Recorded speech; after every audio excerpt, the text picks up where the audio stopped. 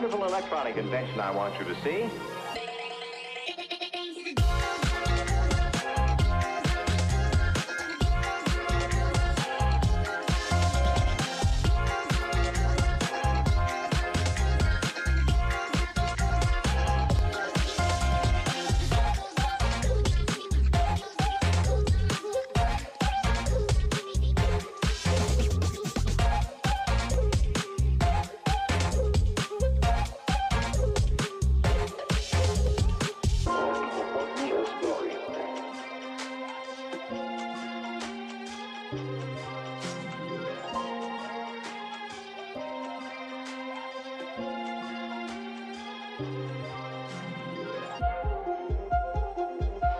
We got to the point where we could control the laws of nature by guidance of electronics.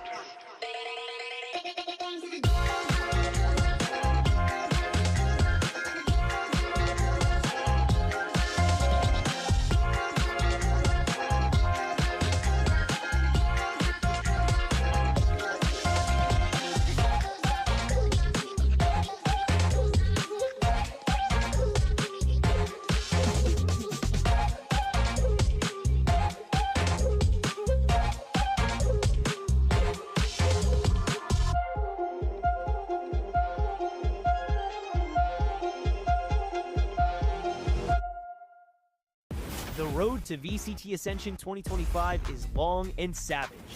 Across 3 stages, Challengers NA teams have battled for their shot at promotion. Each stage features a Swiss group stage and a top 8 double elimination playoffs. Teams earn circuit points based on their playoff finish. The deeper you go, the more you earn. First place qualifies for the Ascension tournament. Then 80 points for second place, down to 30 points for 8th. Consistency is key. Every point matters. At the end of Stage 3, 2 teams will move on. The Stage 3 champion qualifies directly. The top team in circuit points takes the second spot. If one team claims both, the next best in points ascends. Consistency, dominance, clutch factor. That's what it takes to rise. Welcome to the fight for VCT Ascension.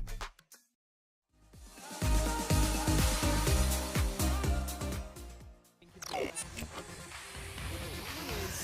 too far back from it, and GMT has the perfect timing! Facing down and Owen! And Inspire is just gonna double down! Caillou caught! We'll get away with 1, 2 now! Hop on the train, baby! Let's give Envy another race!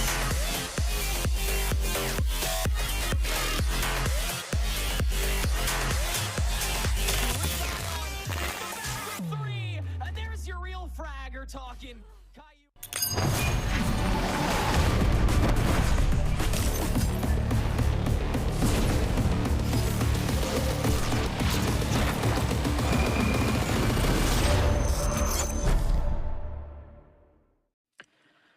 Well, folks, the Ascension fight keeps on going, and only most formidable teams will be left standing. Welcome to Valorant Challengers League North America Playoffs. I'm your host, Elizabeth, joined with Ash and Dryad on the desk. And if you're just joining us for this week, just now, man, you have been missing out. Man, I mean, Ash, you're just joining us technically for the first time this week. And what a week it has been, Ash.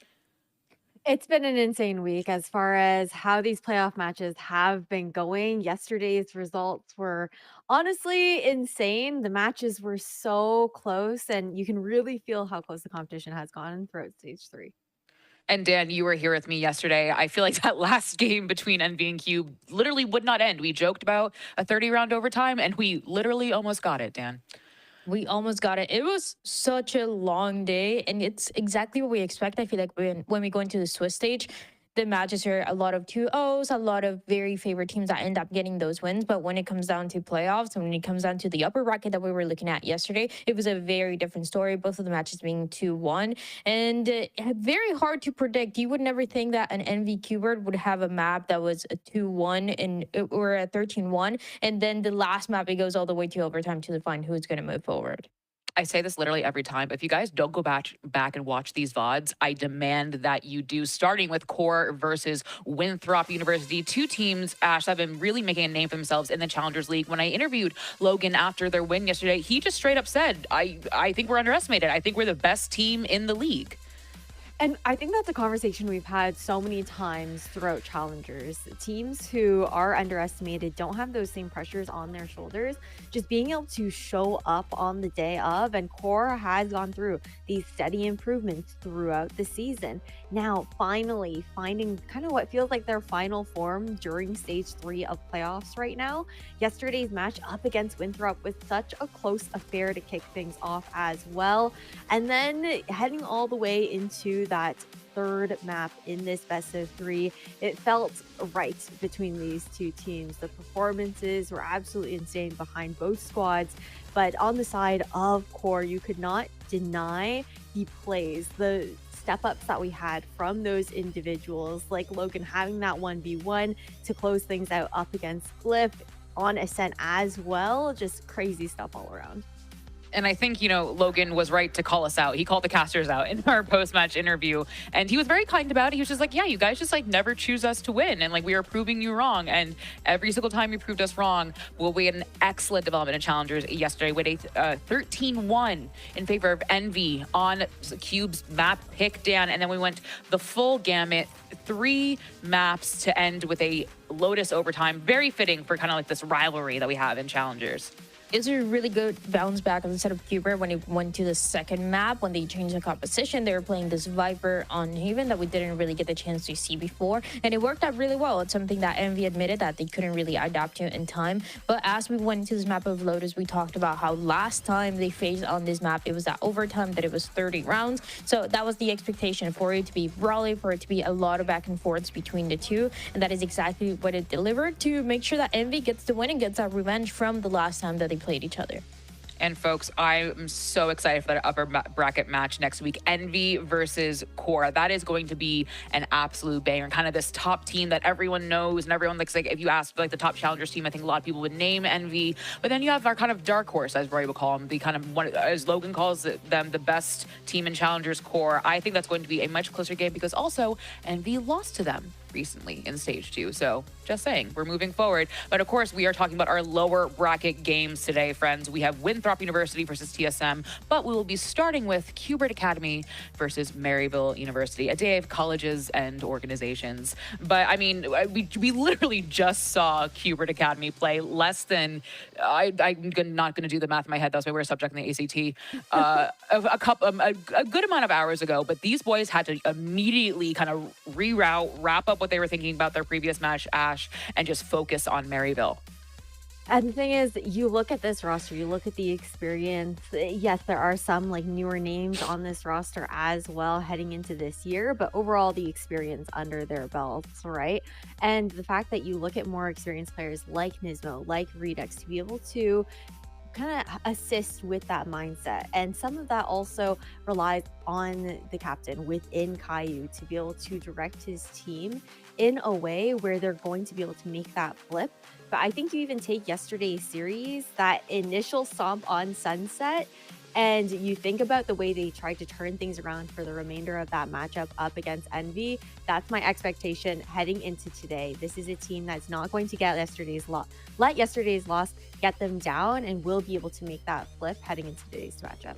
And of course, it was awesome that 20,000 people were watching that game yesterday. Challengers is the place to be with the people to see. But someone we want to highlight on the roster of Qbert Academy is Knights. And Dan, Knights had a game yesterday. I think we were watching Knights play just an out. He's always so good at what he does, Dan, but just yesterday was a particular like out of his mind game yesterday.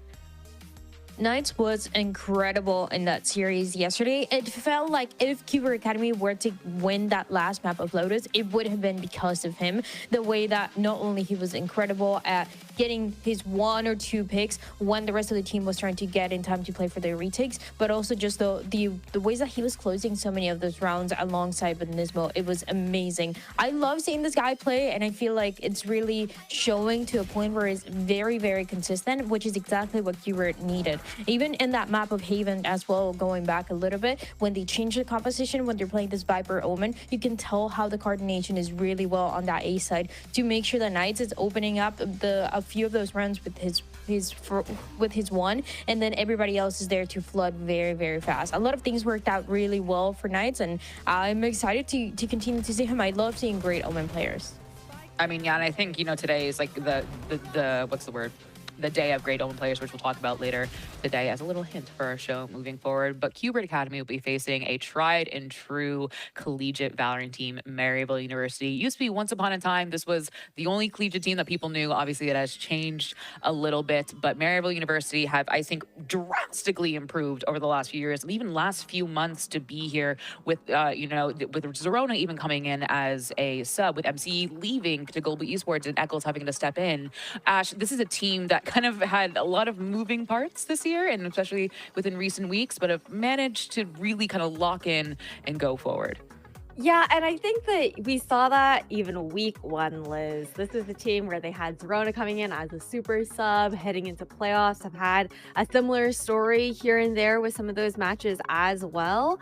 And they made quite a splash when they were entering into VCL for this year as well, ending off that Swiss stage 4-1, having such a strong start with that first matchup that we saw from them as well, and then just continuing that momentum forward, having maybe what was considered a slightly easier kind of Swiss stage run, a little bit of a toss-up there as far as how you would word that. But then we saw those back-to-back matches. They faced up against Winthrop for the second time within Challengers, and Winthrop finally got that win over them. And something that we have to keep in mind for this squad within Maryville is that heading into today's game, being in that lower bracket, this team having to carry forward all the way to the end, right? Because they didn't join us for stage 1 nor stage 2 of Challengers, meaning that when it comes down to those points, they haven't been able to mass enough to qualify for Ascension based off circuit points alone.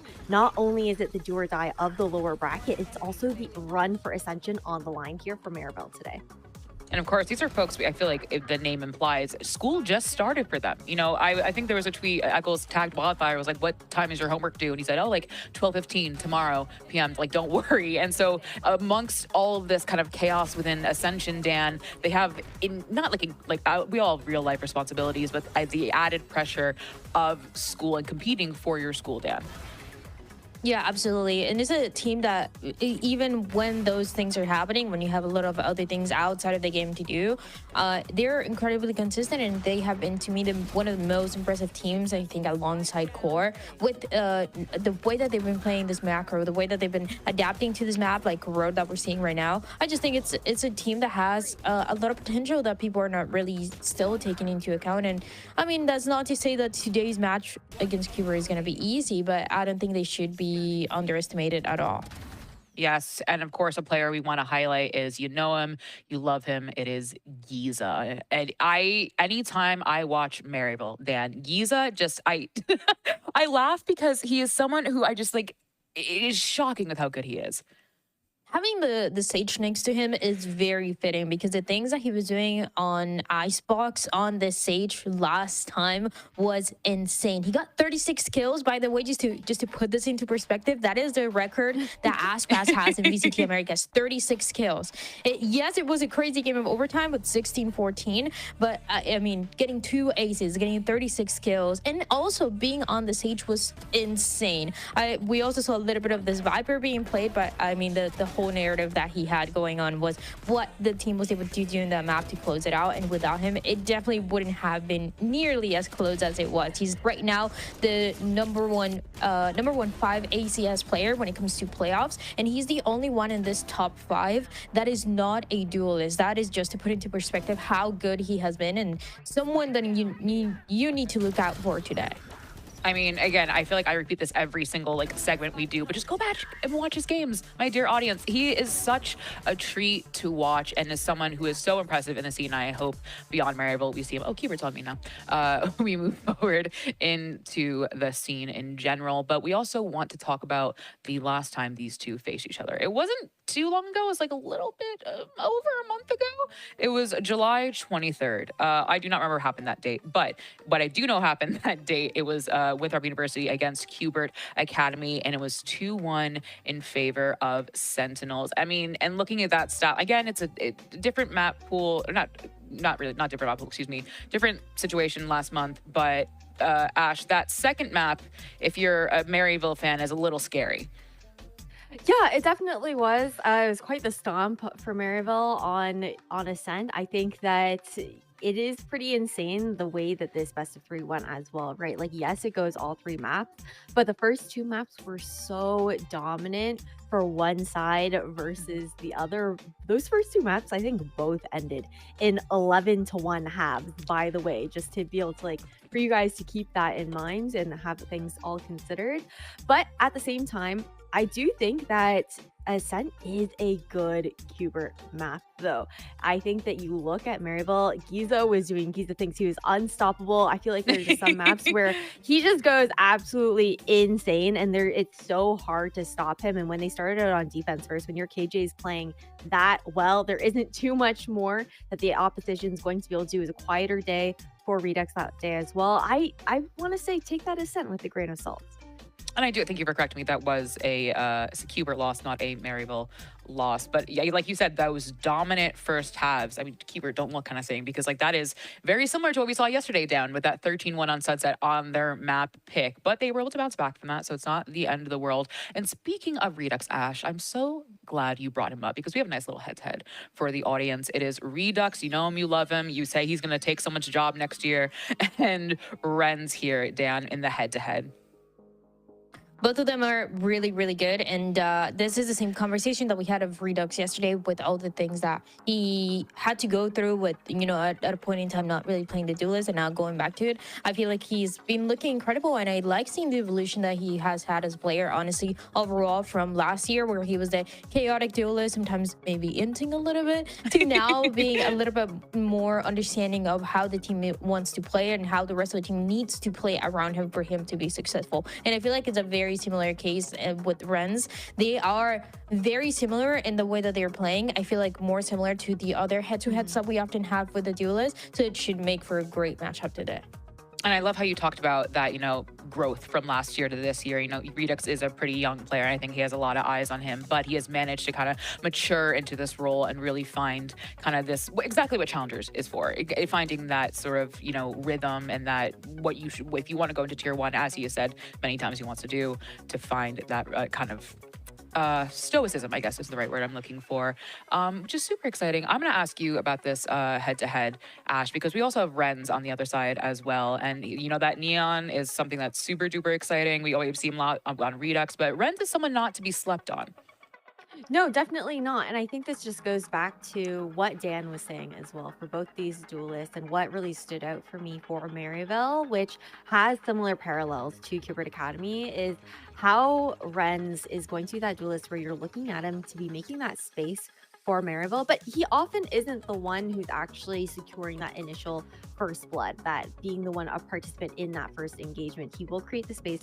He will do that for certain for his team, but it's about those trades. I think what is really strong for Maryville University is the spacing that they have when they are going for a lot of those fights. You'll always see them swinging together. It's very rare that one of these players goes for a hero play, and I think that says so much about how they're looking to entry as well, and the follow-up there to be capitalizing off of the space that Rens is creating. Well, both teams have shown so much growth, not only over the past stage, but just the past year. And as I think can speak for all of us. We are so proud of them. But they will be facing each other today, almost a month later from their last. And we're going to see where they will be headed with the map picks and bans. Now, friends, we have no Ascent. So I guess that to Ash's point, that for Cubert, they actually banned Ascent. Ash will be going to Haven, Icebox, and ending on Corrode.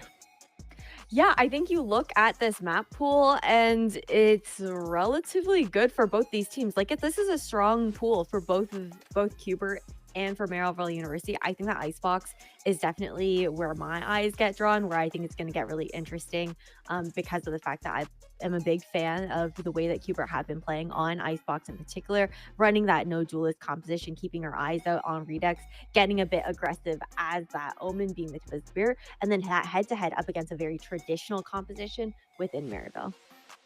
I'm excited to see this first map of Haven because of the changes that Cubert Academy showed us yesterday with this double controller with the Viper and the Omen that I mentioned. On the attack side, where they're going to be starting, I feel like they have some great simple ideas, but when it comes to the defense, you can tell why they wanted to go with this composition. Against Envy, it worked amazing, and then today, I feel like it's still going to be a massive challenge for Maribel. The way that they're putting this Viper wall towards A and B side, having that delay of those set plays on the attack side that the enemy team wants to bring, and then on top of that you have a few of the members either is only going to be Redux or is going to be Redux plus someone else towards that C side backside, making sure that they're never giving that space away. They're not willing to play for a retake in that area of the map and in that site. So it's a lot of challenges that they're going to have in the set of Maryville to be able to find some answers as they go on the attack, and that's what I'm excited to see that second half of it.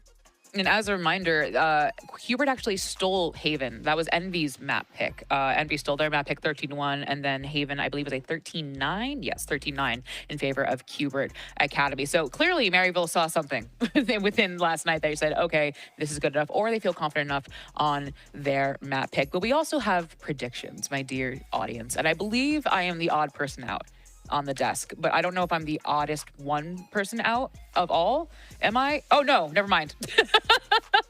I do think, Dan, this is, I always say this doesn't like talk about like our thought process and how we got here, but Hubert just have been even just so dominant in challengers.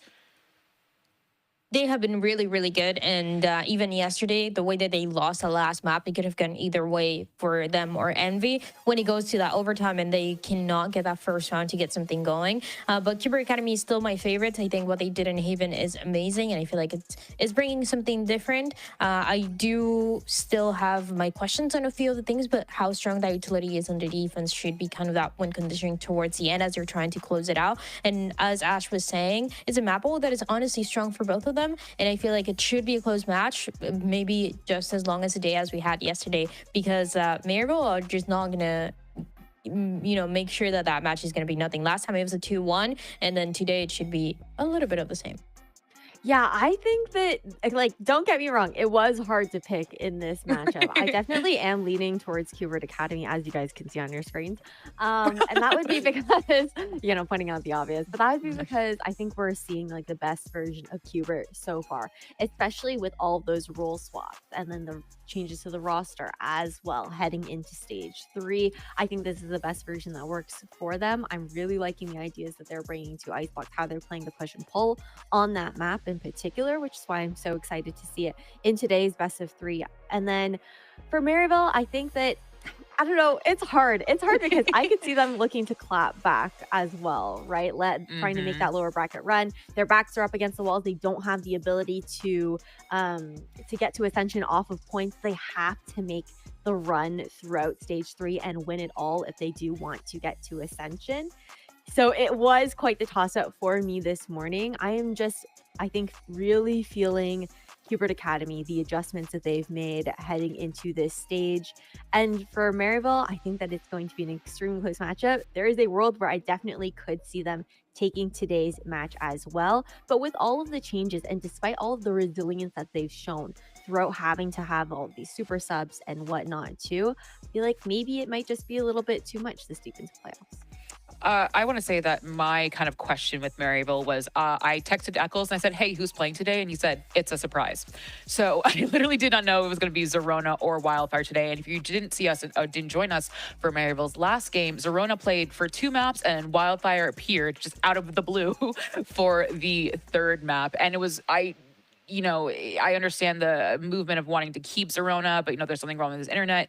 So you bring Wildfire in. Do you keep Wildfire in? I don't know. And I literally was not told when I asked. So I definitely am curious to see where Maryville will go for that. Not that Zerona and Wildfire are bad players who make it like any sort of like more difficult. It's just, that synergy you have with a team that's together, but you literally have not been physically together for a amount of time. But we'll be heading to Haven first. And this is Maryville's map pick. They'll be starting on defense. And this is the map pick that Cubert stole from Envy. I'm going to repeat that because that was very impressive after that 13-1 they lost on Sunset, which was their own map pick. So just keep that resilience is part of the reason I think a lot of us went to Qbert, because of just how strong you are. I don't know why he's still on my shoulder.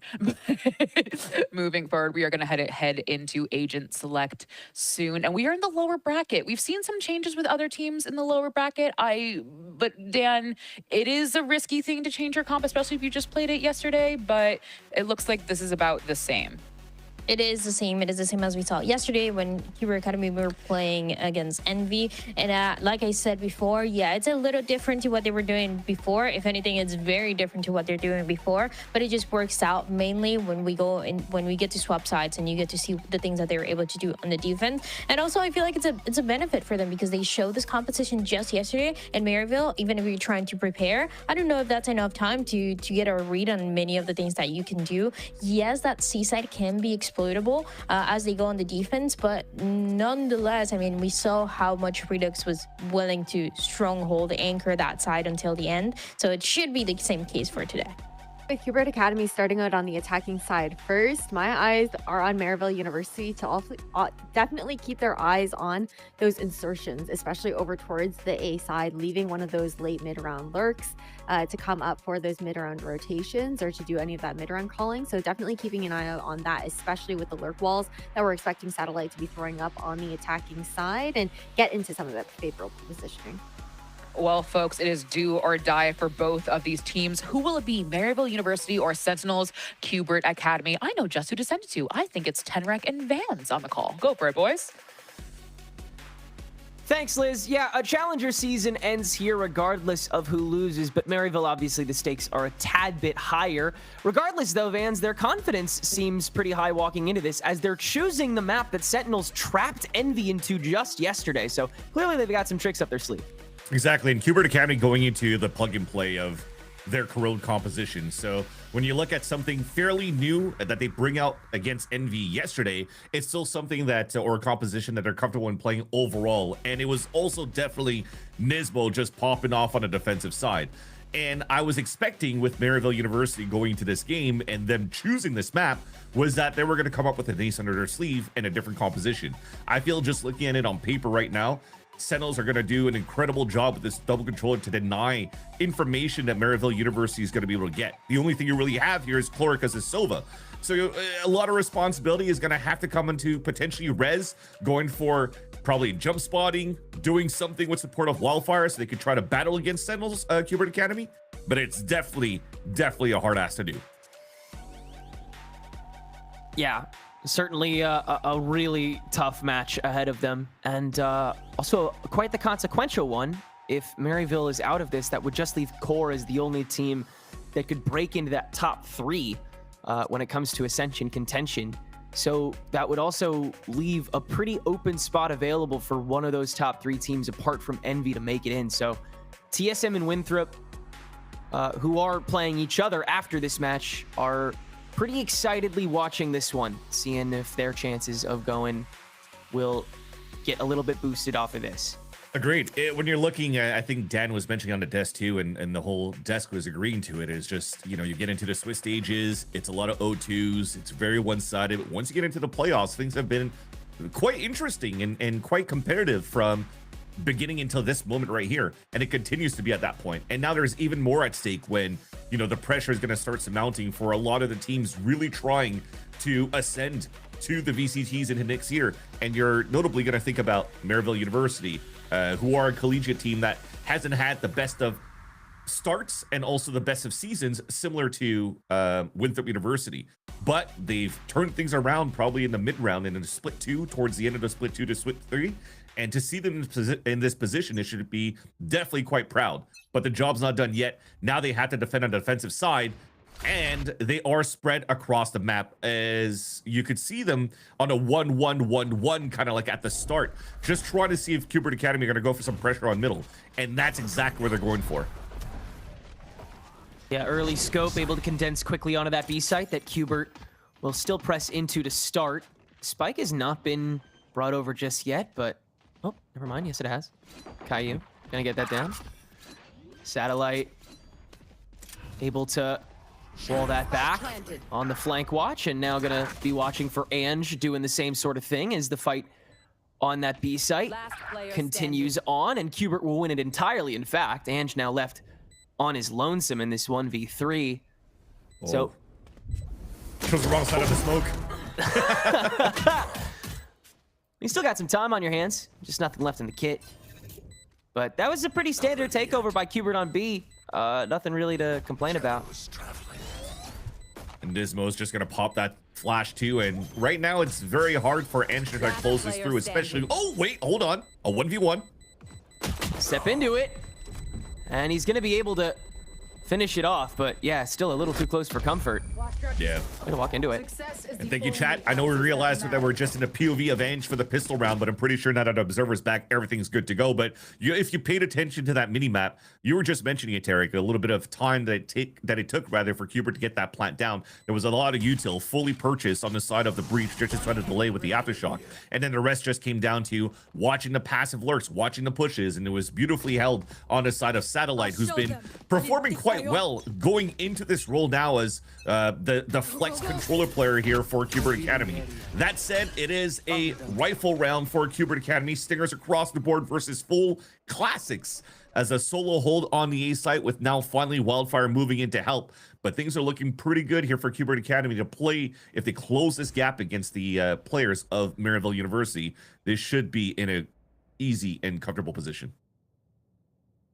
As Liz said, it was kind of up in the air who was going to be in for Maryville today, as Wildfire kind of stepped in as a sixth man in Maryville's previous match.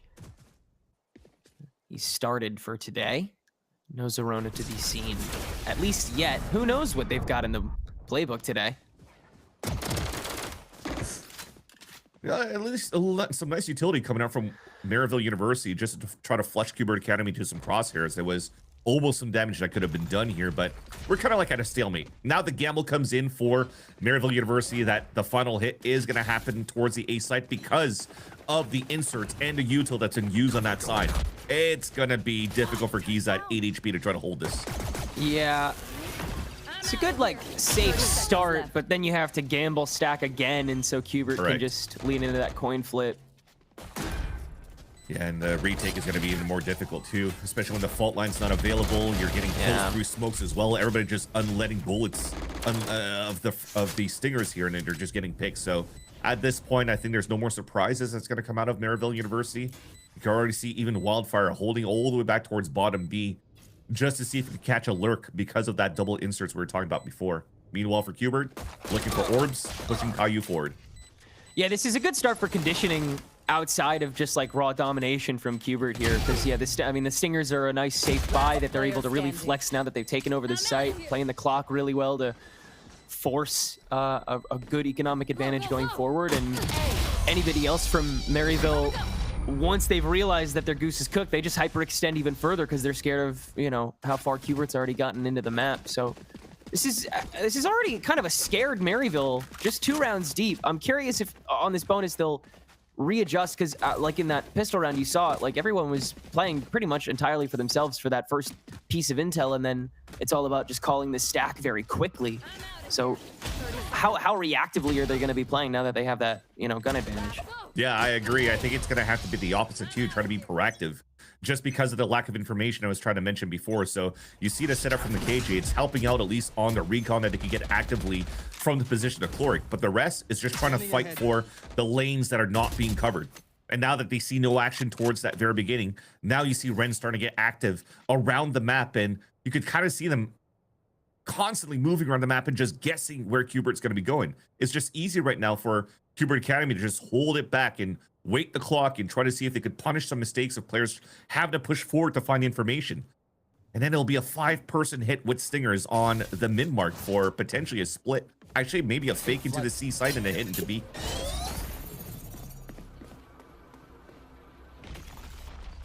Still inserted Satellite pretty deep up sewer here.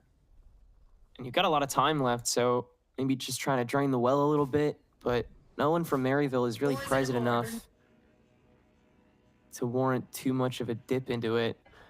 Ren's hearing a little bit, seeing a little bit, toying with the gong, but he'll step back into it, and that'll let Redux get a nice early kill on him with that Vandal. And now you can just tap back into that A insertion that you already had and wasn't pressed by Maryville. Make a whole lot more noise. Force Maryville to be the ones to play into you. And now Redux has got that overdrive active, just gonna let it fly, take over the site. Lot still present here though, and Maryville's gonna be able to throw up that wall with the help of the smoke setup. Hubert's board still split, but just enough time to get the spike down. Wildfire still able to hit Caillou with that aftershock on that outside corner plant. Now it's all about taking that cubby back over, and Satellite's able to do it single-handedly. Nismo with that Vandal pickup will clear the rest of the board and turn this into a 1v1 against Ange, who has once again not got too much left over, but just enough to throw Nismo off. Got the big flash too, though. Could use it towards Hell if he reads it correctly and might be able to win the round with that. He does read it absolutely correctly, lines it up, and will win out that bonus for Maryville with just one player standing. Good reads on both ends, but Maryville able to get there in time and hold the line just enough. Yeah, I just love that we're not moving around for Maryville University, because none of that KJ util was being broken towards that mid round when we actually droned into Garage. That was the game plan here for Hubert, to try to break that if KJ was set up on that side, so that inserts towards Hell could actually, or sorry, towards Sewers on the A side could start moving up and activate and try to catch some rotates over.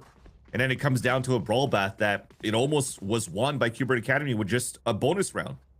And I respect that Redux also bought a Vandal in that round because he had overdrive to work with if they lost that round going to this one here. And now he still has enough money to buy an Outlaw, and they know that the economy is quite low for Maryville, and that's the reason why you go for the Outlaw.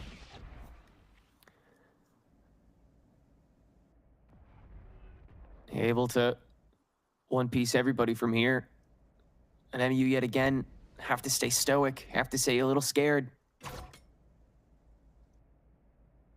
I love at least here that Giza's kind of left on an island, so he's just trying to do the one and done. It might work out because Caillou's moving down there solo. Terminated. Yeah, Giza will get a freebie. Hubert will just see that as an opening for the weak site, and Redux is gonna be able to clear that away. Gotta just go for the site now while you can. But again, MU is here early, and Knights meets the threat. Wildfire met. One enemy remaining. And Smart. yeah, now that Outlaw is going to be even more available to go crazy. And that's the thing that, you know, we were talking about yesterday for the Hubert versus Envy game with this composition coming out for Hubert Academy. It's still nice to see what they're doing with the Vice in terms of the exit and how much Nismo is helping out for slowing down any type of flood retakes when they're trying to execute into the sites, but understanding the weakness that despite them having a wall watching the flank, that they could still have opponents TPing across, and you need to have the responsibility of somebody watching that flank. So you give the Outlaw over to Satellite, Redux is the one moving in for the entry, and then everything's being watched. Beautiful from A to Z, and it makes it that Maryville University for the next round will only have this Vandal to work with across the rest of the util that might support him, but there's no big ults as well to support going into this round. So it looks like Echoes wants to start the conversation already with Maryville University within how they could get the value out of this Vandal for this round, but also how they could start cycling ults, as Cloric will have the Hunter's Fury in the next. Yeah, finding a decent way to just claw your way back up. Because it seems like Maryville are definitely fast enough to be able to outpace Hubert when it comes to their pushes. Hubert have always been a little easy to telegraph when it comes to pushing on Haven. You're able to get your finger on the pulse pretty quick, and Maryville has always been very good on acting upon moments like that. I agree. And yet, I think their util dumps have been kind of light so far when it comes to their entries, because they understand how much Hubert is already trying to just like double back and like bait out stuff. So they're playing it a little safer than normal. Exactly, and you're trying to get to a point where maybe in the later half of this first half that potentially you'll have this operator come out on a Neon, so they could start blocking those lines, because the util that they have, at least from Giza and also Cloric, to try to lock down this right side from B to A is still quite good, despite the rounds coming in favor of Hubert Academy in these gunfights. So if they're really able to find that active point, they'll probably be able to stack better numbers here in these fights. Yeah, already here to try to contact and overwhelm Redux continuing to just let that bullhorn fly. See if you can sell another opening position that Knights is trying to take, but he'll give away his leg. Just dip back out. Yeah, Cubert's just working around the map, and I think close to like the minute mark, wouldn't be surprised here if Caillou goes for a jiggle, and then that flash at the minute mark to contact as well, so they could try to find if there's going to be any pushes. And as it confirms it, it just makes it easier for Cubert to close in and get these picks. Until I say that, Caillou already lost his spike and a weapon. Yeah, that's a big kill by Ange, and no reason not for him to move it up on that, especially if Renz has that rifle and can cover the rest of the off angles. Ange is taken care of, and Maryville can't counter frag. Giza gonna take that next checkpoint, can't kill Nismo, and has to give that next one away as well thanks to the gun diff. So Cubert can have that C site, but it'll be a 3v4. 30 seconds left. How to deny the flood at least. Razorvine towards the back. They're going to fight for Garage here. Not until that recon comes out, though. All of them are pinged out. Double flash as well for the re-entry, and it only lets Redux activate after all is said and done. The 180 into the slide that he has to diff Renz on as well. And he does. That felt so boisterous from Maryville. I mean, the double flashpoint coming out from Wildfire there felt like it gave all the time in the world for that garage push to make the pinch really easy, but all Redux has to do is hold one angle and spin back, dive into the second one, and rinse and repeat. And even play the timing on the Renz re-swing from that left side of the site. Very, very nicely done. And I gotta say, even though the assist column doesn't really show it for Wildfire, those flashes were actually quite good to allow that flood to start. But Cubert has way too much firepower. Speaking of the firepower here, we do have that operator out finally for Renz. Preemptive ult too. Yeah, this is really early. Cover going out. And Cubert love opportunities like that. And springing a mild trap, but again, you've only opened up one channel, and so Knights will be able to just get behind that and counter frag. A site is open season. Chloric only has a stinger from on high, so you've got to fully reset. You have an overdrive, and Caillou having to hold back. If Giza can win this first swing, that's a bit of space conquered. That's more. Here we go. Oh, great step up by Knights again. Raw confidence. So it kind of does have to be Giza on the run back after Redux does the rest of the clearing. Is it going to be him again? Yes! Dude, Giza is reading every single one of these one-on-ones. He's just outplaying everybody. He's smiling at the end of that one. It's just like, he doesn't even need to cover the other angle.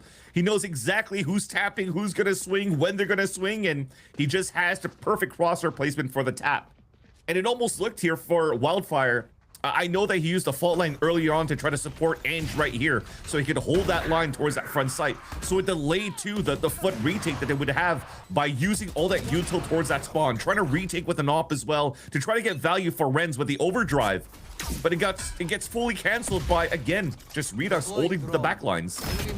And this looks like it might be a one-sided affair here, Tenric, because you've reset the econ of Maryville University, and now you have the full 5 ults on your side too, that you could go toe-to-toe into the falling rounds with what Maryville will carry over for their own ults. Yeah, the snowball can start rolling after such a heavy investment. Maryville have a lot of different tools that they can still use, but Hubert continued a condition that they can always get ahead of them. Maryville's going to start getting too scared to play them. Good investment to just press into what they could consider a weak point. Conquering space bit by bit here, and Redux is going to speedrun a lot of it. Paranoia to really track down Giza. All of a sudden, C feels too open. Giza, nice dig swap to Knights and Redux! How do you find that second one? And another overdrive. Silence! Giza's keeping it going! Holden still solo after the Knights smoke is out. Caillou will finally silence that threat, but more than enough work has been done, surely. 30 seconds Satellite left. finally met up with Caillou. They could potentially start cutting these rotates across, but man, what a hole by Giza at the very beginning when he's solo against 4 players of Cubert Academy. A hole towards the long A, But Qbert are moving into the B site. The alarm bot is already down because Giza has fallen. So at least you'll get a plat now for Qbert. 10 seconds left. The Rolling Thunder to react. They're not going to try and give them any time, but Caillou's just going to stick it here, and he does have enough space. Wildfire getting Satellite with his own Sheriff as well, so it is just Caillou. And that is Maryville showboating to get back on the board, and in this game, far earlier than expected.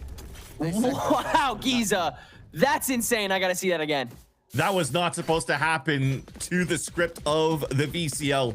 For Giza to get run over like that and still stays on top. He avoided paranoia. He avoided relay bolts. He has the crosser replacement for 2 kills and then capitalize on a 3rd one. I mean, you're already going into the round on a 4 versus 2. When the guy's just by himself, there was a smoke preventing the rest of Maryville to run through, and he doesn't care. He was just holding the site while the rest were just chilling and spawn. And Maryville is able to claw back now into this game. It's a whole full reset here that gives confidence back for Maryville.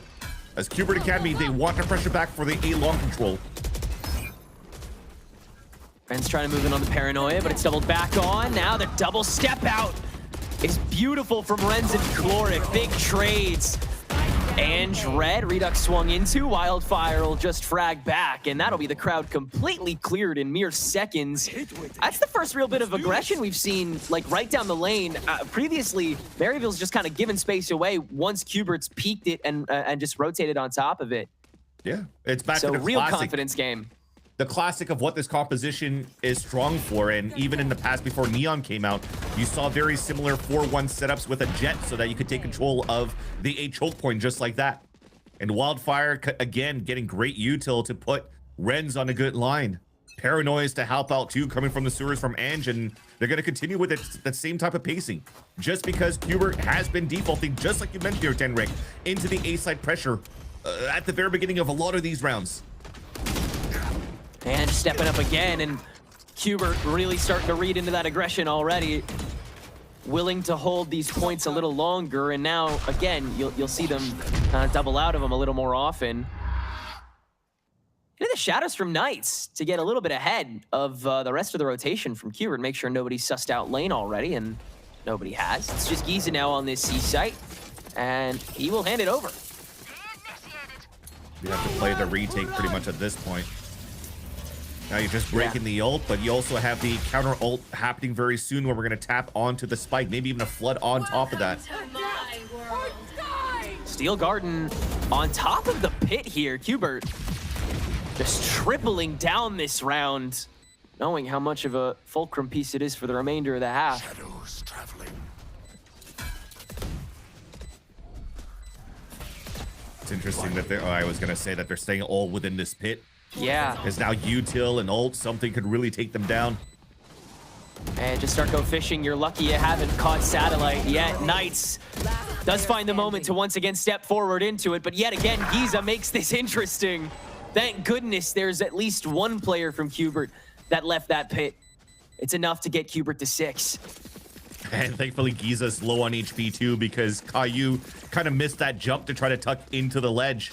And then one Guardian shot to the chest wins that round for Qbert Academy. I really thought, again, if you were reacting a little bit more quickly too with the Hunter's Fury from the spawn instead of waiting it out to group up, I think it would have gone as good as a value as well for that retake for Maryville University. But they'll keep it into this rifle round here. And that gap is still ahead here for Qbert Academy. Doing the credit card strat here as you have, okay, hold on, we beat it out the ult, which is really good. All you needed to do here was Redux just running into the A choke point and just run back towards that spawn. And now you're in the advantage. I mean, it's still got 2 pings with the Hunter's Fury, so it is going to be a little bit difficult for them to hold the pulse plant for now for Qbert Academy. When you still have a lot of util left from both initiators on the side of Maryville. Yeah, Chloric's definitely content with those chips, because it does leave Knights and Ismo quite low after everybody bought light shields this round. So Qbert choosing to commit kind of early to that C-site plant, knowing how quick MU can get back. And again, with that much lower health pool, feels a little too easy for MU to just swing in and start shooting. Especially when Knights unfortunately died to a nanoswarm being thrown towards the back of the smoke. And I Right think on that's top their- of him, yeah. Exactly. Nobody could break it because I think they were already executing inside the smoke that was thrown on site to play like a flood defense on the side of Maryville University. So Knights gets cooked, and then every single else is perfectly read by Maryville University. I mean, they anticipated the flank from the garage, and then they also just had great util. We just talked about the amount of util that was available from both initiators. Chloric gets a nice little ping too. Nobody breaks that dart, and they're just falling down quite easily for the side of Qbert. And yeah, you're definitely going to call that timeout this time around for Qbert just to reset things around, because it really looks like from the timeout that Echoes called for MU, they were just trying to fight toe-to-toe here against Qbert Academy towards this A site. And I don't know if they want to continue to with that type of conditioning, because, you know, it comes down to that mind game now, Tenrix. Sometimes after this timeout, you would think, okay, well, there's most likely not going to be that same type of control towards the A side too. They might try to focus more on taking down Garage and taking over the C site for that type of conditioning after the timeout. That maybe you have an opportunity now to really set, if they still have an operator here on the defensive side, down towards that line on C. Yeah, I'd love to see Qbert kind of speed it up on the pressure points that Maryville are actually trying to apply, because it feels like they try to visualize a weak point too early on in a round, and Maryville have begun to be able to spring the trap by just adjusting the lean a little early. So if Qbert noticed that first trap that Maryville are trying to spring and just, you know, go for it, fully dive in with all that weight, all that extra firepower that you know can overwhelm, then what can Maryville's response be? It's the outlaw. And Ren's on the outskirts. Paranoia won't touch him. Great first hit on a Redux. Already makes this eco push pretty tough to manage. And yet again, so overconfident coming from the A peak. And this time he'll grab Nismo for it. Not another though. Second he steps into the screen, Knights touches him. Yeah, I mean, he walked down the bottom of the sewers when that wall came up. He wasn't being pressured. He doesn't hear anything, so he knows he could push up. So he gets a nice little kill. This is a great opportunity now for MU to just deny the plant, despite them losing Ange in the beginning. Drone Feels all pretty three. cut and dry. Yeah, I mean, you've got all the intel you could ever ask for. Spraying down Chloric. Still playing kind of scared and respectful, but Renz has the gap on the link. So Knights yet again, WPM falling. And that'll be all she wrote. At least the plant's good. And the read was perfect coming out of the timeout. So not an operator that they put Renz on down along C, but it was an outlaw because they were facing against a lower buy from Qbert. So everything worked out in their favor. An easy kill that he's gotten as well onto Redux that really cancels out that push from Qbert Academy trying to flood into a garage to C-side split. The rest just becomes cutting angles too, and you're really seeing it now. It's not necessarily on the tape that you have on Qbert Academy, but it's more them understanding the state of the round and where they could push, where they could find that timing. And they're doing it quite well in the defense so far. Outlaw back on the C site with a fault line here. With Qbert Academy, they did play the mind game. Back into the pressure towards this A side control. Toxin screen down.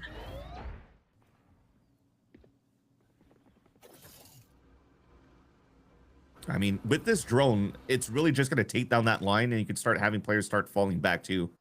Now that Renz has that, especially with the wall up in this corner. Oh. That's another way to bait done. it. Nismo did get the pick, though. It's 140 that he got on him. Yeah, did find the shot onto Renz, so it's a tiny bit touch and go. Lockdown is used early as Maryville tries to counteract Qbert's push once that one is taken down, and it'll work. They can't do anything against it. Full reset, but still 50 seconds on the clock. The issue, though, is that 50 seconds left on the clock, we still have great control around the map on the defense. If it's a late hit towards the B side, Alarm Bot, Nanostorm on both sides to delay even more, allowing the rotate to happen.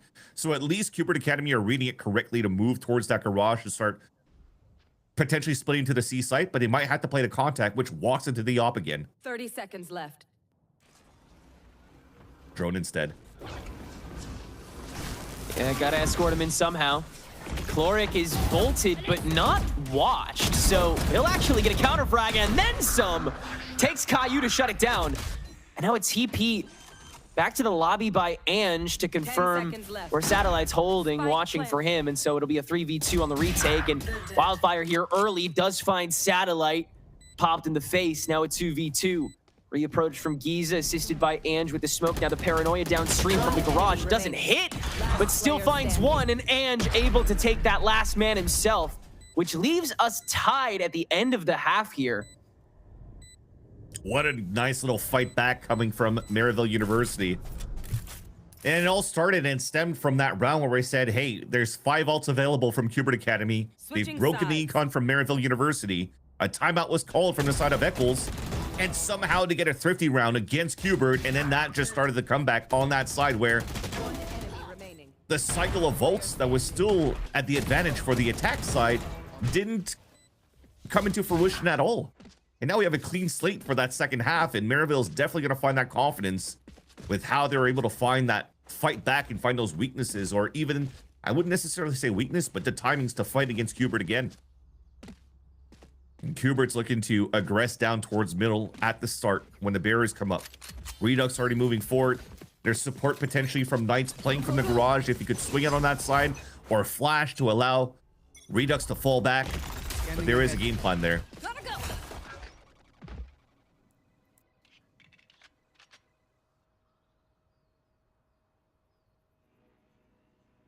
Where it gets tough. I mean, this wall is, again, going to deny visibility a lot. There's already a vice wall into sewers too, so you could solo anchor the A side and just focus on long. So Caillou's going to be the one jiggle peeking for that spot, and everybody's well positioned for right-click classics around the corner. And Knights, once again, the first linchpin. Maybe trying to sell Satellite, not being choked up there. That'll work, but there's too much coverage, so you can't finalize onto Giza. And he's just gonna press on through the smoke that gets set up on top of him. All the while, Maryville makes the push up to A, and that push from Giza is gonna end up working. Satellite's gone, and now you have to pay extra attention to C while this fight rages on A. This is crazily strung together by Maryville, and it's all them in the kill feed too. Is this gonna be a flawless pistol? That's crazy. They're using the defensive smoke just like Qbert did on the C site to just push through and fight. And all those classics came in favor of Maryville University. All those fights inside the smokes, outside of it. The RNG, getting free upgrades right after that with Ghosts. And another timing game that you just saw Giza won against Satellite when both of them were fighting tit for tat into Garage. I love how Knight's just laughing around as he's strolling around the park here of Haven. You do want to die to Spike at least, because you don't want to move into the next round with 1,000 credits, but dude, Maryville at this type of pistol rounds just really came down to aim, and he went in favor of the attack. Again, if you're able to come this strongly with it, and Maryville, I mean, every time they've played into their confidence, it's really been working out for them so far this map. And as you gain these sorts of streaks, which this is Maryville's longest so far in the game, then that's just going to carry onward. So especially coming in on the attack here with Renz being that classic Neon that's going to be able to open things up for Wildfire and Chloric especially to just launch everything at Qbert and drown them out. It could snowball the other way very quickly on, again, what is Maryville's map pick after Qbert sprung the rug under Envy just yesterday. Can't overstate how much preparation must have gone into the past 24 hours for this first map. Yeah, the beauty as well of being on land too for the collegiate team. Chatting with Eccles and going through the tape. Although, as we get into this round, Chloric only has a ghost, but the advantage coming for Qbert for now. Yeah, opening 2 picks, and Qbert's just gonna fully launch themselves in here. How have they made this work? Renz can clear the first 2. No shots left on the Outlaw. And so pressured now. No way to get this spike, right? Gotta be done from here. He's trying to bait it out. There's too much util. I smoke, the wall isn't propped up yet, and as soon as it comes across, I mean, that's 3 players just now finally upgrading to weapons too. A Bulldog and a Vandal. But all those fights won by classics somehow. That's amazing. That's insane that worked split out. on that. It's crazy.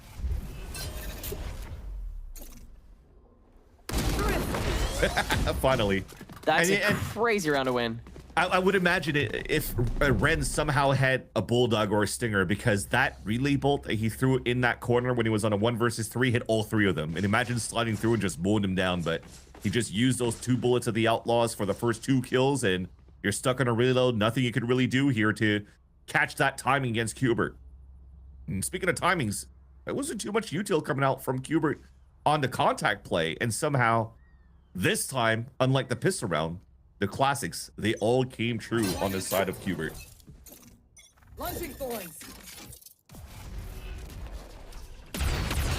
At least it's a small buy from a Stinger 2 and a walk contact. And I think I like... Oh, wait. I was going to say I like that play until Nismo jiggles and traps them. Redux now walking the line. Is gonna be just contact? No, you bring in the fast lane here. Not much to work with, so they're just trying to flush as much as they can out, but Redux is doing a good job dancing around a lot of it, and that also draws the attention of the rest of Qbert pretty quickly, so. Nice cleanup, Knight's grabbing 3. That's pretty decent. You can get an ult cycle going now next round. And that's the tape studying that I was trying to mention earlier on here from Maryville University. I thought they weren't, and they just wanted to go really towards a game plan to play how they wanted to. But you notice here that Nismo has been placing these walls a lot to support A site or B to get information. So it allows for you to really walk into garage and maybe try to play a little bit more contacty up that area, because Nismo has to do flash timings to find out if people are inside garage, or go for jiggles if he finds people in there to go for picks. And that's what he did, and thankfully he did that when it was lower by from MU. He's not going to do it as much as this time to even place that wall back into the garage. I like how everything's changing from X's to avatars, depending who you're watching so far. This is crazy what's going on the minimap. But it is definitely a slow walk up once again. The drone already started pushing Chloric and some players up into a split in the A site. Feels like we're starting to feel it. Yeah, you see what I mean with those X's? Okay. Everybody's sending kisses on the minimap. Oh no! Oh, this is gonna be a fun day. Is it fun for the A site hold though? Yeah, this is so staunch, and you're just gonna be able to spray it down. Satellite finds one sewer. Caillou next up in the queue. Got everything to throw at this, and now that the fast lane's done, Renz just has to go and try, and it makes it work. Till Redux steps in past the smoke with the operator and shuts him down, of all things. Just such unconventional ways for both sides to take this site back over, and it's gonna work a little more for Maryville as Wildfire just walks it down while that spike gets launched on the corner, and Chloric set up with the pinch on Graffiti. Just needs the ping beyond the fast lane to guarantee, even despite the shrouding. So we're tied back up again. Maryville playing that risk prevention, but again, in the strangest way possible. They don't have like any tools by the time they actually go through with it. They just win the fights. Yep, man, that's what I was telling you in terms of composition. This wall is going to be so hard to deal against for Maryville University, because if you're already droning players to get into the sewers, you don't have more util to really get into the site outside of a scan, because you're just playing the Sova as your main scan initiator. But at least Maryville, they have firepower, and they're able to go toe-to-toe again against Qbert on that hit. Now at B side, fast flood, but the spike's still down towards that spawn, so it's a fake to just try to pull rotates back into the garage where a judge is currently waiting for Nismo. And finally, the second step, though, with finally the whole map control being taken by Ange, he's just going to call for the team to plant inside. Nobody's contesting it from Qbert yet. Off your feet! Take this! Go, go, go! And Rolling Thunder just continuing to ward him out. And Qbert see that as the opportunity to go for that other door, and Maryville will just extend the other way. Nismo just counteracted after holding that judge for the one piece. So again, it's got to be this one and done, but at Qbert, yeah, you don't have enough time, not enough health. And a heavy investment that just got dropped. That's so rough. Yeah, they'll just dive even deeper. Come on, dude. That's so dangerous for the next couple rounds. You have nothing now. Yeah. I mean, that's what they were trying. As soon as Redux died, they're like, okay, well, at least we can maybe hold these angles. We've been winning these gunfights. We just want to try to save that up into the next round. And unfortunately, those shots were not hitting once again. But just Maryville University, even though it looked like that Rolling Thunder whiffed, look how much space Wildfire gains and how he times it with that lurk from Giza just to make sure that they have those instant trades. That's something that was mentioned on the side of the desk, how good and drilled Maryville University are when it comes down to these team fights, that even if they're looking spread out across the map, they still communicate well enough to try to have that swing from the other end to go for the perfect trade. It's been looking strong against Kubert so far, who are forced against or forced on an eco for this round.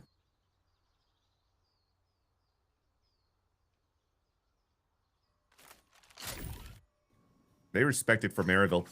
Yeah. Just stay back towards that spawn, trying to see if anybody's going to push forward, and this should still be an easy round for Maryville. I don't think we're going to see any type of Giza shenanigans on the C site.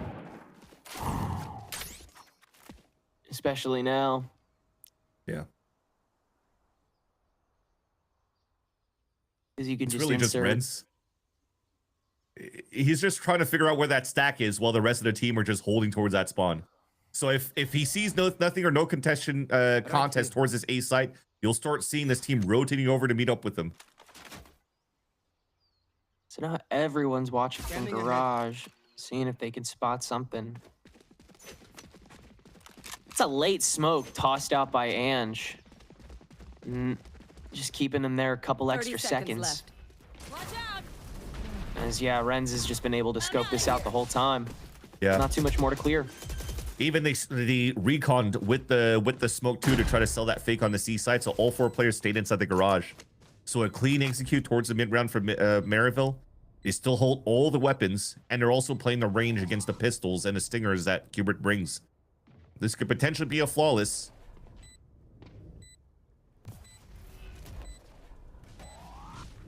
Would definitely be a good catapult this late into the game. And they'll go for it. Might as well. You can bait something out. Get rid of a couple creds. Oh, Renz is just stalling, not even handing over a fight. Go away. That's good enough. Yeah. I mean, 3 That's players fine. died of Spike. They still have plenty of money to work with for the side of Maryville University. Renz throws his life away so that Giza could get a trade. I think he got a kill and died, so now they have a lockdown to work with for the next round. Or for this current round, this is looking to be quite a good start for Maryville for the second half. But the Op comes out once again. Caillou this time has an Odin. They have the Hunter's Fury to try to utilize that towards that spawn, and he's actually found good value from the staircase to even cover front B against Envy yesterday. So right now, this might force Kubert Academy to play more passively towards that A site and try to find that active info in front of the B site, which is why Nismo is placing that wall there. Blinding. Muse walking into it.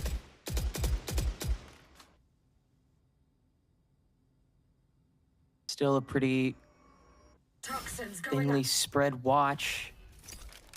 Satellite. Gonna try and play preventative. Oh. Instantly clocked. That's a little dirty.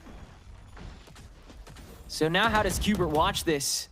Renz has already stepped into the smoke on the other link. And spotted. Knights will have paranoia. Only then is the relay bolt get tossed. The pushback is so segmented. But the Hunter's Fury out. Caillou's going to be able to just go fishing, catch 2 easy ones. And that'll let the rest of Kubert in pretty easily. Still, though, they feel the need for the Steel Garden to guarantee no one can be closer than expected. Chloric, though, has his own Hunter's Fury, and that can play a good amount of time as well. Now the lockdown to force even more time as Nismo just going to try and hold this defuse. After that lockdown gets destroyed, Nismo just going to hold this down through the smoke, and there's just enough time for Kubert to be able to get their 9th round on the board. How the hell did you allow Knights to just walk down and break the lockdown and even escape with a TP? I think how Giza was placing it, was afraid for a push from garage and front B site. And again, look at that value you get from the Hunter's Fury out from Caillou. The game plan was already there, despite maybe the plan wasn't to lose Satellite at the very beginning as soon as he threw his spit down towards that front B. But it still mattered. It still ended up being a round coming in for Kubert Academy. Rather expensive one, though. Look at the buy that they bring into this one here. Satellite will have a buy back from one of his teammates. But this is a perfect opportunity for Maryville to reset the econ again, where I still feel in this second half that Maryville has been looking quite good in how they're controlling this map and the tempo of this matchup. 100%. Yeah, they've been really stealing back the pace at the right moments. And the confidence plays have been good, but Knights still gotten away with a couple of early punches, and they'll get away with one more. Now able to safely dismount with the TP, as MU will hit the spike down in the 4v5, and Geese is the one that'll extend on top of the link smoke. This time he'll find Nismo. So Cubert, again, a very concentrated counter push just down one link. That's the only thing that hasn't been cleared, and it's still getting smoked away by Ange, so it feels like it's pretty tough to break into this, especially now that the fast lane's already dissipated. You're gone, and Geese is alone on this site here, just solo holding everything else. And Clark has gone for the sandwich down C. This is universal control, and Cubert's already got to give the round away. Yeah, and Geese is going to go on a hunt again just to try to get rid of the op. And he's been good on these pushes. Too much coverage. Hey, at least they're ready for that, right? I mean, Clark's going to try. Almost. Almost. No, you're in the radius of the Are you spike! kidding me? You better grab that, dude, Caillou. You will, but you lose the Odin now. Dude, I cannot believe that just happened. It still worked, I guess. It still worked. I can't, yeah, that's the mental game right there. Dude, but it's, again, another one of those rounds where Giza, the sides has flipped, but he finds value pushing outside of that smoke for this kill on Nismo, goes back into the site, gets a second one in the back of the B side towards the C link, and it doesn't give a chance here for Cubert Academy. As you talked about, it concentrated to go for a flip retake on that right side C link with an op too, and it's just so hard to do when they're not really that coordinated to retake that space. Man, Maryville University are in full control because of these small hero plays. And fair game, because when Giza's playing the way that he is, and or just in general, when players are starting to feel themselves and they know that they have these timings, the coach definitely could let them loose to be like, hey, you're finding so much impact in these timings. We don't have to play as clean and by the book as need to be. Oh shoot, MC is there. But it still allows for them right now to fight back here and win these rounds here from Maryville because of these type of plays from Giza. By the way, that probably means that it's mainly MCA, not Eccles here, chatting it up for the team. So MC, unless he's still in Korea, burning the midnight oil to help out Maryville University here to carry this victory over Cubert. Nonetheless, though, it is once again a broken econ for the side of Cubert. And even after this timeout, Redux goes for an op. And that's the op that they carried over from the previous round. That's the only thing that they have to try to watch down that line. And they are trying to be a little bit more proactive so they could get value out of this op. With Caillou's position pushing all the way up towards the A choke, they could try to leverage now Redux to pick towards this left side of the map.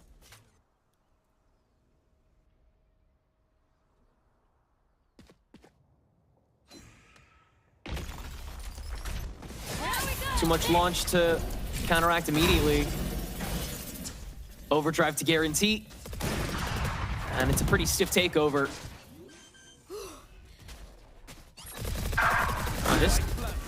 I mean, Knights gets a smoke in just to walk in on, and Maryville reads that so easily. They started pre-firing it as the smoke was dropping. Yeah. And, I mean, that's already done. That's the round. Yeah, Redux even gave the op to Caillou to run all the way back with it already so that he could try to stay forward and maybe start cycling some pips if somehow it might come into value into the later rounds. And you see how passively they're playing too for Cubert.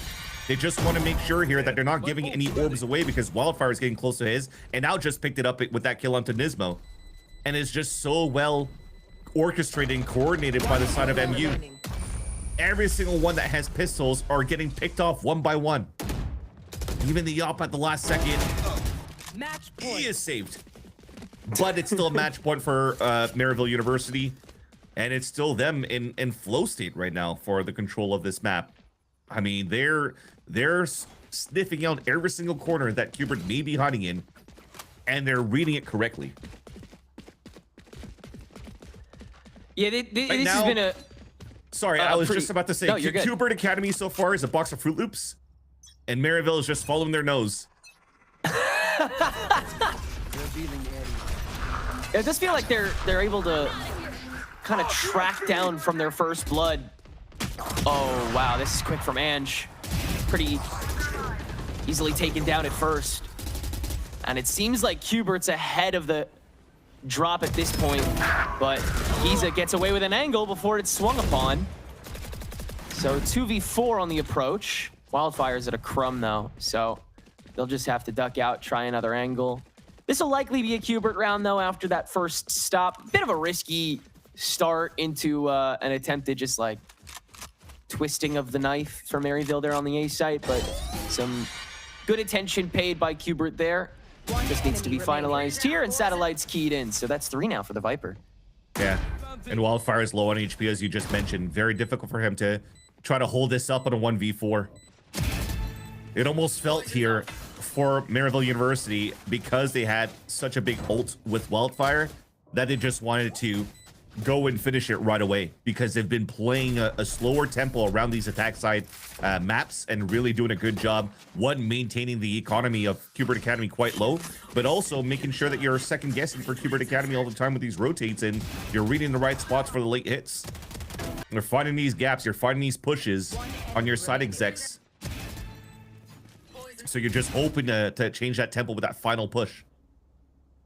And it seems as though MCE utilizing a timeout right now, because he just wants to make sure here that it doesn't slip from the timeout 2 rounds ago.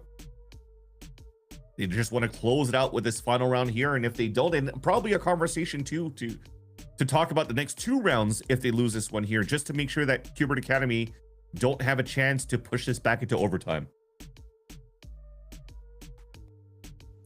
Yeah, reeling them back in now feels pretty necessary. Just make sure that you're able to wrap this map up here and now.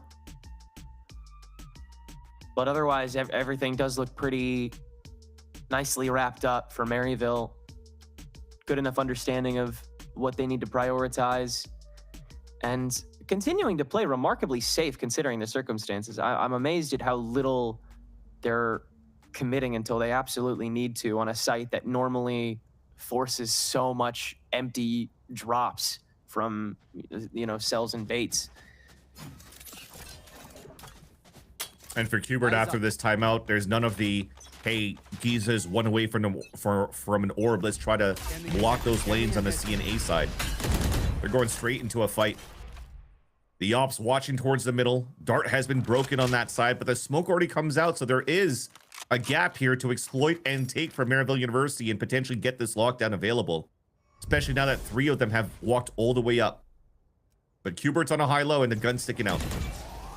And as a matter of friends, has this fast lane, but nobody else is facilitated, and Knight still has the watch. Caillou able to take care of the rest of the crowd. It's just Renz that gets left over, and he's not able to do more than just that first kill. It's gonna happen, Tenric. Yeah, this is another good patrol.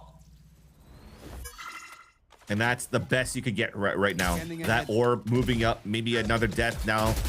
You're gonna be 1 away here from an ult.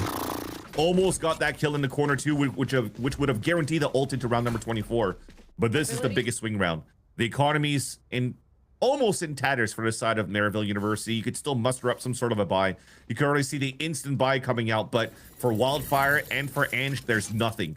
Full shields because they don't want to play against an outlaw just in case, but they have a lockdown to work with. And that's what I was talking about, the type of timeout here that MCU wants to talk about for the next 2 rounds. There was already a game plan because of this instant buy. Go in to take control sewers, go for that ult, play some basic Valorant with this composition, and just play the pulse plant into the A site. What a pick. It's pretty integral. Knights once again feels the pressure to step up, and Renz not prepared and also not covered. Knights is back out and turns it into a 4v4 again. Lockdown now in from Giza. No counter ult available now that Caillou is gone. And so Q*bert just have to stick to those spots outside. Crucial seconds for MU to get onto this A site. Satellite's still going to be able to launch this snake bite as Wildfire sticks the plant and isn't caught by that bite actually, so no extra damage done. Early drop down, and Ange catches all of it from hell! Every single ounce!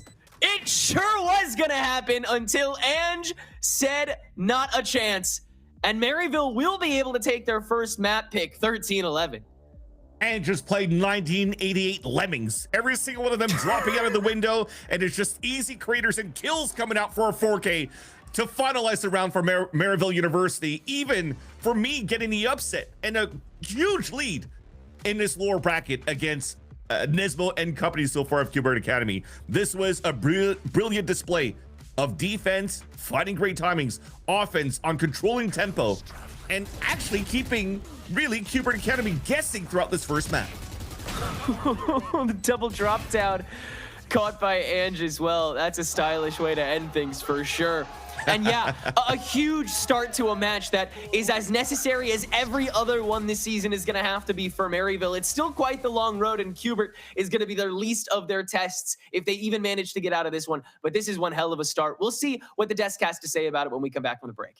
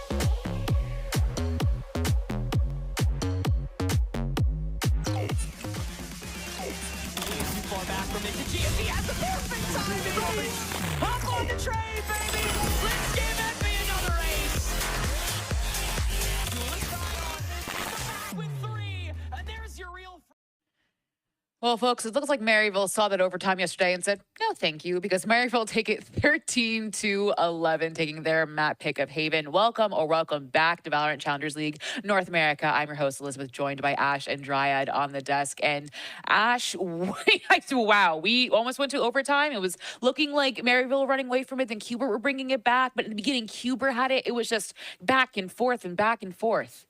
It really was, and you cannot forget how this map started off as well, right? The fact that it was a 5-1 lead for Qbert. Then we head into that 6-6 at half, and then those trades back and forth in that second half there as well. But so much of it also started with that round 7 round that we saw coming out from Giza, where he's holding down that fort, backside the thrifty 3K, and then Maryville start to build up the momentum. They were struggling a lot on how they wanted to play the defense to start things off in the first half, with the fact that Qbert were playing such a slow initial start, right? Expecting that Maryville were gonna go searching, we're gonna go and push out and into them, helping them amass that lead. But then they get the read onto, okay, we're gonna play a little bit more passive, a bit more bunkered, and then play for those retakes, where we really started to see that initiator utility shine, especially coming out from Wildfire in those retake scenarios, because the way that Qbert were playing that default into that first half made it really hard for Maryville to read into those trap setups that they wanted to do with this composition. Going into the second half too, one of the things that I mentioned is how good that defense looked for this out of Qbert Academy, but it was just such a good read for the side of Maryville. I feel like they had a very clear understanding that came down from actually wanting to punish a little bit of or like denying that the punish that Qbert wanted to do once they go towards that speed hit, and also just every single round it felt like denying the economy that Qbert Academy were trying to build. So many of those rounds we see them either trying to save the operator, or it gets taken down, or they go into a force where most of them have light shields. This entire second half was completely dominant on the side of Maryville, and it was because of that. Qbert were trying to find some answers, but it feels like it was not very coordinated with the things that they wanted to do. It was some of them holding backside, they get taken down, you try to go for an attempt of a retake, and it's a little too late. I feel like that's what the biggest challenge was for Qbert Academy going into the second half, where, you know, yesterday they were able to hold down backside and be able to take down those members, be able to have fast rotations, but this time around it was them getting taken down, if anything get traded, and there was no response. Very, very clean game for the city of Maryville. Even if one of them gets taken down first, you see how that response is very quickly, especially for Renz, for example. He's going in first into the A side, gets taken down, and immediately there's a response for Giza going with that lockdown, creating that space and making sure that Maryville wins that way. I mean, we highlighted a lot of players in our pre-show. We highlighted Giza, we highlighted Redux, we highlighted Knights, and as well as Renz in the head-to-head. But I think just Giza especially, we have to bring up, because, I mean, what a monstrous performance. Dan, I think you brought him up and talked about just how well he is fragging on a Sentinel role. I believe the stat you brought up, he was top 5 without being a duelist, which is just so impressive. And I think if anyone wasn't sure, today he has absolutely proved it. He had so much impact on the defense, and it's the reason why, as Ash was saying, we need to remember this map started 5-1 going this side of Qbert, and then it was that Giza round 7 that Ash mentioned that kind of helped turn things around. But throughout the whole series, and as we went into the second half, it was a little bit of the same. This is a very dangerous player to go against, and I don't know what's going to happen, because next we're going to Icebox. That is the map that I mentioned. He got 36 kills last time. So I would be worried a little bit if I'm on the side of Qbert. Yeah, I definitely get you with that, especially heading into Icebox where he's playing that battle stage as well. I remember watching back on that Maryville matchup, and Giza was right up there with Renz, like entering onto that A site, getting so many of those first engagements, and he's constantly going to be able to take them off guard. And if he's starting off with such a good game already here on Haven, you can only imagine the momentum that he's built up for himself heading into map number 2. That is something, as you're mentioning, it is both of them entering, which is a bit uncharacteristic for the Sentinel player, but you see him doing it as well on that map of Icebox that we're going into next. The reason why they look so good there is because a lot of the times you see that Sage going in first and knowing that they need to deny that flood from happening, so they shut down the player's backside first. And I feel like that is one of the things that they were doing today, and they're going to continue doing in that second map. Well, folks, in our second map, it is Icebox, which is the pick of Qbert, which I think if you're sensing any trepidation from our analysts for any side of any team because of the momentum or just how good Qbert is on Icebox, I hope you do feel it, because this, I mean, if the Haven was any indication, Ash, Icebox is about to be a brawl between these two teams. Yeah, I can imagine things are going to get really scrappy because it's always about fighting for that site control here on Icebox, right? That backside control of A, or even the struggle of trying to get that plant down on that B site. And I think what's going to be so interesting about this matchup as well is we're already talking a little bit about the battle stage in Giza for Qbert Academy. If you guys have not been watching them on Icebox, they've been running this no duelist composition where Redux is on that secondary controller, running the Omen, the one who's looking to play a little bit more forward, try and catch Maryville off guard. And I think it's going to be really fun to see kind of the interactions between these, I guess, unconventional agents getting a bit more aggressive here on Icebox. I mean, Icebox is, I think, a very Sentinels map. It's like the Sentinels organization, I feel like, is like that's their tried and true. They are so good in Icebox. So if Cube make a comeback, I believe it is absolutely the most fitting it could be on the box, if you will. But friends, we're gonna take a little break because Qbert, he needs to go outside for a little walk. Okay, so I'm gonna take him for a little walk, and we'll be right back. Okay, ready to go, buddy? Come on. You're messy.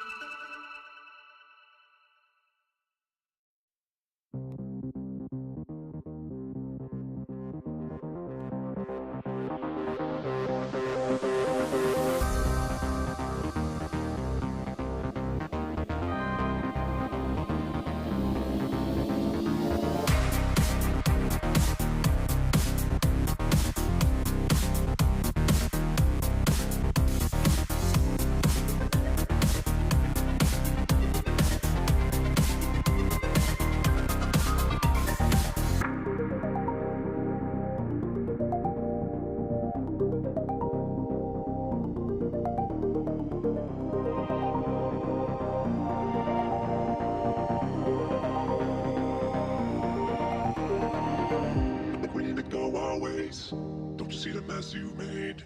Yeah, I'ma hit the road, babe. Yeah, I'ma hit the road, babe. I think we need to go our ways. Don't you see the mess you made? Yeah, I'ma hit the road, babe. Yeah, I'ma hit the road, babe. I think we need to go our ways. Don't you see the mess you made? Yeah, I'ma hit the road, babe. Yeah, I'ma hit the road, babe.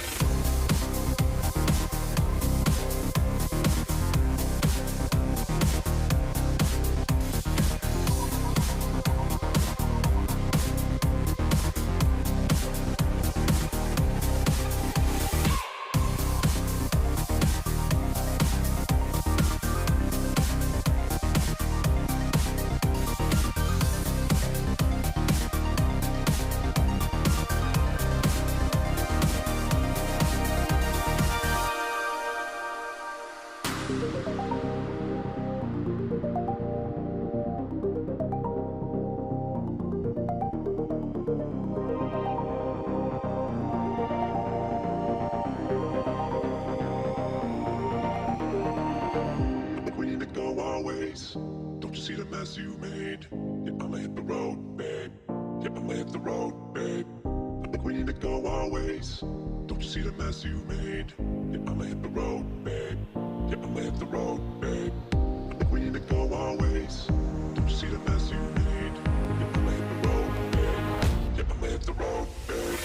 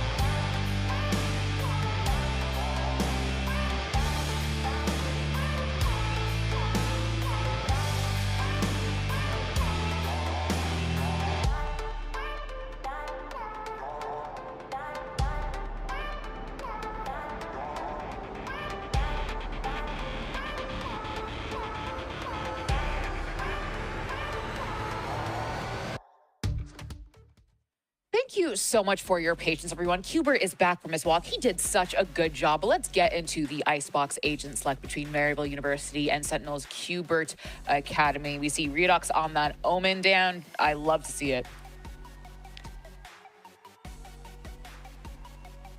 Playing, and it's a composition that a lot of teams actually were playing in Tier 1 last year. The one that I think of first is 100 Thieves, especially with this Gecko. I feel like there's a lot of cool things that you can do. The composition,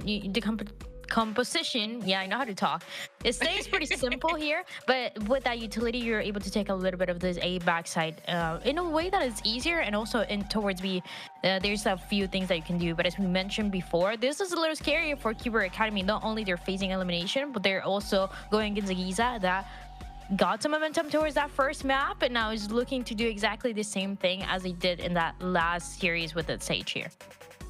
On top of talking about this comp here as well as Qbert Academy starting out on the attacking side first, my eyes are on Maryville for being able to even just deny a lot of these plants. Once Qbert Academy gets set up into the post plant comfortably, they have so much utility to stall after that spike does get initiated, with layers of mollies that are going to be available across like 4 of the agents within their composition. So that's something that I've also got my eyes on Maryville for as well. I think it'll be a lot more difficult for them to break back in onto a lot of those retakes, and this is a team that loves to fast flood. Well, folks, can we get a clean 2-0? Or are we going to a third map? I know just who to send it to. I do. It's Vansili and Tenrek.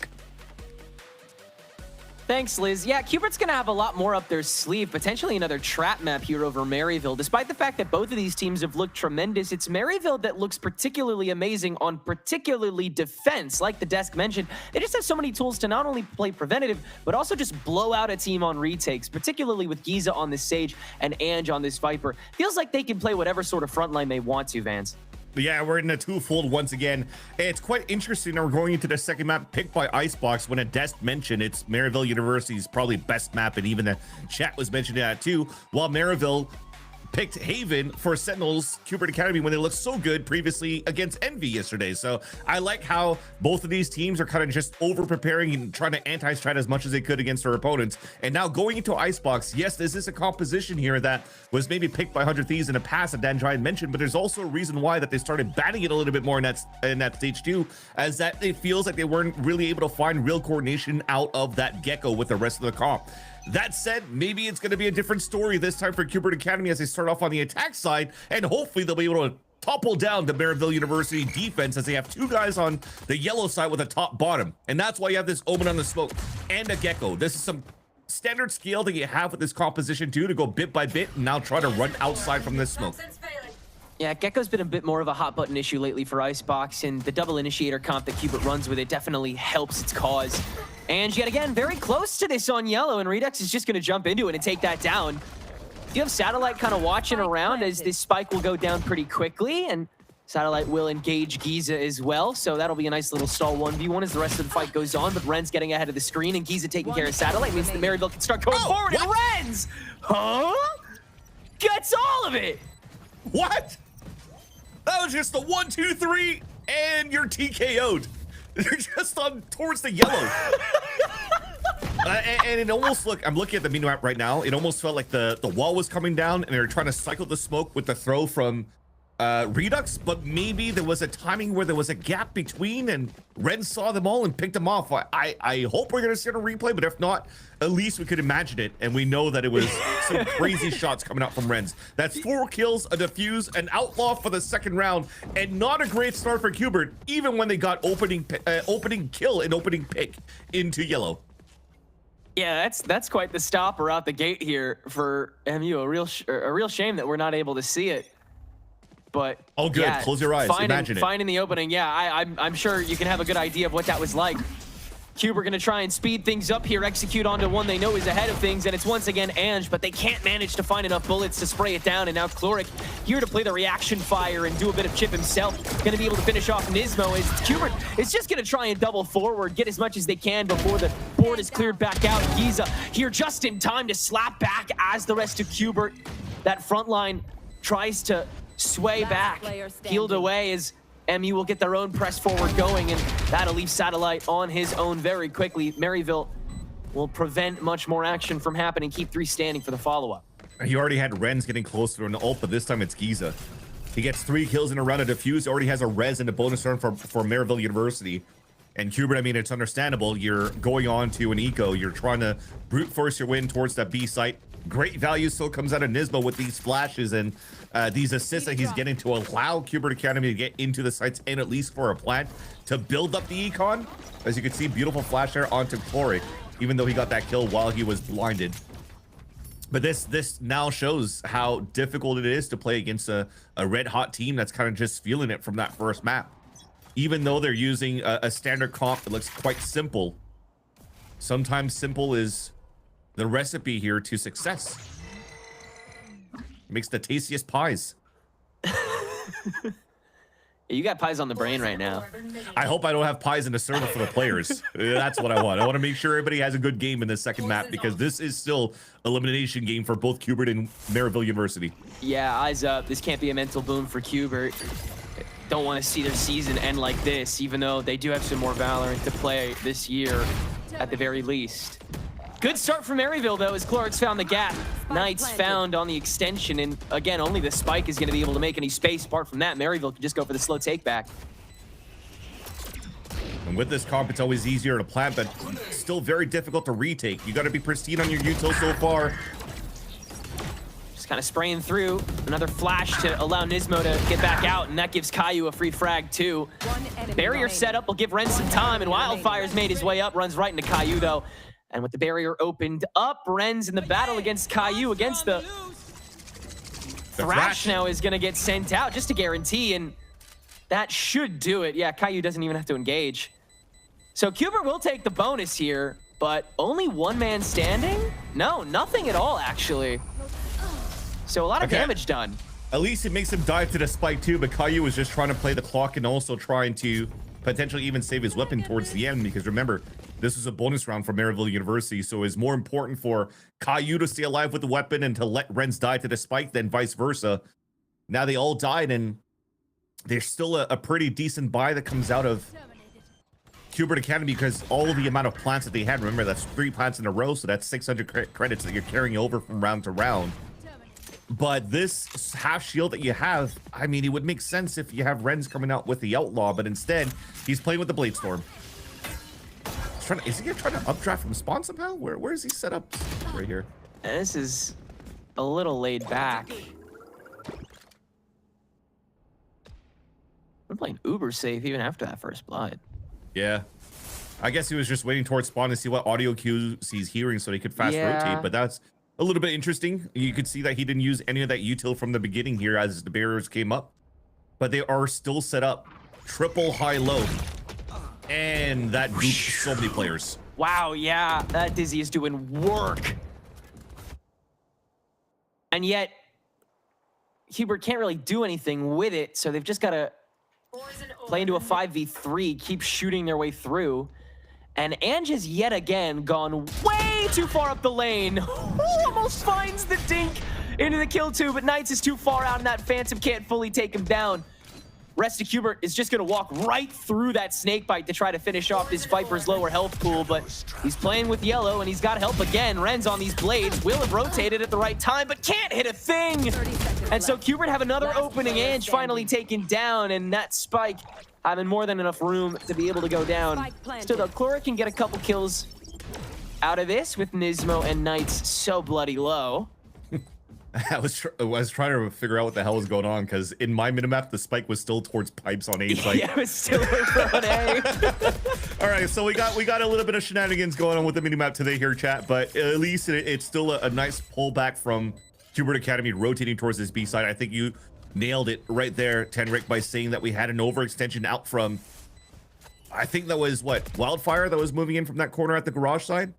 No, it was Ange, right? That's why he threw the snake bite and fell back. It's been always Ange. Yeah, so it was just a little bit difficult here for him to get correct footing, and he was trying to delay as much as he could so that the rest could rotate across. And it's understandable because they were so extended on that high-low over on the other extremity on the other side that you're hoping to at least slow it down from a more forward position and just more reactively towards yellow. So that was the name of the game. Unfortunately, Hubert Academy, they didn't get picked off. They didn't get surprised here by that position from Ange, and they're able to capitalize on that plant and even the round win, leading now the only weapon carried over for the next round for Maryville is that Vandal safe behind. And you're going to give it to Renz because he's been red hot so far at the beginning of this game. 7-0 until he died on that previous round. And again, B lane feels like the vulnerable spot where Maryville want to try to cash in early. Well, Giesel just set up the barrier orb for the pressure on that ult orb. I'll take it. I mean, right now you're just trying to farm it on both sides. Giza even blocked that wall at the very beginning too, so that he could just slow things down and delay on that spot. I'd like to say usually this should be an easy round for Hubert Academy, but I've seen these sheriffs before on that previous map of Haven from coming out from MU. And they're watching both angles in the back of that site. Yeah, if anything, Maryville play more to form in situations like these because they know Icebox is just such a shooting range. But Wildfire's kept out thanks to the smoke thrown by Redux there up to heaven. So you have a free site, free 5v4. Probably nothing more invested from MU other than just going for it. And the thing that helped really for Hubert to take that site was that molly being thrown by Nismo just behind on top of that smoke, so it didn't really allow that left and right angle to be watched, and Wildfire was kind of left on out in the open. Yeah, isolated way too quickly by that tandem util. Nismo, I mean, we say this every time he picks the guy, but he might be the best KO in the world right now, and especially on Icebox, he is unreal. I think the joke is he is the best KO in the world because who plays KO now? Unless you're like Ange or Ethan if you're playing Corrode, but no, the jokes aside, it is definitely showing for sure that, you know, they make it work with whatever they're comfortable with in terms of agents and compositions, and props as well to Hubert Academy with the synergy to be able to play around this KO. There's always still good value that you get. You could already see the value that Nismo gets from his flashes. Already with 5 rounds played, he's at 9 assists, and that's not just spawning people with a KO knife. He's doing a lot of these pop flashes and getting good value out of that. I think he dropped over 20 assists on that third map on Lotus against Envy yesterday. He's been a key enabler for this team all year, and yeah, those flash drives feel like the most important part of that for him, the most ubiquitous. Yeah. And it's let Hubert gain a lot of distance very quickly on a Maryville that's used to letting sight go pretty early on and being able to explode on the turn back. It's just gun-wise, they haven't just, you know, had very many rounds where they can justify something like that. Instead, just go for the exits because you don't want to give too many orbs over to a Hubert that has every advantage in the book. Maryville is walking into this map seeing it as pretty unlocked, honestly. It feels like a lot of the time they're keeping their playstyle a little rigid. keeping themselves a little confined to just the flowchart, saying, you know, there's just too heavy of a chance that we give too much over to Qbert if we decide to play into this from weakness. So we should just go for this reset and allow the lead to be taken. And from Qbert's side, it's pretty standard too, where they're forcing a lot of these extremity pressures and not too much for the mid lurks. I think it might happen later on. So far, though, at the beginning of this round, they break wall. I think they also broke turret from Cloric on the top of Boiler. So it keeps everybody at bay and very passive on the side of the defense, and that's what happens. You're able to get flooded over by Qbert Academy once again. And now you get a free plant and even a thrash for the second round. Yeah, Null Command plus the Thrash, you're able to multitask, kind of set up shop as the spike is going down, despite the fact that you still only have 4 active. And also no cycle with Satellite, so it's gotta really be Knights and Caillou that get a little overactive. Nismo doesn't have any more flashes either, so you can't reset fights. You just have to play preventative if you're Qbert. Yeah. Yeah, MU, I mean, they flowcharted it. They're too far back, one person down, too much in your way, not enough time. Get out of here. And you see how annoying that was from Renz just trying to find a pick. As soon as the smoke dissipates, the Viper wall comes up, and then it's another smoke coming down, and almost a flawless round for Qbert Academy within the next few rounds. That said, though, there hasn't been too much in terms of what MU was able to do to get the greatest value out of the Stage Res or even a Blade Storm from Giza and Renz, because those were kind of like the only 2 activating so far, while the rest still had to like try to catch up within these rounds. So the big swing rounds are going to start happening here in this round number 7 and 8, when Ange and also Wildfire are getting close to their own ults. I wouldn't be surprised here if they're going to start setting up some trap plays around the Sage and also the Sova, with how they've been continuously putting these walls up towards that front side B site. I think expect Giza to play that side when Wildfire is going to have his ult active in a couple of rounds. Yeah. These are the moments where Maryville is going to be able to try and gain an edge. It's like the one opening you get when the attack is so decisive. Satellite's already left mid with this op. That's a quick step away. And Dizzy, wow. Ange just continuing to stick around. That's the beauty of Icebox. You have these hot points that you're actually playing, trying to play around that map. Obvious spams towards yellow, behind the walls, especially if you're trying to punish a snake bite delay here coming out from the defense. And I think MU is going to start focusing a little bit more of that defense towards this left side. Wildfire needs to activate, though. They need this Hunter's Fury for the next round. Yellow once again the big talking point. It's Caillou on first letter of control. Pretty nice wall of fire here. Yeah, and Wildfire can only play the backside. Nisma's already crept into that.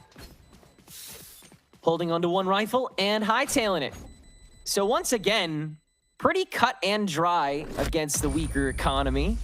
MU still do have a little more on the table when it comes to ultis. So like you said, this is the opportunity that Maryville has to kind of play into Qbert's traps a little heavier and just scare him again. And look at that. We've played 7 rounds so far, and 7 rounds has been scenarios on post plants. And it was rather difficult because you're going at the pistol round where you don't have too much util to work with. If you're playing a KO, most likely Nismo plays a flash and a ghost, or he plays like classics double flash, something, but you don't have too much to delay here into the post plants. And you saw how Renz and Giza kind of activated in the first 2 rounds.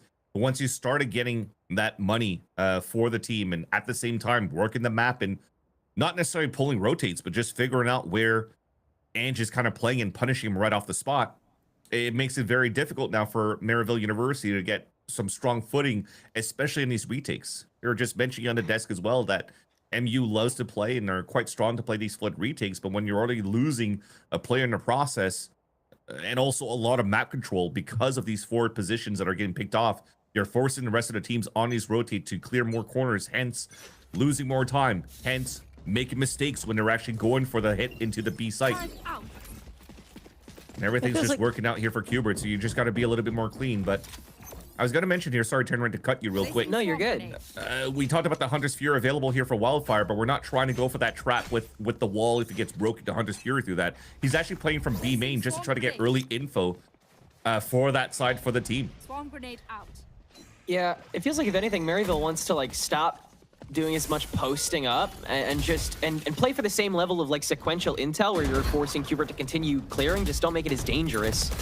But Qbert going pretty quickly into A this time and playing screens beautifully this moment. Renz gets the opener, and that'll justify the Hunter's Fury. Wildfire has enough intel to clear one on each side, I suppose. Yeah, go ahead and use 2 ultis this round. We might as well, especially now that Knights has crept in on Renz and made this winnable again for Qbert. They'll reset the fight, minute on the clock, and MU too scared to dive in. They'd rather explode on the retake. A little bit of a waste there because the res was used after a TK's Hunter Fury. Yeah. Just to get him back. That's so funny. TP's faked, but they'll still go for the rotation.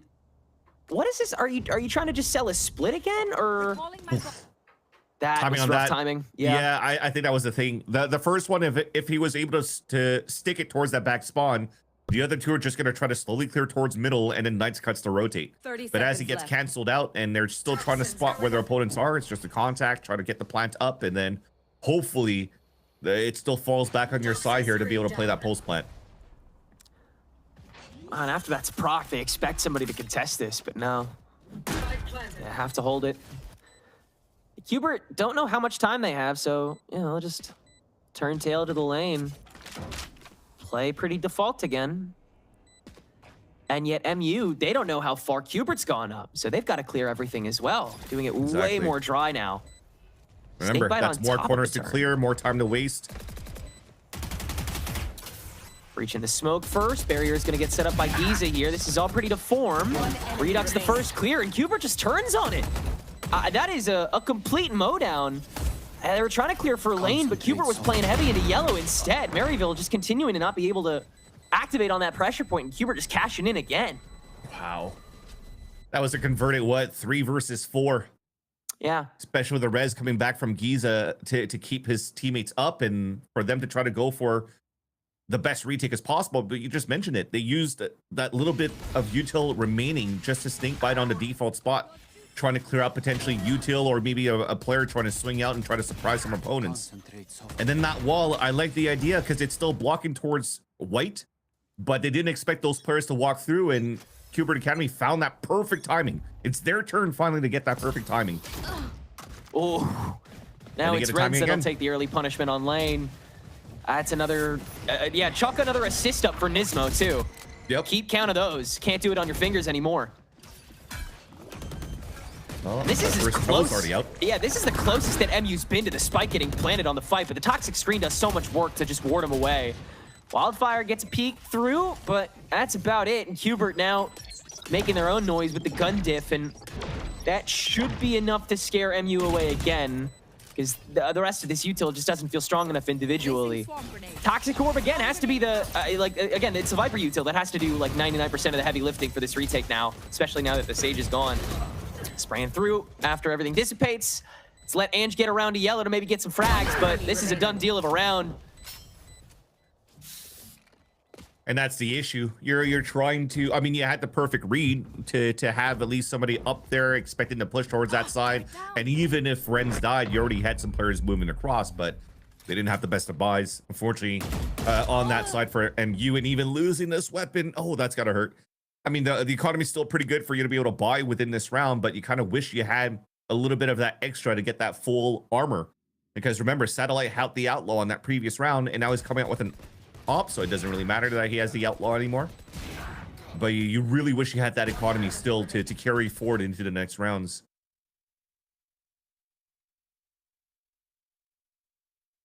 Hey, first push potential here from Qbert Academy. I mean, this is just an orb lineup being thrown by the Viper, and I thought it would try to commit towards that a little bit more. Keep an eye on that minimap to see if we have a lineup to break down that turret if they recall it, so you could start pulling out some rotates or keeping some middle, some people towards middle. But it isn't the case. So right now, from these positions, even a Viper wall that's changed this time around opens up the doors for an A-site hit for Qbert. Yeah, once again, as readable as it gets, and yet, can you stop it? Pit's out from Ange. Cubert's gonna go fishing on top of it. No sense in not with a minute on the clock, seeing if there's presence in there. But they'll go ahead and turn tail. Start covering the mid swing that Chloric is eased up upon. But MU, once again, I mean, they read this pretty quickly. Yeah, exactly. Chloric hears everything, so he's calling for the rotate to help out. Yeah. You got to be ready for that, man. Satellite's been opping towards that spawn like he's Steel from 100 Thieves. Yeah, you got to make those, because now Cubert feel so much more powerful on yellow and by extension the site. I mean, the Viper util's still playing preventative and Renz is sprayed through. This just feels even more decisive from Cubert, despite how prepped MU looked at the beginning of this round. And hell, the middle too. But I mean, at this point, I think you save. I think it's done. Yeah. Game's gone. I think this is a timeout as well. If for them to just get the last 2 rounds if possible here for MU. Because the setup is already there. You see that second line here of the Viper wall being set up on the defense. That was just to try to help them scale back into the site where they had the biggest issue to try to fight against Cubert's utility at the very beginning of these post plans. And yet they didn't have a chance to use it because you go back into another disadvantageous position trying to retake the site. You're losing guns at the process again. But the main story is you get 0 value off the wall because your teammates are already falling down. You've lost map control at the same time. Why is Chlori peeking towards middle when he has all the audio calls in the very beginning? He heard footsteps running towards that B site. So he has to be ready that, or he has to know that there's potentially, or somebody watching that flank, or even if he walks solo towards middle, there's at least 3 sets of footsteps in that area and you can't swing that. So that's just punishing plays coming out from indecisiveness with how Cubert Academy has been playing so well on the attack side. But despite that, no timeouts being called. Yeah, that is a little bit surprising more than anything, because it just seems like Maryville is not taking into account how much they can get away with when Cubert give themselves away like this. Early lockdown before the spike even gets planted. So Cubert will just throw a little bit of a signal flare out as that gets fully counted down. And with another kind of shoddy buy smoked away, Maryville will try to reactivate as the spike will go down. Pit on top of it. Renz with the Blade Storm cannot come through again. And that first blood will once again go Cubert's way. And I don't think they'll even commit to this pit. They'll stick Knights here and walk out as everybody from the defense is migrated over here. I mean, this is just salt in the wound at this point, Vans. Yeah. And then the turret never saw anybody flanking too, so they kind of know it's open space for them to take middle at least. They're keeping Knights towards the A side too, so that people could stay anchored up towards that spot. Look at that, another pick towards middle as you're trying to rotate across. Satellite's getting so much value cutting up that line. Yeah, again, it doesn't matter how readable it is. Maryville just can't react to it properly. And it just seems like, if anything, you stick yourself in and let yourself... Oh, man. Oh, man. Oh, Wildfire! Hold up a minute. Now it sticks it back, though. Okay, yeah. Oh, my God. You're gonna have to go back to that all the time? I would love a replay of that, please. I don't care what happened that round. Just show me the replay of that game. Your free cam, ladies and gents. This is how MU feels right now, just playing this map. Dies of cringe, just sliding across. I mean, they could do nothing in this game. Yeah, crawling through the mud. Literally flattened. Anyways, I just wanted to say before the shenanigans happened, is the util play around Nismo again. He stays in that site, on that A site, despite the lockdown.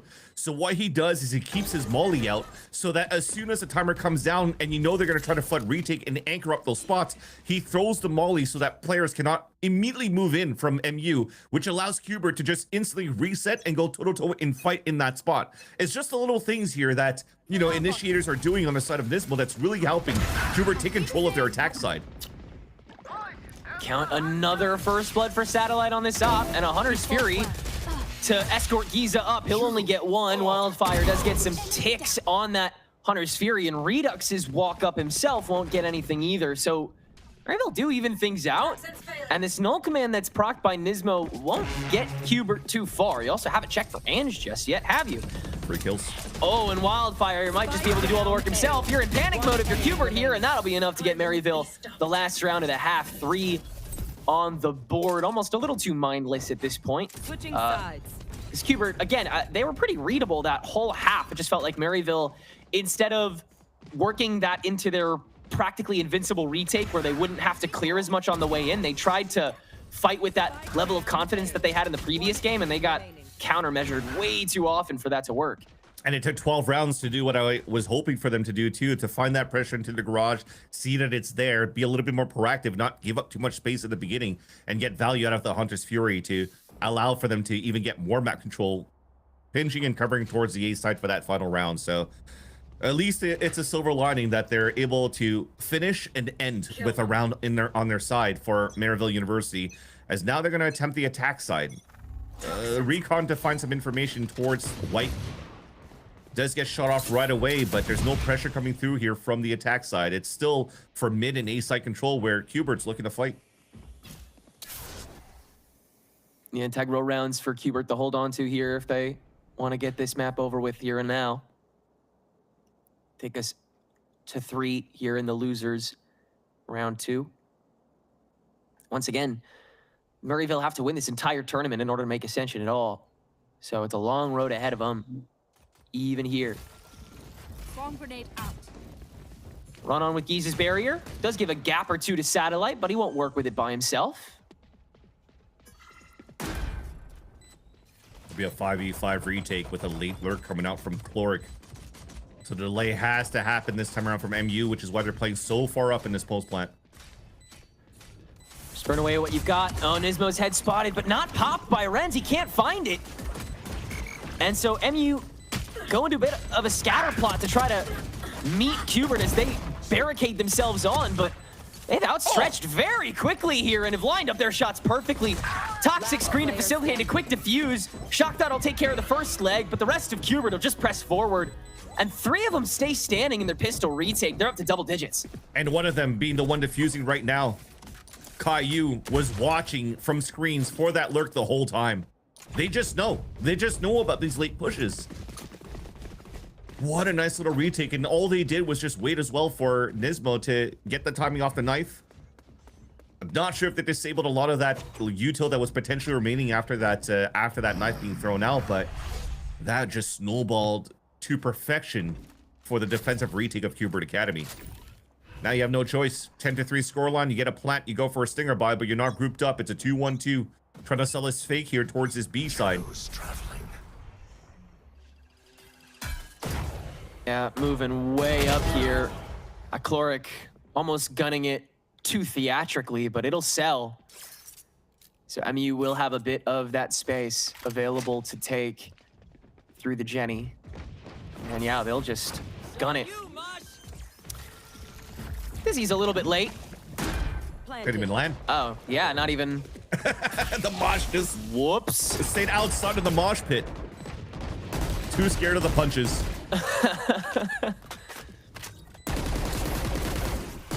Yeah, Qbert again, feel pretty comfortable just burning away at everything until the well's dry. Snakebite on top of the spike as soon as it's vacated, though. A little awkward, but nice turn from Caillou to find Giza there. Hey, Renz. Gotten way up close and pulls out the pistol as well from hell. Renz and Ange holding it down solo. Nismo having to clear out both on this Guardian and down to 19 after the first 1v1. MU pull away the follow-up. There's a good hero play coming out from Manj, the man that got the 4K to end the first map in favor of Maryville University. But this time with the full buy that they came through with whatever they could muster up. Stingers across the board for most of them. And thankfully for Qbert Academy, they also heavily invested. They didn't have too much going into this current round right here. You'll see the Gamble's going to potentially come through. Do they want to try to buy back against it because of the amount of rounds they have ahead? But it looks like they do want to play the long game because the next round is a rifle round with a Thrash. And you start with 4 players lining up. Actually, all 5. Yeah, they're all here. Renz hoping for a collat with that kind of view, but he'll settle for 2. And keep it going. Smirking for those kills. And gets the Bladestorm for the next round himself. Knights is cheesing, dude. He's having more fun than Renz is there. Yeah, I wanted to mention he was smirking as well when they're rotating back from the attack on the defensive side. Or not the attack side, sorry, from A to B. So these guys are probably just talking about their Saturdays while they're just playing an important game. Yeah, no, Qbert Academy's definitely having a good time for this while Maryville is fighting for their lives. And they're also, again, it's always important to mention at what point in school the school team is at. The year just started for them. They're moving into dorms. They're getting classes set up. They're getting all their syllabi. Like, it is a busy week or two right in the playoffs for these Maryville University guys. So real props for the amount of preparation that they still came into this match with, and the amount that they no doubt have for the rest of this playoff should they continue to move on for them. You know, it's clear how much they want this aside from how much they're working outside of this game. Yeah, I'm still hoping that Maryville University is able to turn up here on the attack side, because it's going from syllabi to lullaby with how Cubert's been looking so good so far, especially now that the money's back. Remember, we talked about the Thrash available. There's a Bladestorm, though, from Renz. That's an artistic lead up, but no kill off of it, just allowing the chauffeur Giza to step up, and he has always been active in that kill feed. There's enough of a front line to shut down that first clamor, but MU just keep barraging and have the site now with two members of Qbert standing. Knight's gonna use the bite now, actually. A little strange. And also, again, not covering, so it's just to get him on, and he's alone at the moment. Satellite is still getting over to the Heaven Peak. No. Almost a little too messy, but Knights will manage two, in fact, after Clorix giving that backstab, and Wildfire misses his window. That'll probably be it. The lineup almost awkward again, but yeah, that'll be 11 for Qbert Academy. Where's the communication this time around? They drone for control. The other one's watching towards screens. The other one's watching from pipes over to the right side. But the gap is that mid part of that site of A, the 410. Free backstab kill. You already have the audio cue of where the last person was at, being Wildfire, sorry, because you heard him drone. That was just missed calls when the openers were great. Giza just stepped up once again for the team to open up with 2 kills. All those shots were missing from the side of Qbert. But then Knights does this. The outlaw even hits for 140, unluckily. And just unfortunate timing coming out from Maryville University. They can't have anything going at all. But just 2 rounds out from taking us to 3. These little moments that Maryville slips by, huge in a map like Icebox, where there's so much of an opening when you give even one crevice away. Thankfully, though, 10 ranked round 1 here by Qbert is still such a broken buy going to round number 17, while you have the strongest one out for MU with the Hunter's Fury. So the swing round is still available, especially with that first pick. It's the kind of thing Maryville were waiting for, some sort of stack they could peek into, and that was the perfect timing to catch Caillou. So now Maryville feel a little more confident to go for some aggression, but Qbert are here to meet it early on in yellow, and I mean, Knights is still here. Renz, yeah, freely able to grab that one, and the ladder files on in. Renz just given a complete audience, almost the ace, in fact, to give Maryville their 6th round. Yeah, that's 2 4Ks within 2 rounds of the half now, or at least for 2 times in this half. Although they are anti-ecos, you'll take it for sure. It gets you closer to that Bladestorm. And then potentially, hopefully, the comeback. Oh, those are at least clean shots, though, despite the anti-eco. That was very, very snappy from the duelist. Now 5 rounds separates these 2 teams before we're able to tie up the game. But here is at least a swing round for Qbert Academy. 3 ults on the defense. Knights not leveraging the pit to cover up the 410. They're actually utilizing KJ's util to hold up towards this A site. They're really going for slowdown, like manual slowdown. Like double flash. They've got this big setup on A to deter the MU push, and they shot down that recon bolt so they couldn't confidently take over the nest as well. And then they've got this 3-stack right on top of the lane so that you can make enough noise just to slow down MU if they actually go for the push on the perceived weaker side. There's double flash potentially with the Thrash too, to just take control of the garage and white if MU wanted to pivot towards that site. But they were just playing contact. You just mentioned it here. The util is still up in forward positions. for Qbert Academy for them to get all of that, especially now that the knife gets a lot. Had such great timing with the knife. Nismo just impeccable with it as always. And now the toxic screen. I mean, you can't counteract it. You just got to contact. And MU will. They don't have too much of a clearing, too much of a visage, and they have to duck back into the screen that Redux is able to fully swing off of into. And yeah, that's a very decisive defensive round from them. No gaps in the minds of Qbert Academy there. They double their lead now, 12-6, 6 rounds, a game point to take us to map 3, despite the amount that MU still has in this kit. It doesn't feel like they can come up with anything to really breach through this at the moment. That's Nismo again with another assist from a Flash for that retake hold. 17. Knife gets a lot, Flash gets a lot, and then they even shut down a lurk on middle again without having to use any of these ults. This is potentially just road into cards.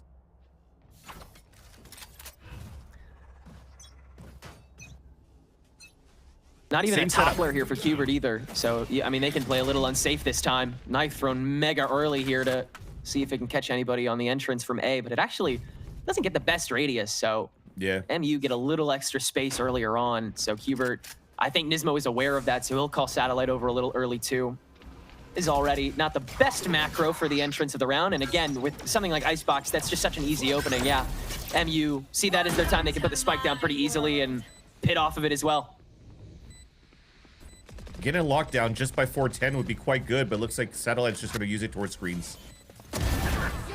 Renz, another great pop out. Almost clocked instantly by Nismo too. Good tracking after that tailwind. And now it's Knights that rises to the occasion and is able to take care of that jet. You've got to send a new man packing, especially with the help of that defensive lockdown. Hunter's Fury here a little late, but Wildfire can still find the pick on the spike, and Qbert forced to press forward on top of the fight. So Satellite left alone, and hey, don't die to that. Come on, buddy. Die to the other one. Yeah, still got one more in the tank. Oh, holds Chloric at least. Well done. So yeah, at the end of the day, I mean, that was an early knife that didn't catch anything, and MU turned that into a push like instantly. And then with the help of the Viper's Pit, you're able to sort of just cycle through the kill feed from there. If anything, it was a very nice pick coming out from Renz.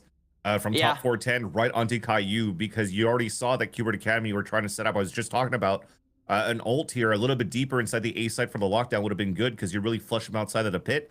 But they played it out towards screen so you could try to get a thrash to really clear inside that pit and scale up with it. But it was perfect from that pick from Renz. You take that out of the equation. It allows for you to get a chaotic, but it's still around in your favor with 2 players alive. And now another big fight. 4 players trying to fight back towards this A side. The trap set that they're trying to do towards yellow is not working out, and that's miscomms. Yeah, nothing on that belt. Renz again, a free kill, and yeah, let's keep it going. Why not? Hand it all over. This is the big toppler for Qbert too. This is an easy path to 9-12 for MU. If they take it here. Luckily though, able to at least grab a couple of the other openers. And Renz is in fact gone now. Satellite gets away with the freebie too. So Wildfire having to do a lot of the dirty work before he even gets there. Does still have the res though, so it'll be another full-fledged 3v3 as Qbert will now play their own little bit of slowdown. Satellite, nice first nano swarm just to get the rest of the pack here for the early fight. Still a dangerous res. He walled off his teammate with the spike. So Wildfire had to like backpedal and get a safe plant towards the end. But still KO ult. The retake from Qbert is quick. This is a fun wall from Giza, just trying to play so many different angles at once, but it's so well watched by Nismo, and now Qbert can just extend. Knight's going to be the first leg of this flash, and again, it's beautifully assisted by Nismo. No more in the tank, though. Gotta be just this fully fledged 2v1 to take this game here and now. Satellite won't do it on his own, and Wildfire gets a free 1v2, 13 HP in the bank, and another round that MU hold on to.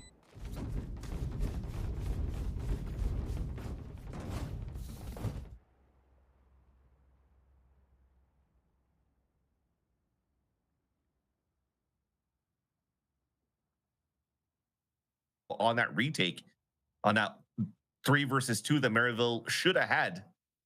And this time, though, with the punishment that MU did on the miscoms from Qbert's setup on the A side aggression, turns out in their favor. Breaks the economy for Qbert Academy in round 21. And all of them moving forward as a group trying to just fight towards the anchored spots. Where Qbert seems to be, usually in these rounds, quite aggressive under the Viper orb that just got popped up here just by White. Normally so on top of this, so MU is going to keep taking it slow.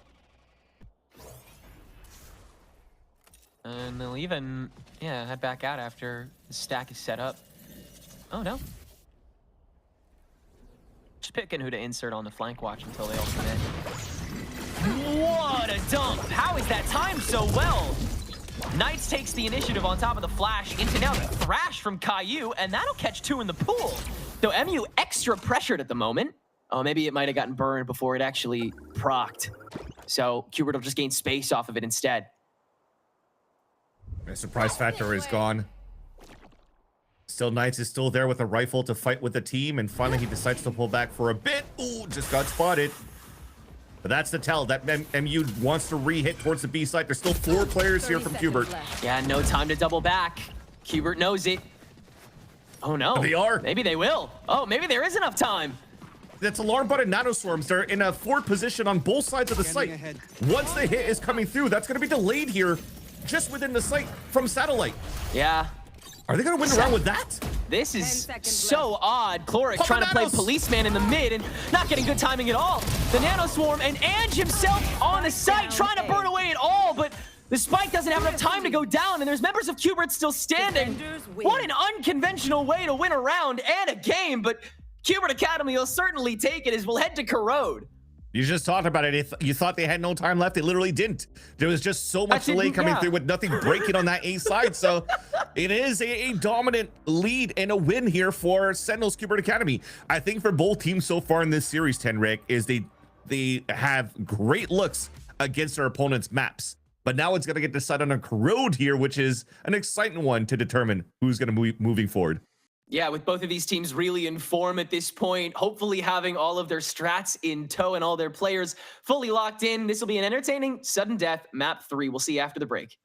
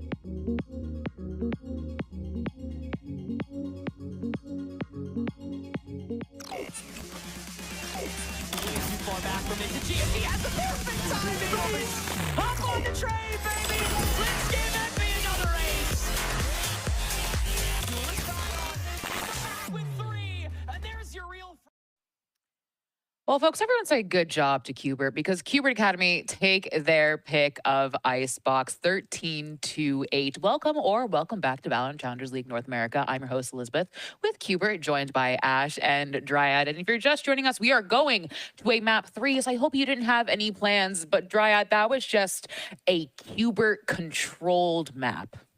It was really, really good. One of the things that Ash was mentioning was the way that those post plans were going to play out, and it's something that you saw towards the beginning of that first half that was completely dominated by them. It was the pistol round that goes the way of Maryville University, but then after that, only 3 rounds that they were able to get on this half. For the side of Qbert, I really like the things that they were doing on the attack. It wasn't too complicated, but they were playing out a lot of these 4-1s, leaving somebody that was oftentimes that killjoy with that operator holding down mid, waiting to see who was going to be swinging there and being able to take them down. And if that was not the case, then it was a Qbert that was willing to fall back even if they got a space. There were a few rounds on the attack side where they're going to their A side, they get an opening pick, they back up, they go towards B, and it's always forcing Maryville to try to get a read on them, and it was way too hard towards the beginning. Yeah, they did a really good job with a lot of that conditioning. And it's unfortunate that for Maryville University, they found the answers so late into that first half, getting a lot more aggressive in that last round before we swapped sides, and then actually going to actually contest that B main space that was so comfortable for Qbert to be able to take. I think that heading into Corrode, I think that's where like the question of this push and pull becomes even more interesting between these two teams, with how important that mid control is on Corrode and how, I guess, not as important it tends to be on Icebox, with the strategies that a lot of teams lean into on those executions, and having those middle takes be kind of like those little pocket picks at times. But even taking a look at this timeline here, it is insane that we ended off that first half 9-3. Dan was already talking about like the strength of the post plants for the side of Qbert Academy, but also keep in mind that 10 out of 11 of those rounds were plants on that B site, which is so unconventional, especially when you're not looking at a Sage or a Harbor composition. And I think it says so much about how comfortably Qbert were able to take and control that space on the B site with that double controller composition. And for Maryville University, it felt like a little bit of a weird change in tempo on defense when we saw the fast flood retakes and those flanks coming out from Giza being such a big part of their success on Haven, and having those flanks being a missing piece here on Icebox. They really weren't pressuring those flanks like whatsoever. It's so comfortable for Qbert to play those post plans. And I think it's quite ironic that we highlighted Giza and we said, Giza is going to be a problem on this map. Guys, keep an eye out for him. He was on a heater the first map, but just kind of exactly the opposite of what we said, like you were saying, Ash. Moving on to the people we wanted to highlight. We wanted to highlight, I believe it was Knights and Satellite. Yes, Knights and Satellite here. I think it's so funny because we highlighted Knights today, Dan, and then I think yesterday or the day before we highlighted Satellite during their game. And so it's like the people that we continue to highlight continue to pop off, Dan. I wanted to mention what Satellite was doing, which is I already touched on just a little bit before. The way that this team of Qbert Academy were playing on the attack side was a lot of 4-1s towards the beginning, a lot of slow rounds that really depended on Satellite that was finding some openings here and there, or at least being able to hold until the team was able to control all of B side, get that spike planted, and then just fall back, play with the rest of them, and also be super aware of those flanks that this side of Maryville wanted to have with them. It was really cool, and I feel like Knights was also doing it in some rounds where they were playing at 3-1-1. They were playing around it even with Nismo 2, but overall very good understanding on how they wanted to play, and they were able to control the pace the entire time. Yeah, it was so nicely done. I want to touch a little bit more on Knights and the impact that he was able to have for this team here as well. Obviously, we know he was absolutely frying in the server, like 121 and 10 for that KD. And he was honestly taking a little bit more of that aggressive role at times as well from Redux, where we usually see Redux being that first point of contact, even on the attacking side, as they're going for those slow rolls. But there were times where Knights was looking to catch Maryville off guard. It just being that also anchor onto that site there just to be able to delay that time. And the layering of his utility alongside Redux's was so instrumental in those post-plant scenarios for being able to roll down that clock, for making it so much more difficult for Maryville University to actually break back into those sites with so much more space to clear. And yes, I think what a response to from Hubert to come back, you know, when it was so close on the first map. You almost took Maryville's pick of Haven. I'm leaning on Hubert, so sorry, excuse me. And what a response for them to come back. But we will be heading to Corrode next. Bring your baguettes, bring your croissants. If you didn't know, Corrode takes place in France. That's your lore lesson of the day. But we are going to be heading to Corrode with Maryville University, Ash, starting on the defense. Yeah, so heading into Corrode, you're talking about them starting out on defense. It is unfortunately like the slightly more difficult side for Maryville. They look really comfortable on the attacking side, and defense is where they've had like a decent success at like 43% win rate. Both these teams are running very similar compositions there as well. The only difference being the initiator in that Sova on the side of Hubert Academy, and then the Fade on Maryville. Honestly, I quite favor the Maryville comp just a little bit more with the Fade. I think the Prowler is really strong up against these double controller compositions where there's a lot of space to re-clear, especially towards mid with all of those angles. And I think that the secondary quote-unquote drone, if you will, I think has just so much more impact. Otherwise, on the side of Hubert Academy, it's so much of that pressure lying on Caillou's hands and in being able to create that space there for Redux and re-clear with that information. Yeah, I completely agree. When the teams are playing such similar compositions, I do benefit the Fade just a little bit more, especially with the way that Renz likes to play, just far forward, get a lot of space towards mid. You do need that agent that is able to play just as fast, and those Prowlers are going to be able to do the job as they were able to do for Maryville University when they were playing against Nightblood. Still, the Sova, it doesn't mean that it's bad. It's an agent and it is an initiator that is very, very viable on this map. I think it's going to depend on something that we've seen right now for Hubert Academy. A lot of slow rounds, a lot of info that they get early on, and then around that and based on that, they work around the map. So that's why that Sova is a bit more beneficial for them right now. But it's going to depend on how aggressive both of the teams want to get, because Maryville, as we've seen throughout the map number 1 and map number 2, are oftentimes comfortable taking that fight to them, and in this map it's going to be probably happening even more.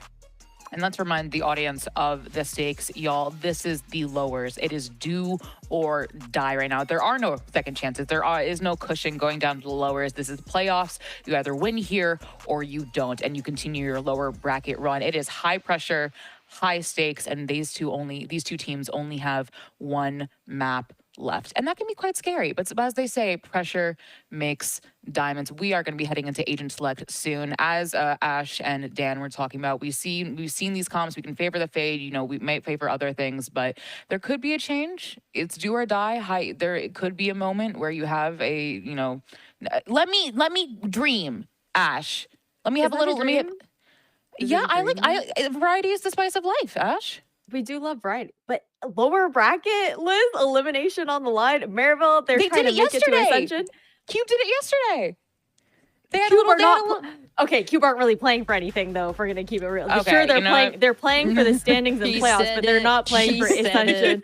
They're not playing for Ascension. I think that's something that we have to keep in mind. Like Hubert do not have that same pressure on their backs right now, right? Maryville have everything on the line during playoffs for stage 3. For Hubert Academy, yeah, they get some prize money. They get the title if they can make it all the way to that grand final and take it home, but not as much counting on them for the future tier 2.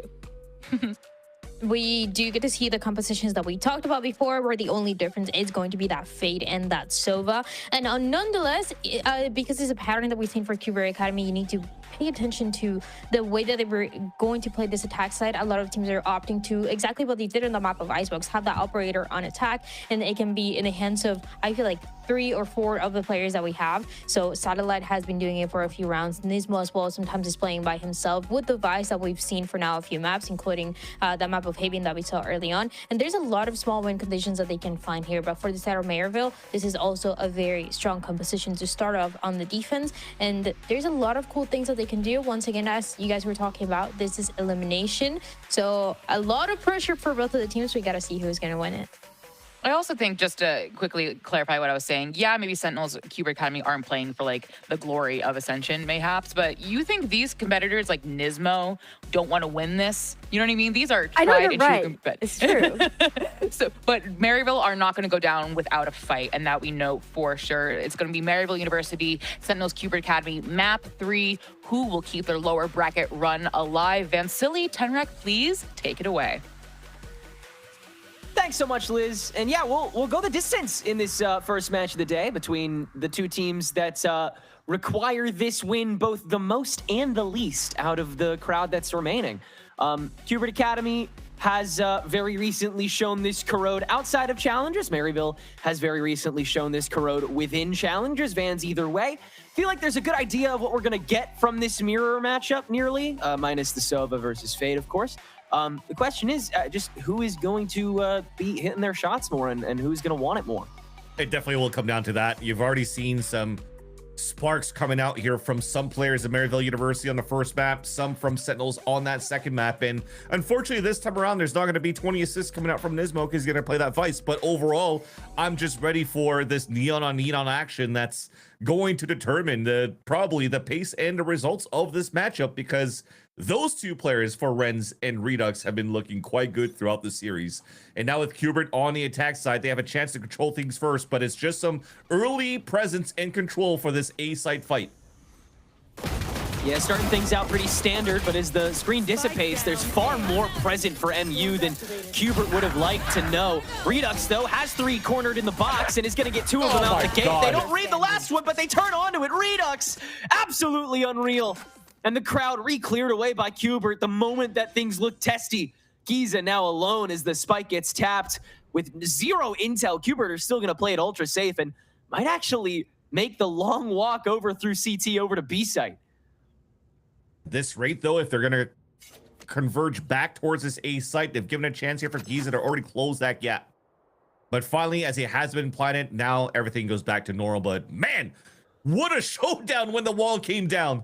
From both sides, it looked like it was going to be Maryville from the get-go until it is the star duelist from Cubert Academy that just lights up the scoreboard. Back, giving a lead to Cubert Academy in terms of men advantage for this pistol round. 30 seconds and as left. we're running down to fewer seconds until we finally get a plant down, I mean, these guys are just looking to really try to clear out Giza before going for a plant. Yeah, they do not want him to get away with this. They know what he's capable of. And it's audible from where Giza's at, so he'll meet this, but yeah, it'll go down. And I mean, that's exactly the kind of thing you want to see early on from Cubert fans, for sure. No doubt already visualizing potentially an overdrive execution on the bonus if Redux is able to pierce like that again next round. They'll re-execute on top of their own arc rows, and yeah, Redux will be handed that 4th one as well. And yeah, I mean, again, once that screen goes down, the advantage is obviously MU. It feels like Cubert should know that going into it. But somehow everyone gets cornered into those boxes and Redux can just go headhunting. That's such a crazy recovery in mere seconds. Especially when the wall comes down and you just mentioned it, the expectation that potentially some players could be there. No utils being thrown in that corner. It was just a game of trades. And they had full advantage for MU because of, you know, the little hills that you have in that corner. You're able to play a little bit more of a high-low. Breaking crosshair, supporting each other. And now a gap for Satellite to exploit with this smoke on mid. But nobody's peeking through. Maryville was just looking for a crunch into middle. Now that haunt confirms actually kind of missed, so it doesn't really confirm in the back of the lines of the Viper orbs or Viper wall. So Cubert could just wall contact into this A site, and for the second time as the wall comes down, curtains down, and Chlorg outside of the scene. The timing on that approach with the screen couldn't have been any thinner. 1 extra second and some legs would have been spotted, and there's a good chance that Chloric's spray with the classic might have actually done some damage, but instead he just backs out to way too big a stack, and Cubert has enough confidence to still stick someone in B main and also have Satellite be waiting in the wings for half a century until this flank from Wildfire comes in. Just great coverage, great respect being shown, but MU will not give the orbs over. They will play for the exits purely.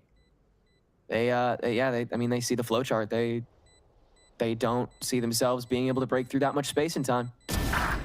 But the first one peeking out's the one low HP. At least they take him down, and Satellite now at 3 pips going into the ult. Knights once again somehow dying to the radius of the spike. I think that's why he's laughing on the player cam, because he's still laughing at how he's dying to the spike going off. It's okay. He's investing into a Phantom this round. Half shield though, so still a small disadvantage going into the bonus round here for Qbert. Yeah, it's minor, but yeah, I mean, nothing they can play into. Redux didn't go crazy that round, so he can't get an overdrive. So it'll be a little slow. Still tossing that classic toxic screen up A main, so MU is gonna crunch themselves into the connector. Ren's already getting pressure, tossing his relay bolts out. Is he gonna press on top of this? Redux is pretty isolated. Yeah, Ren's gets an easy clear on top of that, and everything except B has been taken care of here. So MU can once again kind of slow this down. Toxic screen set up by Giza. That's the one breakaway moment from Qbert. Once again, they'll get through. But what more? Spike is not in an optimized position, and in fact, Caillou's going to stick himself to the drone for a moment to make sure that the space is guaranteed before he gets it down. We're very slow to pop out the Razor Vines here, so Qbert are still able to scatter inside that site, taking forward positions as well. Yeah, once again, just doubling down the moment they get to, and MU has been happy to hand over space for these takes, so it seems like they should be expecting it as well. There's that TP onto his own smoke. Again, something that should be expected for Ange, but what exactly do you do to counteract it when you know there's so much of a push coming through from the Link? You just have Nismo hold it all down. And Ange is the only one to get a frag, and he will get only 2, as it appears, to a 1v1 versus Renz as he slides on in. Caillou gets another chance. The slide over from Renz is enough, as he wins the foot race and the bonus for Maryville with just one man standing. Very difficult to get a good angle in a position here to hold the push against a Neon. Great movement coming out from Ren, saving that round out of MU. If not, that would have been, again, another one of those stories where Qbert snowballs early rounds here into the half. Great attempt, great shots too. That was a 3 versus 5, if I'm not mistaken, right? The 2 players died early towards Rooster and towards the front of A main simultaneously, as the idea was just to try to sell a fake, keep them at bay so that the numbers could work to the advantage, and it almost did with how they were set up inside that site with the crossfires from Qbert. But now the tides have turned. It's a better buy that you have for Qbert. Judges for 2 players on the side of MU. And he just went for a jump spot TP that spotted the judge from Ange. So I think they want to start forfeiting this a little bit more, unless you do want to commit into an early drone. Instead of forking it, Ange will just rotate back over to mid connector instead. Letting Giza, or excuse me, Chloric take a majority of those reins. Everyone is set up for the yellow exec because of the toxic screen. With that sheer setup. Oh, wow. Redux, nice peek. And again, the timing is just off. You can't play into it. You just have to back out. Now the shear's been exhausted as well. That was so beautifully timed by Qbert. That's twice too that Qbert Academy are going for jiggle peeks and catches judge angles and holds here, and they know better not to walk into that from Chloric. So back into a 4-man push into middle. And Ren's pretty solo line of defense here, but Giza quick to meet it as soon as he gets that first blood in it. Good trade away so far, and it's pretty well read. Again, Qbert pretty telegraphed. Giza almost gets the lineup. That's awkward, but Satellite makes it work. So there's enough coverage just about everywhere. Wildfire still has this Odin, though. So we'll see if he can make a cut. I don't know if he even goes for this with how much distance Qbert can have on it, though. I mean, even look how Qbert's playing in all 3 of them outside of sight. Hunter's Fury, too. Where are you? So now they know at least that Wildfire is somewhat half committed into retaking the B site. All right, 1 down. Outlaw shot, though, brings them to just 10. So Arc Rosen and Ismo just swinging it. And 140, excuse me, for that hit. And I think it would have been nice for him to carry over that Odin to the next round for Maryville. I mean, look at this buy now. An Odin with an overdrive would have been quite good to use. Yeah. Yeah, just a nice little scaling coming out from Qbert Academy. It seems as though that jump peak that we saw earlier on from Knights that spotted the judge from Ange in the beginning at the A main was good enough for Ange to forfeit that line and for Cuber to start walking up. Yeah, Cloric was already so far back that you can't really, you know, rotate anybody. Yeah, you can't switch anybody out. You just have to give the space away and play into a different, like, plan A instead. Ange really restricted that round, unfortunately, and concentrated. And there's no follow-up on top of the shear, too. Again, I can't overstate how much of a good job Cuber did at burning that part of the choke on top of their own toxic screen, too. Confidence continuing to play in. And they will burn another shear. Cloric having no choice but to just play into the bit, and the haunt used to confirm his position now. And they don't care. They really just, I mean, especially against these pistols. They really try to sink their teeth into this half now. Oh, good page out of Cubert's book, though, from Wildfire. Stepping out of the smoke. Yeah, got one. Which is already good. Just keeping it low, keep the economy low, and Renz could potentially get good value with the Neon position. Remember, the overdrive is still available. He's got relay bolts on top of that. He eats that flash and doesn't want to give his position away yet. Wow. Barely enough time to pop that for Renz. And Cubert's got to stay static now, because they don't have enough intel to kind of peek out for it. Knights has good patrol on the boxes, though, to get Giza with his pants down. And now the overdrive is drained. Here's up a rifle at least. So keeping them pinned inside the A site. Oh, still pinched. Big paranoia as well to condense again. Satellite will be cornered and sprayed. Wow, still lands the outlaw shot on the way down. That makes it easy for Caillou to spray the rest of the pool, and Ange, suddenly left on an island, has to commit to the bit as well. And they will toy with their food a little much, honestly. Caillou just left the rifle, and he will also drop his gun too. Still though, Cubert up 4-1. Yeah, and that's the main story. 4 rounds, not necessarily in a row, but stringing 2 at a time will still keep the economy good.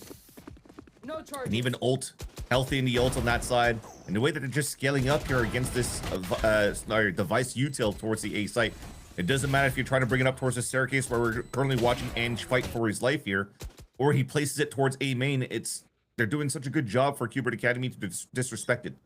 This time they can even disrespect it with the Hunter's Fury to really pressure on that side. You see how the wall's different too. It almost looks like they really want to try to shove Ange into the elbow and then leverage that Hunter's Fury to take him down, and there it is. Yeah, that's exactly what they'll do, just the scoop. And Redux will finalize it, but Cloric has a good pickup on the rest of it.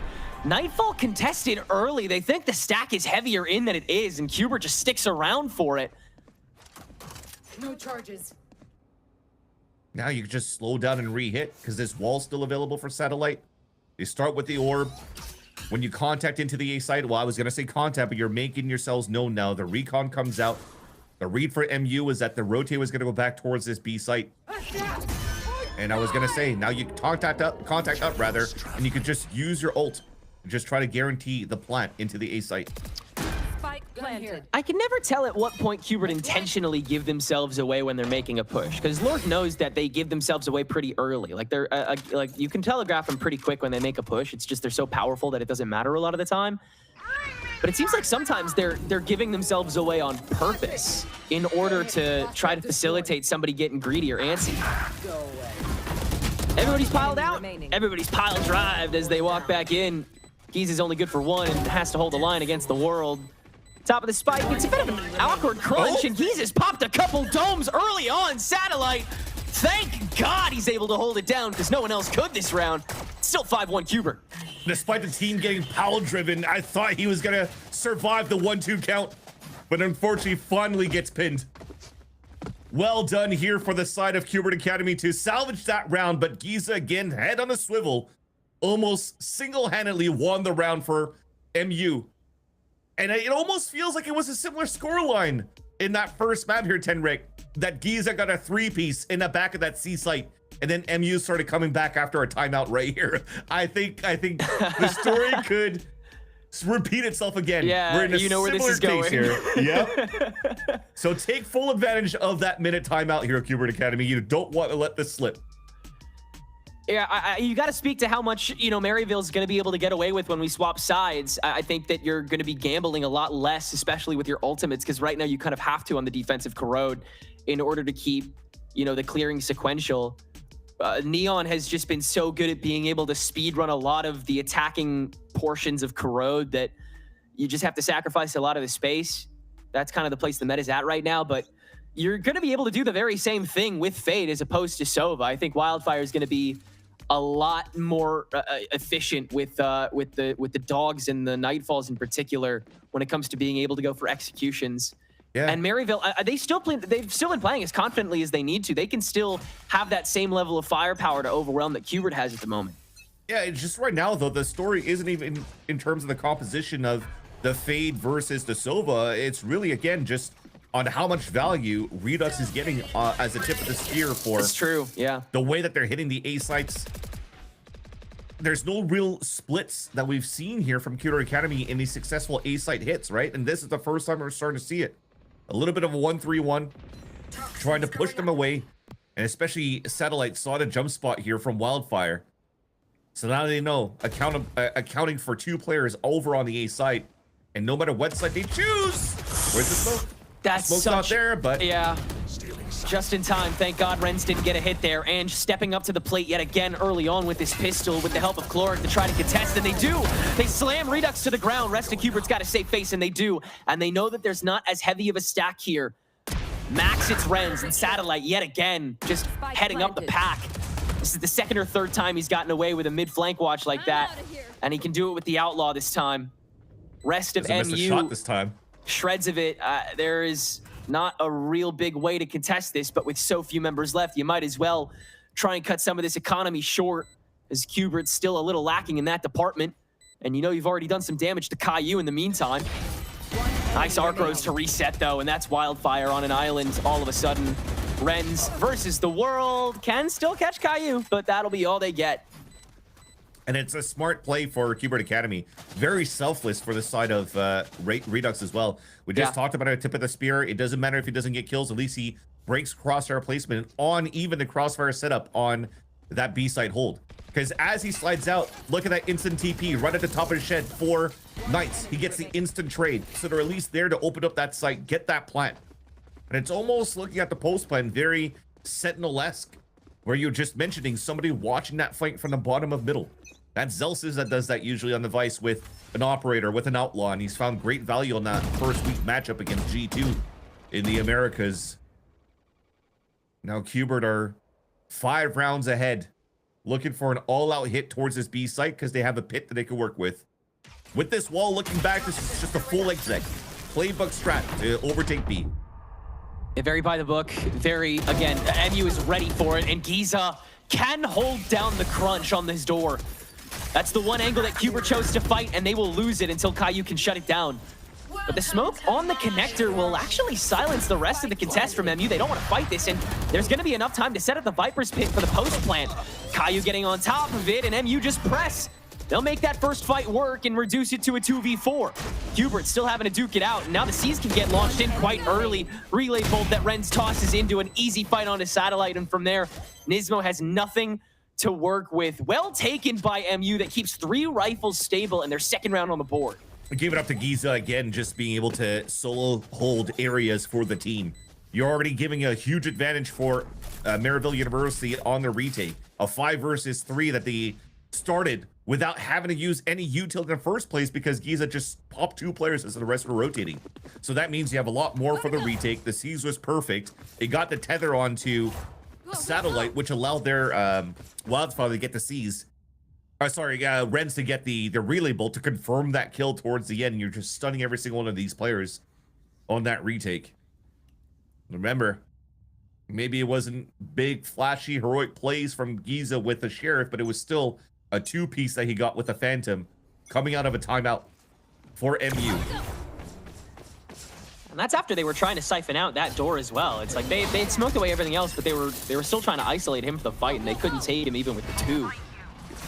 That's such a big amount of work done just by that one play to give MU their leg up back in this game. And they'll play some keep away here against the Hunter's Fury, tossed out by Caillou. Renz on this Operator gets away with 1, slides to avoid the counterfire by Knights, and Qbert is stuck up in the armpit of A-Site as MU can kite back to the door and play the long game again. Arcros can also get avoided. That's a stiff angle held by Renz. Can't contest it. They decide better here for Knights and the rest of Kubert Academy. They didn't have that smoke yet to throw it up on the staircase, and they didn't want to cross through and finally throw it just to fake a presence that they're still holding in towards this A site where they could potentially re-hit.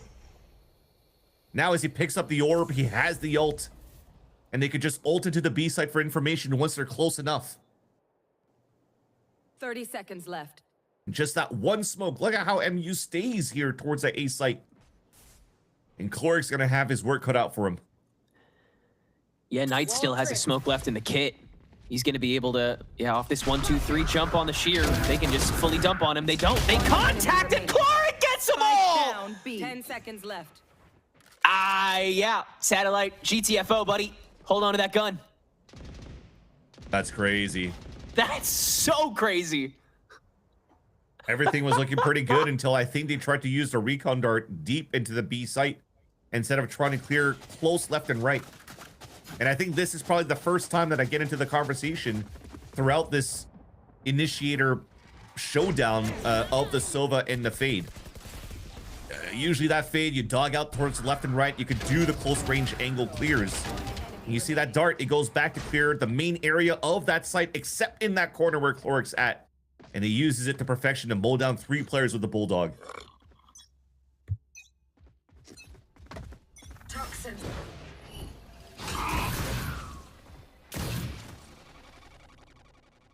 It's happening, Temric. It's happening. I mean, yeah, this is the time. Trying to go for potentially even a flash to try to get Redux in the line. The drone sees 2, though. I don't know if you want to fully commit into this. Redux gonna run it down with the bolt. They've been stacking on top of it. And it is traded. Oh, Ren stepping in with the op, though. Able to get that first. And now everybody's choked up in the connector. This is so stifled and quickly from MU. I'm smiling. That almost feels like a pity round from Kubert. Yeah. That felt a little too timid.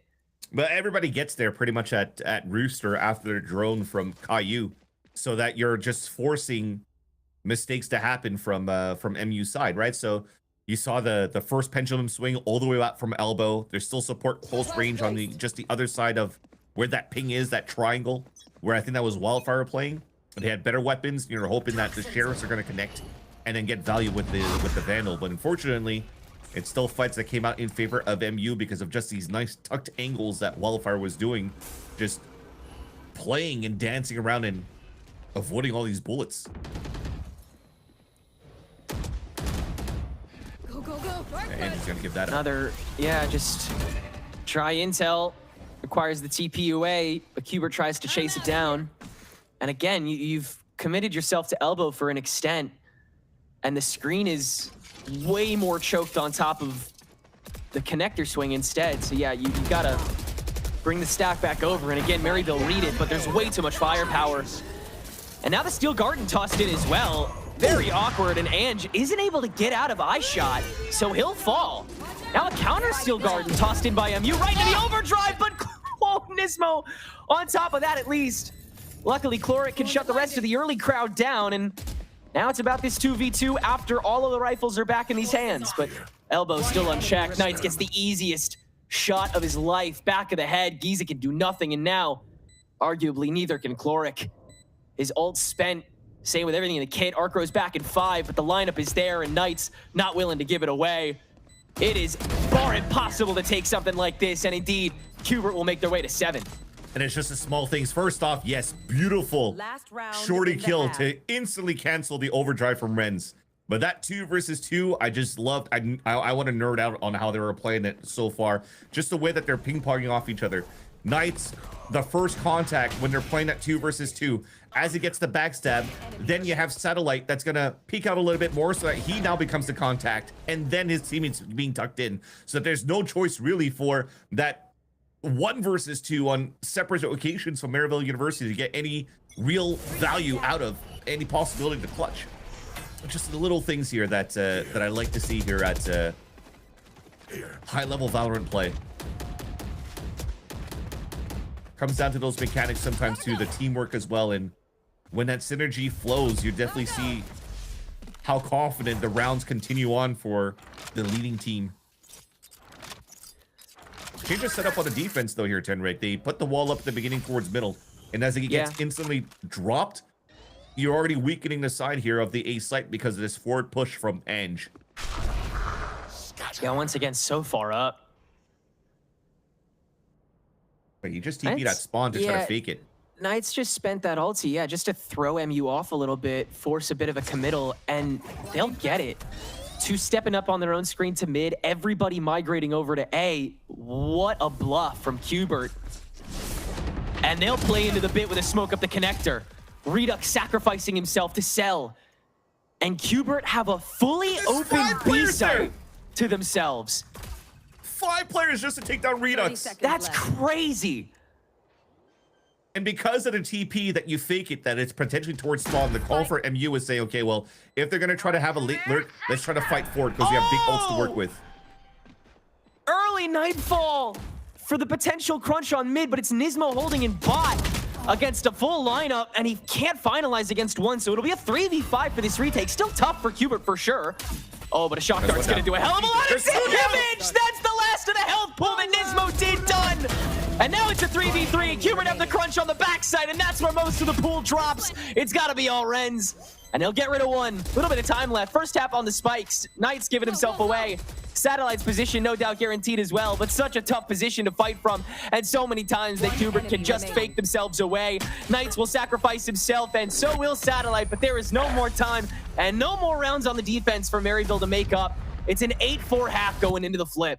So even if Nismo couldn't capitalize on the kill with that late lurk, finally Maryville University understands that bottom hold solo play, but he still does enough damage to allow for him to get 2 assists, not from flashes this time around, but from body shots against 2 players. And look at those 2 guys falling down from Kayu's shot dart.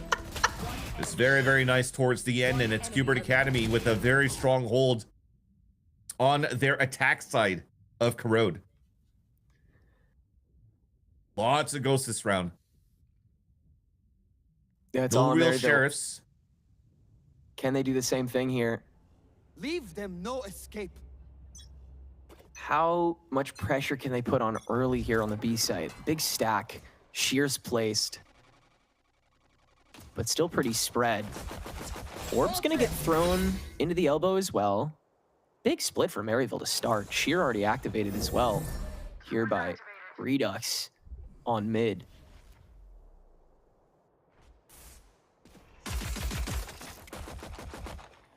I think both shears have been traded away. No? Yeah, we're just trying to maybe spam util in the front of the B side too to break razor vines on the defense. Right now, there's just a lot of prodding from both teams. You're not really giving anything away yet. But you just mentioned the orb lineup. It's now covering the field of view of Nismo. He's forced to fall back in that angle, and that could be something that's going to be annoying to deal with, especially if you try to jump spot in that corner. It allows for you to lurk a little bit better on top of A. You've got the passive pressure from A because of that orb. You got the passive pressure on B because you've broken the shear. All you have is the bunker setup, but you want to keep that, so you have to go up even further on mid. And so Redux is finally baited into the stack, and there's no trade back. It's a really good slow game played by Maryville, but you do have 30 seconds left. You do also have a 5v3 now, though, as Chloric's lurk has finally found one and still stuck the other on elbow. Nismo's been stuck here the whole time. But everybody still slowed down. Good snake bite by Satellite. And again, good bunker crunch by the rest of the team to make it slow and difficult, but still overwhelmingly Maryville. They keep 3 standing for the pistol that they'll take. Nice lurk coming out there from Chloric over towards that A side. So it wasn't even Giza, but he was definitely using a util to allow Chloric to move around. So as you make presence with the rest hitting towards middle and hitting towards B, you're thinking, oh, well, there's probably nothing happening towards the A side. He's just cycling his smokes and his walls. And then Chloric is able to get 2 free kills off players rotated across. But that's an early tell that Qbert Academy will now have to keep in mind when we move forward in these rounds, as they're trying to look for potentially some sort of a fast crunch down towards middle. Omen's already there to set up for a flash. But the Haunt is gonna... Oh. Yep, exactly. Cancel out those plans. Let's rebook it for next week. It's just anytime you're forcing Qbert to play forward, and so many times they do, they're just able to bear hug it so efficiently. And I mean, yeah, Knights has already choked himself up here. He's got to commit. Satellite caught, Knights sold. He'll actually get away with one on the step in. That's bold. Well, Satellite's trying to play right on top of it. They're actually pinging Rooster too, so he might have a good angle, but there should be a dog. There's a dog. Yeah, it'll cover both sides. Pretty easy from there. Pick of the litter with your sight. Coin flip of how active it's gonna be. There. You got tails. Maybe you lose one on the way down. Oh no, nice shot by Wildfire out the gate there. He couldn't get the orb in the end. But Nismo's gonna wrap all the way down towards middle because Ange did drop a weapon down there before. Got thrown out. He looked there was no guns there. Oh man. Yeah, so he'll just go searching and yeah, MU covering it. A great 1-2 jab to start out MU's attack half. The kind of coverage that we would expect from them coming into this half for sure. And the level of confidence that we hoped that they would keep after having, you know, after taking a big macro beating on their weak half.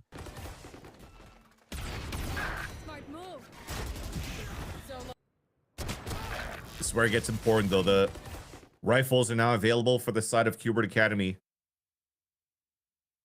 Setting up once again to maybe try to counter the hot mid take from MU. And it's a dart just to try to look on the other side of the wall if the Neon's rushing up. It's traded out to take control of that side, but this is now MU activating towards B. And again, the Prowler, a great leader, but can spray their way through and dissipate a lot of that pressure. Knights also making sure Renz doesn't cause a ruckus in mid.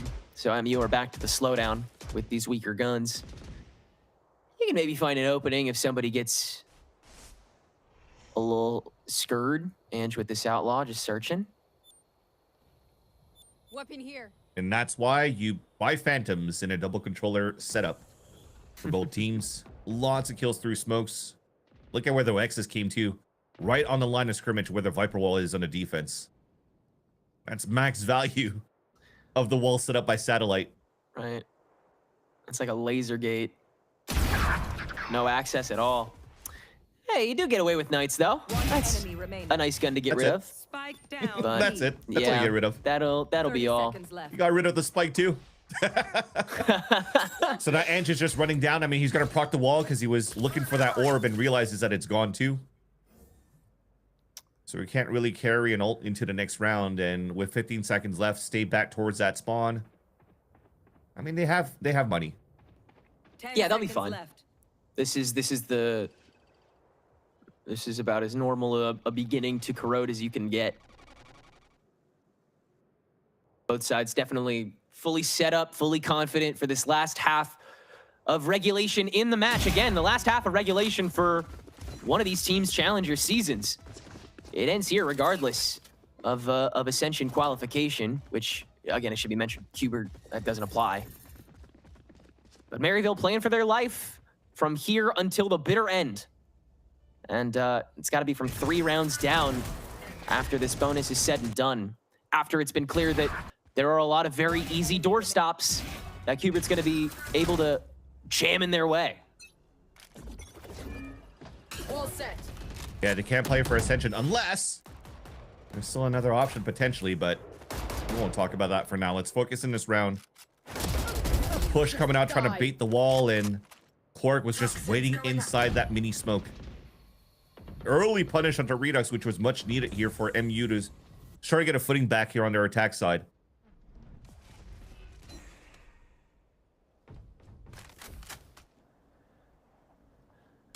And once again, just fishing for stuff, and MU playing it too safe to let that really do anything. Gonna burn away the drone here. Initiator for Initiator as well, so Wildfire's just gonna say hello right back. Wow. That's another just like uber early Nightfall onto like, yeah, I mean that sells a stack maybe, but Toxic Orb placed on the timing, so Maryville can't jump up to this immediately. Knights senses that he has a limited window there after it's gonna fade away, so he'll dip out. Maryville slowly making their way up, but that shear is gonna, again, jam the foot in the door, and everyone from Hubert's here now. Arcro's on one side, push from the Link on the other. Wow. Absolutely not. Absolutely not. Nice. That's gorgeous. And that's 10 for Hubert. You have to underline the importance of Caillou trading utility against that fade. For him to get the recon dart into main, it doesn't get broken when Wildfire pulls out his ult, and the ping only gets Wildfire. So he knows 100% this was a fake on the side of B. They rotated everybody instantly towards that A site. Perfect read. But then when you're actually committed to execute towards that A site, look at how they walk through that smoke. There's no 3, 2, 1 on the call. Ren's just walked through, even the barrel of his gun sticking out first and not going for the basic 90-degree outside the smoke or jump out through and try to go for trades. And that just became easy kills for Hubert Academy. There's got to be a sense of frustration there coming out from MCE calling out this timeout. Because even when they fully took control of that front A site and those players fell back from Hubert Academy, I think there was still a good 30 seconds left in the round. It might give a chance for them to rotate back towards middle or just wait for the next wave of util. Wait for your fate to move forward. That actually did get a seize there in information within the site. But they just weren't really fully in line when it actually came to crossing into the radius of where you could plant the spike in A. Just a little too stunted. And those tiny mistakes are fish food for Hubert this late into a match as well. The scratch mark starting to show here on Maryville. Economy a little worse for wear, down 4. As they will once again divvy up early on in the round and see if they can field out some early fulcrum pieces of the kits. But the shear on A is the ever-living linchpin piece of util, so they've got to get rid of that first, and it'll be Ange that takes the fall on that. Toxin screen down. I love how maybe if you're a Reddit lieutenant, you were thinking that this was a mouse wheel accident when Nismo was jumping up there while he was spraying, but it was just for him to bait out some players that are close, maybe do some damage, and also jump spot at the same time, so he could get the early information for the team. Because if you're looking at that setup on that A side, there's nothing really able to give that information away outside of the wall that was already procced up. Nice try. Another good watch. Another lack of a smoke up top. Oh, thanks, Ange. There it is. Yeah. I guess I was wrong. Well, I'll still execute on to B. They have a little bit of time to do this, but Hubert's already starting to approach. 1 for 1 for 1 on the link back, and you're in, but yeah, Heaven's still uncleared, and Caillou's just going crazy, I guess. Yeah, hard to get into there as soon as the snake bite is still available for Satellite. So he just basically throws it on the ground. You don't want to get vulnerable as you're walking through because you just become an easy target on this lower buy that you had for MU. This timeout now is important for this one right here for Maryville. And will it come down to keep it simple like they did in the past out of timeouts when you had ults available? Clorg with the Steel Garden leaning towards, it looks like it's going to be a 1-3-1 again. Yeah, I think this first part, I think splitting it up like this works early on. I think they've baited out a good portion of things. They just haven't egged on an actual member of Hubert. It feels like maybe they're trying to condition that and counter it, but instead they meet the 1, stack it, and win. So, awkward.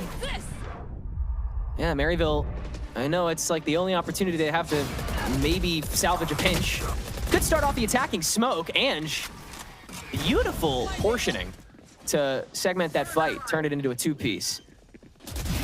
And Nismo, not watched though, and he'll get his own 2. Ange now getting 3. 2v2 on the post plan as it goes down. No hyperextension this time.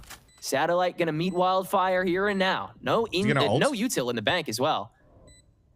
Wonder if he's gonna ult the site here to give a chance for Satellite to move up, especially when Ange is one-shot. It's a drone instead, okay? Yeah. Saw him on the elbow. Oh, perfect timing for Satellite to dive in. The one piece of distraction that you need. Ange steps ahead of the bite and gets the 1-tap on Satellite. And now Caillou's got to step into this fray and prevent the ace for Ange. He does it with the classic, for crying out loud, and brings Qbert to 6 rounds of match point. That was such a nice try by Ange, man. He had no HP left, and he went for the hero play. I don't think he had bullets left in the Phantom. He throws that smoke, hides inside of it, but you just saw Caillou jumping in here with the right-click classic.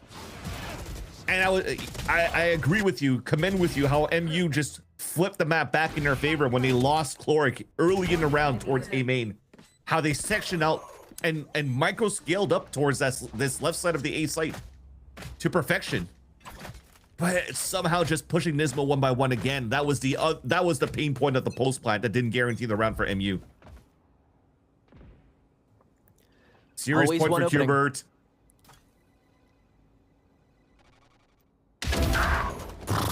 Okay, that's a good start, for sure. Haven't even baited Redux, and now the Arc Rose is going to confirm he's here. Now let's sell another stack. Force him back. Oh, almost got away with the TP. That's silly. Now Caillou just hitting with his shorty. Easy frag. And now he's got his gun back, so he can go for fight number 2. No. Gets it, though he's blinded. That's stupid. That's just dumb. And fate decrees that it should be done here, I suppose. Redux not even finalized. He'll get the re-up, but Chloric can at least finish that off. But Satellite has the spike, and now the pit to elongate the fight against Chloric until Nismo can turn this to a 2v1. And it might be done right here, Vans. Especially when he meets up with his teammate with a Steel Garden. Right now, the more time is being wasted, the more you're given a chance here for Qbert to just seal the deal. First turn in, does spot Satellite. Down to 1v, and Nismo can hold it as soon as he re-extends. A lot of extra room to fly by the time that third map is done, and Maryville will not be able to contend for Ascension any longer. The farm team will keep on farming here in the losers bracket. And it's a difficult run, you have to say, here for Maryville University. You're looking at a team in the beginning of 2025 that wasn't even part of racing for the circuit to make it into Ascension potentially. They got basically handed a ticket, a golden ticket to try to participate into stage 3, but they showed great numbers, great results, went deep into the playoff run. And this, to me, shows a lot of the potential that this team would potentially have for the future seasons of VCL. Yeah, and I mean, Maryville is one of the few teams that have every excuse to get their reps in going into the CVAL season. They will be one of the few teams that's actually able to continue working on their team chemistry throughout this, winter that's going to be coming up. So we're very excited to see what they have in the playbook going forward. But Qbert has got a lot left in the tank here and now in stage 3. We'll talk about it a little more and go into our second match of the day after the break.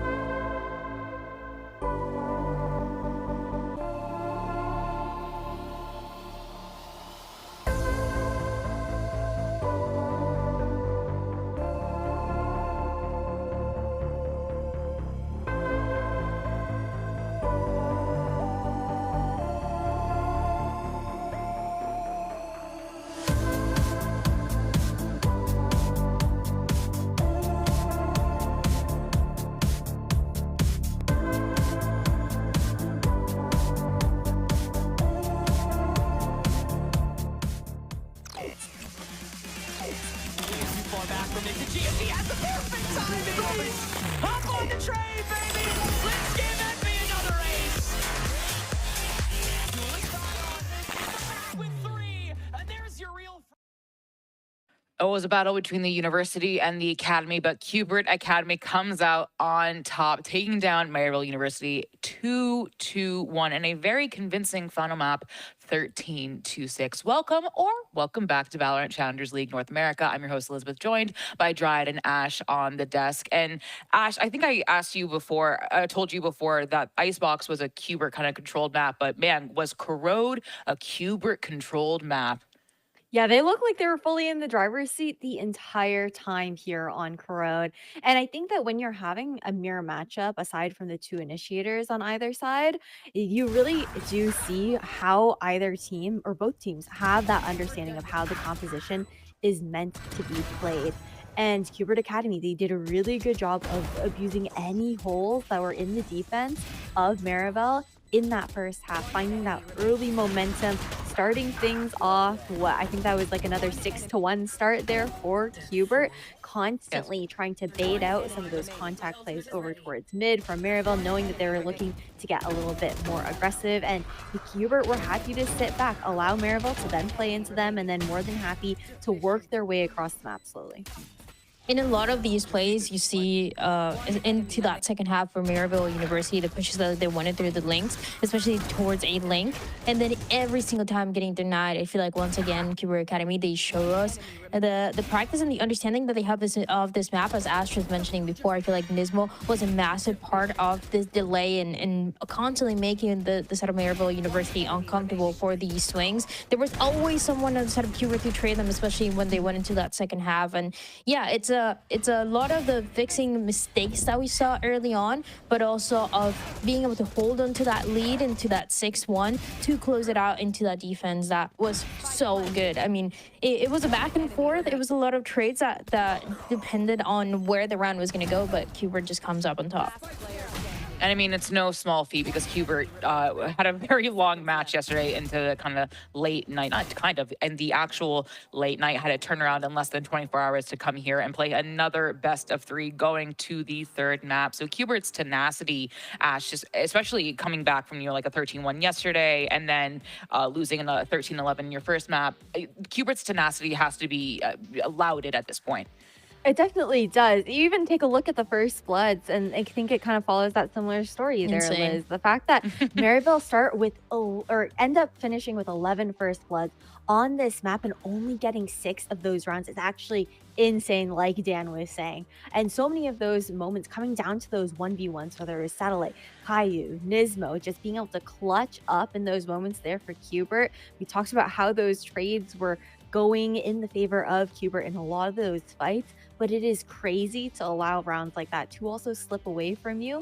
I do want to give credit, though, to Maryville. Again, we have to remind ourselves that this is their first showing within Challengers. Them stepping in this stage, knowing everything was on the line for this run here as well to try and make Ascension. They definitely started off this stage with an absolute splash, really showing us what they've got. It's unfortunate to see their run end early today. Yeah, they had a couple of struggles in that match against Winthrop University and then once again today, but both of those matches being 2-1, especially for those teams that we always talk about with Qbert and how good they look the stage, and also Winthrop University, how good they've looked not only this entire year but since stage 2. So it's a Maryville University that has to be proud of those achievements, that they were able to get a lot of upsets that they got into that Swiss stage, but unfortunately, as Ash was saying, a team that we have to say goodbye to here in Challengers. And in the meantime, Qbert gets to move forward, gets to see how far they can make it in this bracket, and just to keep being a little messy and keep eliminating these teams. A little messy. I mean, I think they're just such a problem we have in the scene, like a good problem, right? Like they are such a talented group of folks, including one of them is in our post-match interview. And I got Qbert into a Ghost t-shirt because Nismo is in our post-match interview. Nismo, good to see you. Congratulations. Thank you. Thank you so much, guys. So, I mean, talk to me about, I'm going to talk about yesterday to today. The turnaround was so quick, less than 24 hours. What was the conversation like? What was the prep like? I mean, honestly, we just kept it pretty simple. Just do what we have to do. Obviously, yesterday we had control over the game, so I can't say we deserved the win, but we kind of deserved the win. It was kind of the reason. The reason why we lost was just because of our mistakes. So we just had to dial in, make sure we play our game, and make sure we play together. Keep everything simple and don't overcomplicate things. Well, talk to me about the Cuber from beginning of stage till now, because I think we've seen such an incredible exponential growth from Cuber and that work. In your eyes, because you've been here since the beginning, how have you seen Cuber Academy grow? To be honest with you, I mean, there's no offense to any of our old teammates, but we've been looking better than we ever did, especially compared to stage 1, stage 2 with the results that we had. I think this group of guys, they just put in so much work. We work a lot in a whole day, to be honest with you. I think even more than some VCT teams, we do almost 3-4 hours of server time. I don't think a lot of teams do that. So again, we just put in a lot of work and it kind of shows. Obviously, we lost yesterday, but I really felt like we deserved it. We had everything under control, and we keep proving that everyone is good on this team, and we're definitely one of the best tier 2 teams in the world. That's for sure. I'd love to talk about your personal growth, Nismo, because you have, been on this team since the beginning. You have been in the scene for such a long time. And it's crazy. I literally have the Ghost t-shirt that I got when you were on Ghost back in the day on Cubert right now. So it's been such a pleasure to watch you grow. How have you seen your own growth? Where have you seen your growth? Well, I still see my impact as pretty much the same thing that I always been. Sometimes even when I don't have the impact in the server, I always make sure that the team is playing good overall. Always making sure me and the coach that everything is done properly in server time. I do want to give a big shout out to Caillou. Obviously, I'm kind of the secondary voice on this team, but he helps a lot. He kind of controls everything. I do think he's one of the only IGLs I ever played with who has this type of IGLing, and I think it helps a lot. The team actually meshes really well with him, which is not always going to happen with every single team you're going to have. But personally, I can't really say it's on me. I think it's on the whole team. They're all setting me up for success. Obviously, I became more of a Senti main lately, so I'm a bit more on my own compared to when I'm playing KO. So again, it's all on the team. I mean, just playing, I'm just doing what I have to do. Same thing I did every year. So How have you liked that Senti change though? Because we saw you change onto the Vise on, I'm forgetting the map name. Please remind me. That was yesterday. That was a bit surprising because we know you as iconic KO. Probably, in my opinion, one of the most iconic KOs we have in Valorant in North America as a whole. How have you enjoyed that? How have you liked that? Because we've spoken to Alexis, who has loved the change from Flash Initiator to Sentinel. So I'd love to hear from you about what you like about this, if you do. Obviously, I love it. I think the agent is really strong, and that's why a lot of teams in VCT are running Vise. Personally, I'm a flex player, so I'm kind of the guy that needs to play almost every role. So whenever we need an agent that I need to play, I just play it. So that's why I'm playing Deadlock on one map, Sage on one, Vise on the other. So I do like the changes. Honestly, playing KO is really strong. I think KO is my favorite agent. But at the end of the day, you have to adapt to the meta, and I think we're doing a good job of that. And my last question for you is kind of about this spot Cubertism, because the Ascension question of whether or not you can qualify, it's very complicated and it's very nuanced. What is your goal as a team, right? Because, technically you guys can't ascend, so because you're academy team of Sentinels. So what is Cubert's goal? Is it personal growth? Is it just to get the hardware and move on? I mean, I would say the goal is just like every other team, right? Just win it all. Kind of prove the whole VCT scene that the players that are on my team deserves to be up there. So obviously it's all about growth, right? And it's all about winning. Right now we're focusing on Ascension. Well, not Ascension, sorry. We're focusing on Challengers and obviously winning Challengers so we could show the world that even though we can't qualify, we're still a very good team up there, and that every single player on my team deserves a shot. And obviously we have Red Bull after this in New York in November. So we're just here to win, try to prove ourselves that we could play up in the top tier. So that's pretty much the difference compared to the last seasons for me personally. All right. Well, I'm going to let you go, Nismo. Congratulations, and we'll see you continue that lower bracket run. Thank you. Thank you, guys.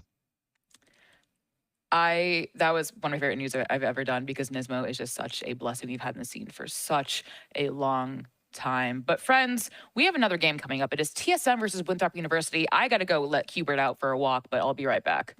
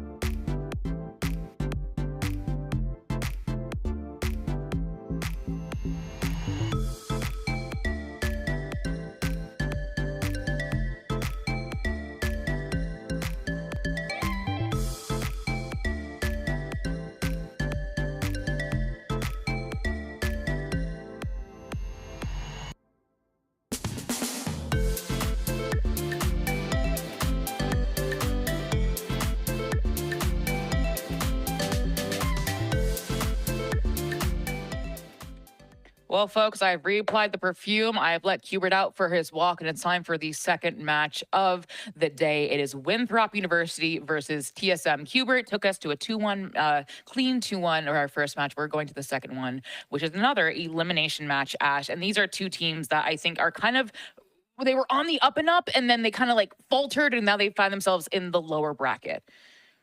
Yeah, it is pretty insane that we're getting this matchup right now in lower round 2. You were talking about how they had previously been in the up and up. I think strong starts early on into the Swiss stage before having a little bit of a bumpier ride to actually get here and land into playoffs. These two teams have yet to actually face up against each other with the current iteration of this Winthrop roster as well as TSM. I'm really excited to see this head-to-head come to fruition, though. I just got a feeling we're gonna get a collegiate team carrying its way through the remainder of playoffs. This match is very, very important for the side of Winthrop. They are the second one in points. And so if MB were to get that first spot, Winthrop University would be that team to go next. But for that, they need to keep getting these wins, keep getting these points to make it possible. And for the side of TSM, they were one of our representatives last year when we were going into Ascension. And they didn't deliver the results that we expected, but they proved us that those last minute changes and those things can be successful. So now in a roster that looks very, very different to what it looked like last year, but still maintaining that core, I'm excited to see if they can go on a run once again. And can history repeat itself? Dan, that's a question. But the team that's going to try to stop history from repeating themselves is the always lovely Winthrop University. I mean, I feel like we talk about like every single time how they've just like proved so many people wrong, Dan. They've made a name for themselves. But like, I mean, if anyone can stop TSM, Winthrop can absolutely do it. There is absolutely a chance this Winthrop squad, since that stage 2, they made so many improvements. I feel like they stopped being that team that was a little silly in the map of Lotus, for example, playing that Clove and playing those individual and having those individual moments to really being a team and really being cohesive. One of the points that we always mention about them is that the experience of them playing together and keeping this roster together for such a long time does play off when they're under pressure, when they're going into matches like this one. And it is how they found success before and how they can maybe find success today in the lower bracket. And that is what they are looking for. But we also want to highlight one of these players on the team, and that is Glyph. But we'll do that a little bit later. I think just to go back to what we see. Moobs. I mean, do we call him Mooby? Do we call him Moobs? Ash, I don't know. You were here for Mooby. Oh, okay. So lore recap. No, lore recap. So basically, I did an interview with Wildfire, and he said he wanted a rematch against Mooby. And process of elimination, I think that belongs to only one person. And then Roy just called him that, like, just straight up out of the blue, just Mooby. And so I feel like that's the name we've given him now. I DM'd him that name and he didn't question it. So we're chilling. But like, Mooby, Infiltrator on the Neon. They're just such a great team to watch, Ash. They are such a great team to watch. And then it's like, okay, you're talking about Mooby, you're talking about Infiltrator. I'm also going to start calling them that, by the way. I feel like they're just such like polar opposite players in a sense as well, and I think that's what works so well for this team. Like, you let Infiltrator off his leash, and then you've got moves you've got moves coming in, going for those backstabs, being that little rat, catching really off timings against the enemy as well, while Infiltrator is causing all of this chaos. This is also a Winthrop that finally got their revenge up against Maryville University earlier on during the playoff stage, and I feel like with that, like, standing behind them right now with that fire lit underneath them, I've got my eyes on this team to be able to have a really strong showing today in the lower bracket. And so much of that starts with Glyph, with the calling that he's brought to the table here for Winthrop is where it all starts. And he's also just been having insane individual performances as well. I mean, right away, Dan, this is someone, I think their calling has gotten better, their fragging has gotten better. It just, again, that kind of exponential growth I'm talking about, we can help attribute that to Glyph. Absolutely. He has been super good, very consistent, and one of the best players that we have right now in the controller role. I know that I always mention the Omen players, but I feel like specifically I really like what he's able to do on the Viper when he gets a chance to play it in a few of these maps. Like I believe we see in Bind, for example. He is very good in some of the ideas that he's bringing and how Winthrop likes to play, because we mentioned they already have had that time as a team together. So now it's just a little bit of the coordination that pushes them to the other side in so many of these rounds, so many of these maps, and it's a Glyph that is incredibly consistent. I'm excited to see what he's going to do today. Well, Glyph has to put up or shut up against TSM today, a team that I think when you think of challengers and you think of North American challengers, you think of TSM. They have been here for years. It seems like they've been, they are a mainstay of this scene. And of course, we have to talk about the people on it. We have the old guard, if you will, of Gimon and Seven, but we got the new fresh faces, Dan of Team Otino and Alvin Boy, as well as their IGL Vora. TSM was a team that for years were not really making a lot of changes, maybe one player in and out, and that was about it. But as I mentioned before, this is a team that made it to Ascension last year when everybody was predicting something else. Everybody was predicting a team like Oxygen, for example, to make it, and it was TSM instead that had a story to tell with the score that you mentioned of GMD and N7 that stays the same. And I feel like if you're able to build a team around them, this is the kind of results that you get. A team that is making playoffs, that has been making improvements as well after their first opening match that didn't really go their way, and that can surprise people. Once again, Seven has always been one of my favorites when it comes to how flexible he is, not only in the initiator role, but in kind of whatever role that you put him in. Before, when he was playing a little bit with the Sentinel, when he has to fill that role as well. So having GMD as well, that in his career in TSM, sometimes he has been the IGL, sometimes he's not the IGL, but something that we know for sure is that he is a leader of the team. And you know where he is the IGL? Pro City. That man is giving directions in Tarek's Pro City if you go to his stream. But again, kind of that experience that you have in Seven, who has literally grown up before our eyes, I feel like, as someone coming to this, and you going from Crack Zoomer to Crack Zoomer, who's also incredibly disciplined and mature in the way he plays, which is just such a pleasure to watch him kind of grow in that way and also now you have the new guards, like Team Tuno, I believe, is 18, right? He's young and he's kind of like insanely mechanically gifted Ash, and is finding his grounding with this team. But we also want to highlight our set kind of like old guard TSM, Guimon, one of the French Canadians himself, GMD Ash. And I mean, if I'm gonna you're Canadian, he's Canadian, so I'm gonna throw it to you to talk about Guimon. I like how the Jersey accent came up for a second. Did it really? Yeah, as you told me that I was Canadian. But yeah, talking about GMD, I think Dan already mentioned how vocal he is as a player. You were talking about it as well, and the experience that he brings to the table here. I think that him on this controller role has always been so comfortable. It's what he's known for, right?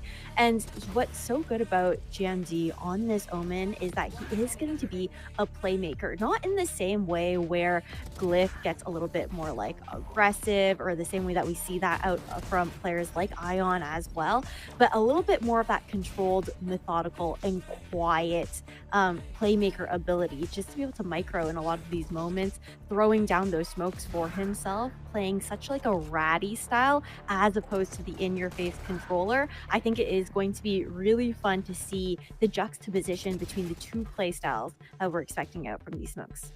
I mean, Dan, just to go back to what Ash is saying, that kind of that slower style, we were talking about kind of, compared to the Reduxes and the Ions out there, they have a much more kind of aggressive in-your-face controller style, but Guimon is always behind you or showing extreme patience in holding angles. He has a little moments where he really gets to shine, and I feel like he is, what makes him so good is that he's one of those players that is actually just comfortable not being the star of the team. He's comfortable just waiting it out, letting everybody else shine, but when he gets to shine, he looks insane as well. And I feel like it's just one of those X factors that you need to take into account when you're talking about TSM. He's one of those cerebral players. You can't teach that, right? I think it comes with that sort of wealth experience that he's had, and he's been on TSM for a very long time. He feels comfortable. He has that space, and it's someone we wanted to highlight for today. I know some of you in chat. I see you talking. You guys are very, very excited for Gimon to be there, but we wanted also to highlight a head-to-head. Timotino, one of the most recent additions to TSM, as their insanely cracked duelist, also French Canadian like Gimon, going up against Infiltrator, a neon extraordinaire. Ash, these two are just such a treat to watch. They definitely are. There's also kind of like similar play styles between these two players with how they like to be that tip of the spear and try and take over the server. I think Infiltrator is one that we see him run wild a little bit more in comparison to Timotino.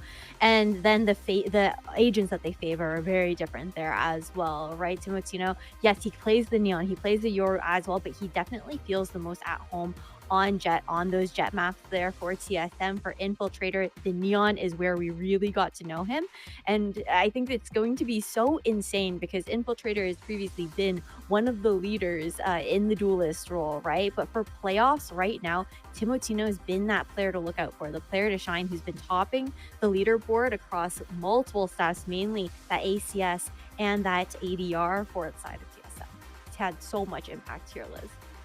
I also just want to bring up that, like, you know, kind of the new guard and old guard. If you watch Gimon streams, Timotino's constantly rage baiting him. So kind of this like younger sibling energy that you have and kind of like helps those dynamics happen. They're right there. And the kind of this gel that they've immediately had together, which when they brought in Timotino and they brought in Alvin Boy, I think a lot of people were surprised with that decisions. A lot of people were surprised that they were, you know, dropping Sim, for example, who is such a talented player, but they're coming in and literally just blowing the doors wide open, making a name for themselves. And it is such a treat to watch. But where will these teams battle out? That's a great question, Liz. I have an answer, Liz. We're going to look at our map picks and bans. We're going to Bind, then Icebox, and then Corrode.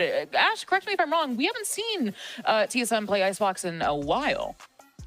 Yeah, I think when you check out their Icebox, it's been like over a month since we last saw them play it up against SRG, which is one of the maps that they actually lost in that Shopify Rebellion Gold matchup during the Swiss stage very early on. I think overall, though, the Icebox is kind of interesting for me. I do think that on the side of TSM, having this pick come through, I've got to imagine that they've been cooking behind the scenes when it comes down to that composition, because to be honest, I was not loving that Harbor and Sage, so I'm expecting a change to come through there on the side of TSM. And it's been some time for them to do so, but I'm very interested in this map of Bind. Is very different also to what you guys were saying and how long it's been since we last saw the map of Icebox. For Bind, for both of these teams, it was very recent, and both of them lost it against Envy. TSM lost it 13-6, and on the other side, Winthrop University lost it 13-8. The thing that catches my attention about this map of Bind to start us off is that the compositions are very, very different. They're going for completely different approaches here, and I quite like the uniqueness that TSM has been bringing on this map when they're playing the Astra. They're also playing 7 on the Chamber. That is allowing you to hold a lot of that A long that can be an issue. And they have a lot of plans that allow them for the post-plan utility, mainly with the Astra, that can be annoying to deal with, because when you're scrimming teams on this map, they're oftentimes not playing what TSM is playing here. I mean, and Ash, that's a great point. Like, are they ready to face that? You know, have they literally practiced against that? Or do you think that they can adapt to that on the fly? Do you expect that from TSM, or is it just kind of okay, yeah, I guess we'll see? Expect the adaptation out of the side of TSM? Yes.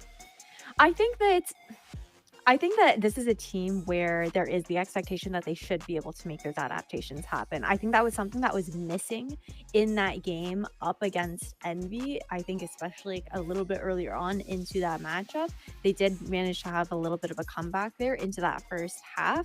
But this is a squad where I do have that expectation to be able for that to come out from them. I think Vora's calling has been very good. It's been very consistent for the side of TSM. It's a lot more, it is a standard comp, similar, if not exactly the same, as what they had to face up against Envy on Binds. But overall, my heart still leaning over towards Winthrop for this best of 3. I think after that win up against Marivelle University, it is I feel like the history is writing itself. You know, they get that win, they got that momentum behind them. They fought that demon, and they're ready to overcome the rest of the playoffs bracket. I mean, Dan, convince me. Why should I have voted for Winthrop? I feel like Winthrop, as we mentioned before, just have that extra experience that really does play a part when it comes to playoffs, when it comes to elimination matches. Winthrop University is a team that is comfortable in every single map, and that is not something that all of the teams can say. I feel like TSM, even though they have great moments like they did in the last series, sometimes it can be a little bit inconsistent. That has been kind of the narrative for them. So I want to rely on the security of Winthrop University, because they also know them more than anyone else have a big chance of making it, depending on what is going to go with the points, with Envy and Winthrop University being second. They need these wins to make sure that nobody else can pass them. I mean, yes, and I think, you know, granted you guys are the kind of the minority in this case, but again, I think we talk about this like literally every single time. It is so hard to get to these like decisions and get these, how do we find these predictions? Winthrop University have been on such a come up, if you will, and like I feel like we talk about this all the time, but so have TSM, and I feel like when I listen to TSM's, you know, like learning from their own mistakes, and especially like that Envy game that pushed them into the lower bracket, they are very keen on fixing those mistakes, excuse me. And that is what I like to see from them. But friends, we will be heading into Agent Select for Winthrop versus TSM on TSM's map pick of Bind. And we see moves on the Vise, and Governor on the Fade, Dan. Looking clean. Moves we just saw yesterday on this Vice, and he's just a nightmare to deal with. Maybe you didn't really get the chance to see it on this map specifically, but I do like the changes. As we mentioned before, this is a team that is very, very flexible individually, so they're able to make changes like this one. But I wanted to focus more on the other side, and because this Winthrop University composition is, for the most part, what you would expect to see in this map of Bind. But for TSM, it's going to be very different. 7 is going to be a nightmare to deal with on this chamber when he's playing towards long. It's something that he has done before. And for those post runs that maybe last time against Envy were not as effective, GMD has to stay alive, because you don't have a Brimstone, you don't have that ultimate as a win condition when things are getting a little bit messy, and you also don't have a Viper. You're only playing with a single controller composition, where GMD needs to be the last man alive and has a difficult job to do. I think what's going to be interesting as well is for Fade, for Governor. I think that having the Prowlers is going to be really big on this attacking side when we do have some of those lurk walls being set up by Glyph, right? The Prowler gives that additional ability to clear past those walls, assist on that scale up on the attack here for Winthrop. I think there's a little bit more to fight forward with, considering their composition. I did like the Sky before. The Sky has been strong previously on this map, but that's why we see the Vice coming in for that additional flash. I'm looking forward to seeing these changes go head to head up against the TSM that have previously been cooking with this composition. And I personally, if I may say what I'm excited for, if you guys have not experienced Seven's Chamber in the audience, oh my God, are you in for a treat? This man, I think, when you think of like Chambers, you think of the Yays, you know, you think of whoever may be out there. I always think of the Sevens. To borrow a phrase from Dan, of moves being a problem on Vice, 7 is an absolute problem on Chamber. But friends, enough from us. Let's get to the last match of the day. We are in the lower bracket. Only one of these teams can keep moving forward, and all of this, I mean all of Ascension, is on the line. Let's send it to our casters, Van Silly and Tenrak. Thanks so much, Liz. And as mentioned, between the 2 and 3 spots in points right now for North America, this is a match with marvelous implications, provided that Qbert doesn't suddenly turn heel and sell the team. Core is the only team that's able to break into this top 3 and beat either one of these teams in points to clinch a spot at Ascension. If Core does make the top 2, they would beat the team that loses here to make a spot at Ascension. And thus, one team would become vulnerable to if Core makes it through that next match coming up next week. Thus, the other team who wins and would also beat them here basically clinches a spot at Ascension. One team securing a future here in 2025. The other subject to one out of their hands, Vans. This is a match where everything is on the line. Yeah, that's why the most important thing, at least between these two teams, is win this game today. And then you're kind of at the mercy of what's going to happen in the upper finals between that Core game and Envy, but you want to take control of everything here. right now. And it's going to be an interesting one. I think we're going to similar pastures as that previous matchup where both of the teams are kind of picking maps where they're kind of weak on and they're trying to rework things over. Speaking of, Winthrop University changing their composition around back from like the basic Sky back in that meta. And I think that's why you have Moobs and Governor playing this double Vice and Fade so that it could actually find utility and scale and really push 7 down those aggressive lines. If there wasn't going to be a Vice or any flashes to get the early pushes away from 7, he has free reign for aggressive angles on both Showers and Long B.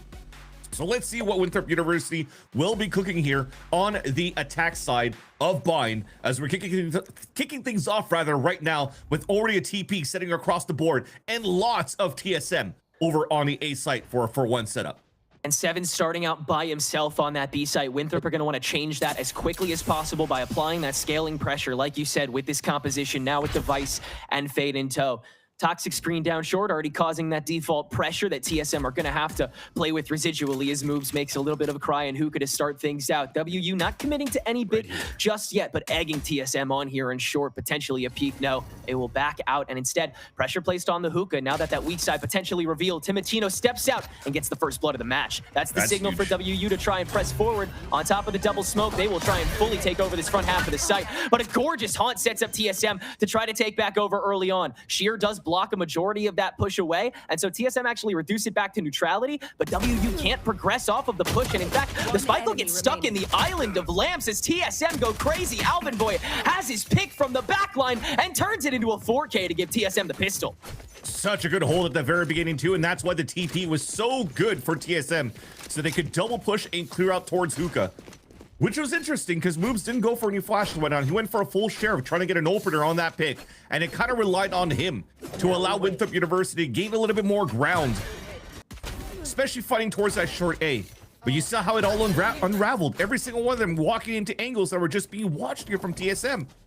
No real util, no wide swings to allow an instant trade. And Alvin Boy, that's picking up 4 kills to start. Silver lining is that there's no plant that came down from Winthrop University, and this is what I'm talking about here. If there's no util to really help out on that scaling into the extreme areas, you see the results. Spike down A. Yeah, you could continue playing that individuality with Seven and then have the most dastardly stack outside of it. Apply this very unconventional pressure that's able to do its own kind of very quick scaling the other way around. It's TSM, they'll just use the TP, wrap that match or that round up at the entrance to Showers before WU can even make a battle cry. Perhaps there's some targeting, alt cycling potential here as TSM will rally up a good portion of orbs on most of the team, but nothing for the bonus, just some stability. Well, there's a lot for the bonus for the side of TSM. 7 went 0, 0, and 0 so far, and still has enough money to go for a small shield operator. And still having 5 bullets of the Headhunter, and he's already going for the peak. Yeah, with the help of the Prowler, hard to expect if it's going to be 7 on top of that util this early, but in the bonus with that operator, it is beautiful. Good start, and picking up Ali is major for WU's push. No way to secure a site for an elongated period. It's got to be a full-blown fight win here with the slight rifle diff that they have, and it is very slight. Infiltrator still having to buy up on that Guardian. And Seven, I mean, still walking around with this sniper now posted up on Heaven for the re-up from WU on A.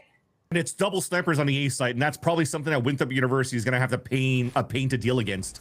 They have to wait for the refresh of the Haunt now to go for the full exec. Because you need now utility to activate Infiltrator, open up the site, since they don't have these smokes to work with. Well, or walk. Yeah, it's just, or walk to your death. Just walk. Sure. Yeah, give both the snipers some action. Nice little demo round for TSM here, but Infiltrator and Glyph do find their eye shots and have to reset the fight for TSM's portion as well. Oh, GMD. 30 seconds left. Okay. Last player standing. Well, you did find Infiltrator on the outskirts here, so 2v1. One enemy remaining. Oh, Glyph! Okay. Thank goodness WU gets away with that one.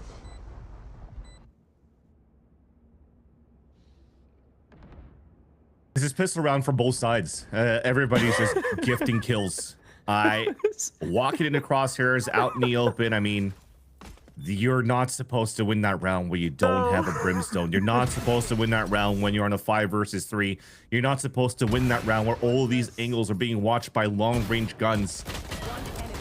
And then suddenly, it's just the time for TSM to go for 1-for-1s until finally you get some sort of a double swing for that 2 versus 1, but still won and clutched out by Glyph. Yeah. Pretty actually kind of crucial moment after TSM do contribute a little bit extra to that kind of round. Vora certainly not alone, but TSM trying to sell it to make it look that way, and the Vine is going to keep them so stuck here. Steel Garden actually thrown on by Alvin Boy as well. They just want to fully guarantee it, and they will. A double Sentinel going crazy in the kill feed that round to get TSM back on their feet. And thankfully, they were able to get themselves out of what should have been already 4-0 scoreline after seeing how that happened on that previous round. Indeed. Yes, but indeed. A great hold. And thankfully, Alvin Boy was able to get that quad kill in the pistol round to be able to get this Steel Garden in that previous round to at least anchor it up and help out the team. Even if he loses his life, the rest of the team is there to play against pistols, and they're in a good spot here to just hold it back. So great job. Remember, that was a bonus round previously by TSM, so they still had a strong buy on that previous round. And now this time going back against an eco from Winthrop. Yeah, time to start really doubly investing. And Novora takes a lot of chip by the hookah watch. Timotino will wrap up the first lurk. And Force moves to commit to something here. Oh, instead, Timotino's just going to meet him halfway. Get the work done for him. And Moobs will pop it. Good awareness. I don't think there was patience. A TP that was set up by Timotino. So he just decided to walk out where he had no escape, and unfortunately here just gets owned. Yeah. Well, Simmons gonna hold this spot until the bitter 11th hour, and TP right back to the second one. That's a marvelous little double up. Oh, Alito is still kicking, and that Sheriff still singing. 26 HP, but enough to sell moves for himself, and no one's looking! These rounds are strung together with scotch tape right now. And it's hanging there, dude.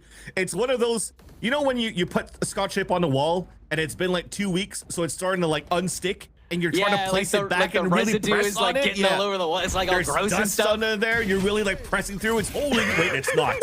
This is probably the premise of this game after the last few rounds that I just witnessed from these two teams. This is insane that you're able to convert here from an eco round again. A Laura buy back in your favor for Winthrop, but still in another scenario where you're still even footing because TSM is able to win on these low buys. So now this is the first real swing round of the half. Hopefully it'll be cleaner from now on. It gotta be soon, right? Oh, Timotino goes fishing and catches 2 big uns. Infiltrator pops the showstopper to an open season, but no clear crowd. Alvin is found, but still, Lamp's not cleared. Infiltrator will do all that heavy lifting himself as Timotino pops the dimensional drift and suddenly gives a man advantage on site to WU. That prompts the pit that WU continues to play into. Timotino just sending a dry decoy to get some attention diverted, and it works. 7 with that tour de force forces Infiltrator to turn back and grab his 3rd of the round.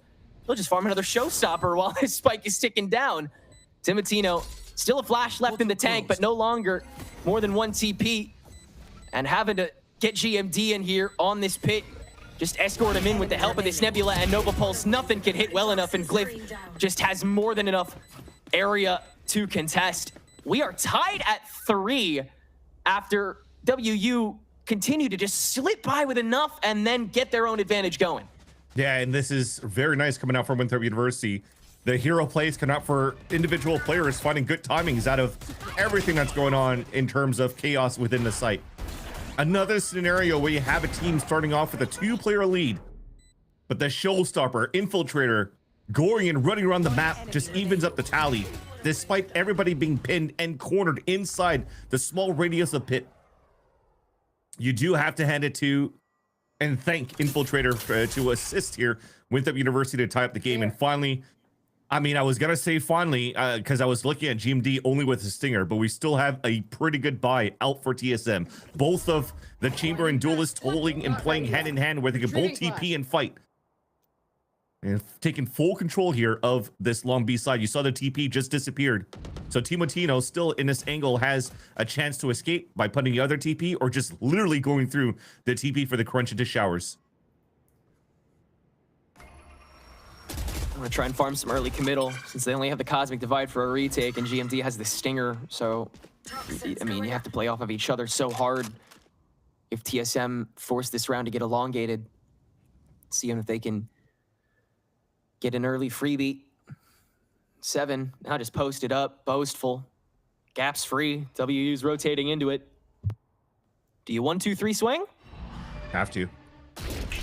There it is. 7's outie. 30 seconds left. Face your fear! That's why, especially when moves is holding towards Hookah at first. Spike down. Dude. Oh my god, he's better when he's deaf. Now you got a TP, yeah. You just got to play into where moves has been holding, but he hasn't been able to break anything yet. This is just, I mean, this is the round. This is sold. Sorry, that threw me. That was the you're funniest line I ever heard.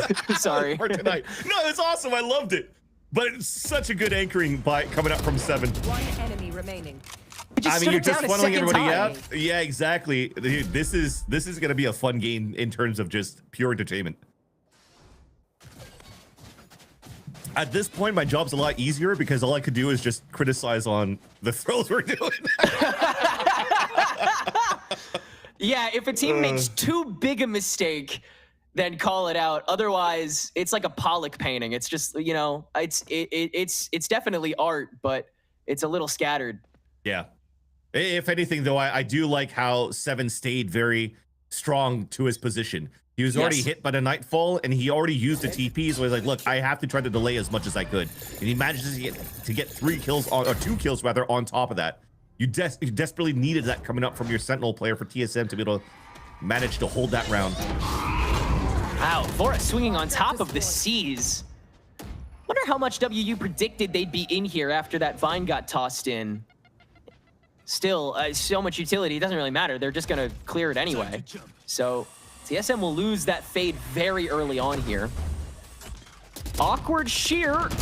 Oh yeah, Infiltrator's just gonna try and hop on over it. Instantly silenced and stopped. That's gotta be the TP. TSM will be keen to it. Timotino is gonna be having this early watch to showers. And so you'll have to smoke your way in. Slow rolling.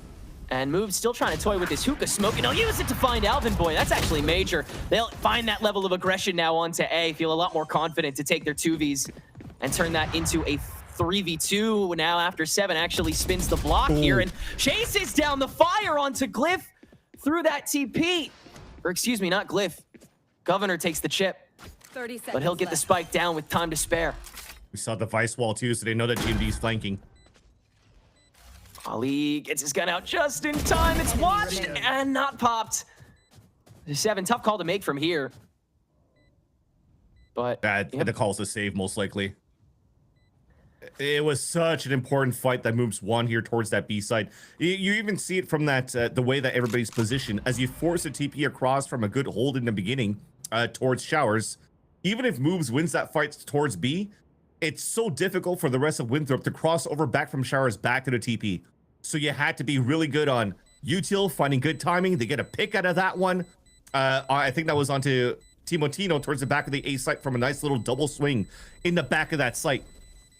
And then I like the idea that comes back forward. GMD rotates across and it's like, okay, well, we know somebody's towards B. We gotta force the pressure back into the A site so that we don't allow Winthrop University to get a late flank off of a post plant. And Winthrop stayed very patient in that moment. And then they found that opening to be able to get into the B site and win this post plant in the end. So now, after all the shenanigans, I'm finally enjoying like a nice real round of Valorant on that previous round, and I want to see this continue on. Both teams are now leveraging really what's available on this map of Bind for them to take full control of this map. Yeah, this is the kind of adaptability we expect from WU and the kind of mechanical prowess we expect from TSM. We're starting to get to that point where these teams are playing like they're playing for Ascension. First Prowler, GMD's just going to eat it for lunch. I think you're absolutely correct, Tarek, to say that these guys are playing for Ascension, right? And maybe that's why we're seeing all these shenanigans in the last 8 rounds. It's because elimination doesn't get you any closer. In fact, eliminates you from Ascension. TSM has been there last year, and they lost within groups, while Winthrop still hasn't even tasted a deep playoff bracket run yet. So there is a lot of pressure for both of these teams, which is why these mistakes are coming out. definitely some nerves on the table here for sure, as losing here, it sends your fate to core. First toss up, nice arc rose, but Infiltrator adjusts beautifully, and WU make it sequential. Little bit of a toss up for Governor as he's a little pinched at the moment, but he'll turn that into a manufactured insertion as WU just take over the site instead. Vora does have an open season from the hookah though, as it's not pressured, and so WU have to plant a little too safe. Governor, though, able to hold down Timotino on the back line, and that would probably be all she wrote. Yeah, everybody's got to play so individually from here, and Vora's not going to be able to find anything else. 7 will be relegated to another save, and WU are going to take the lead after another gorgeous B exec. Yeah, and that was a big fight that was needed to win here by Timotino. He was looking pretty hot at the beginning of the round, and unfortunately was a little bit labored in that fight against Governor when he had first shot against him. Now 7 chased down, hunted down in that. I mean, he has money for an op in the next round.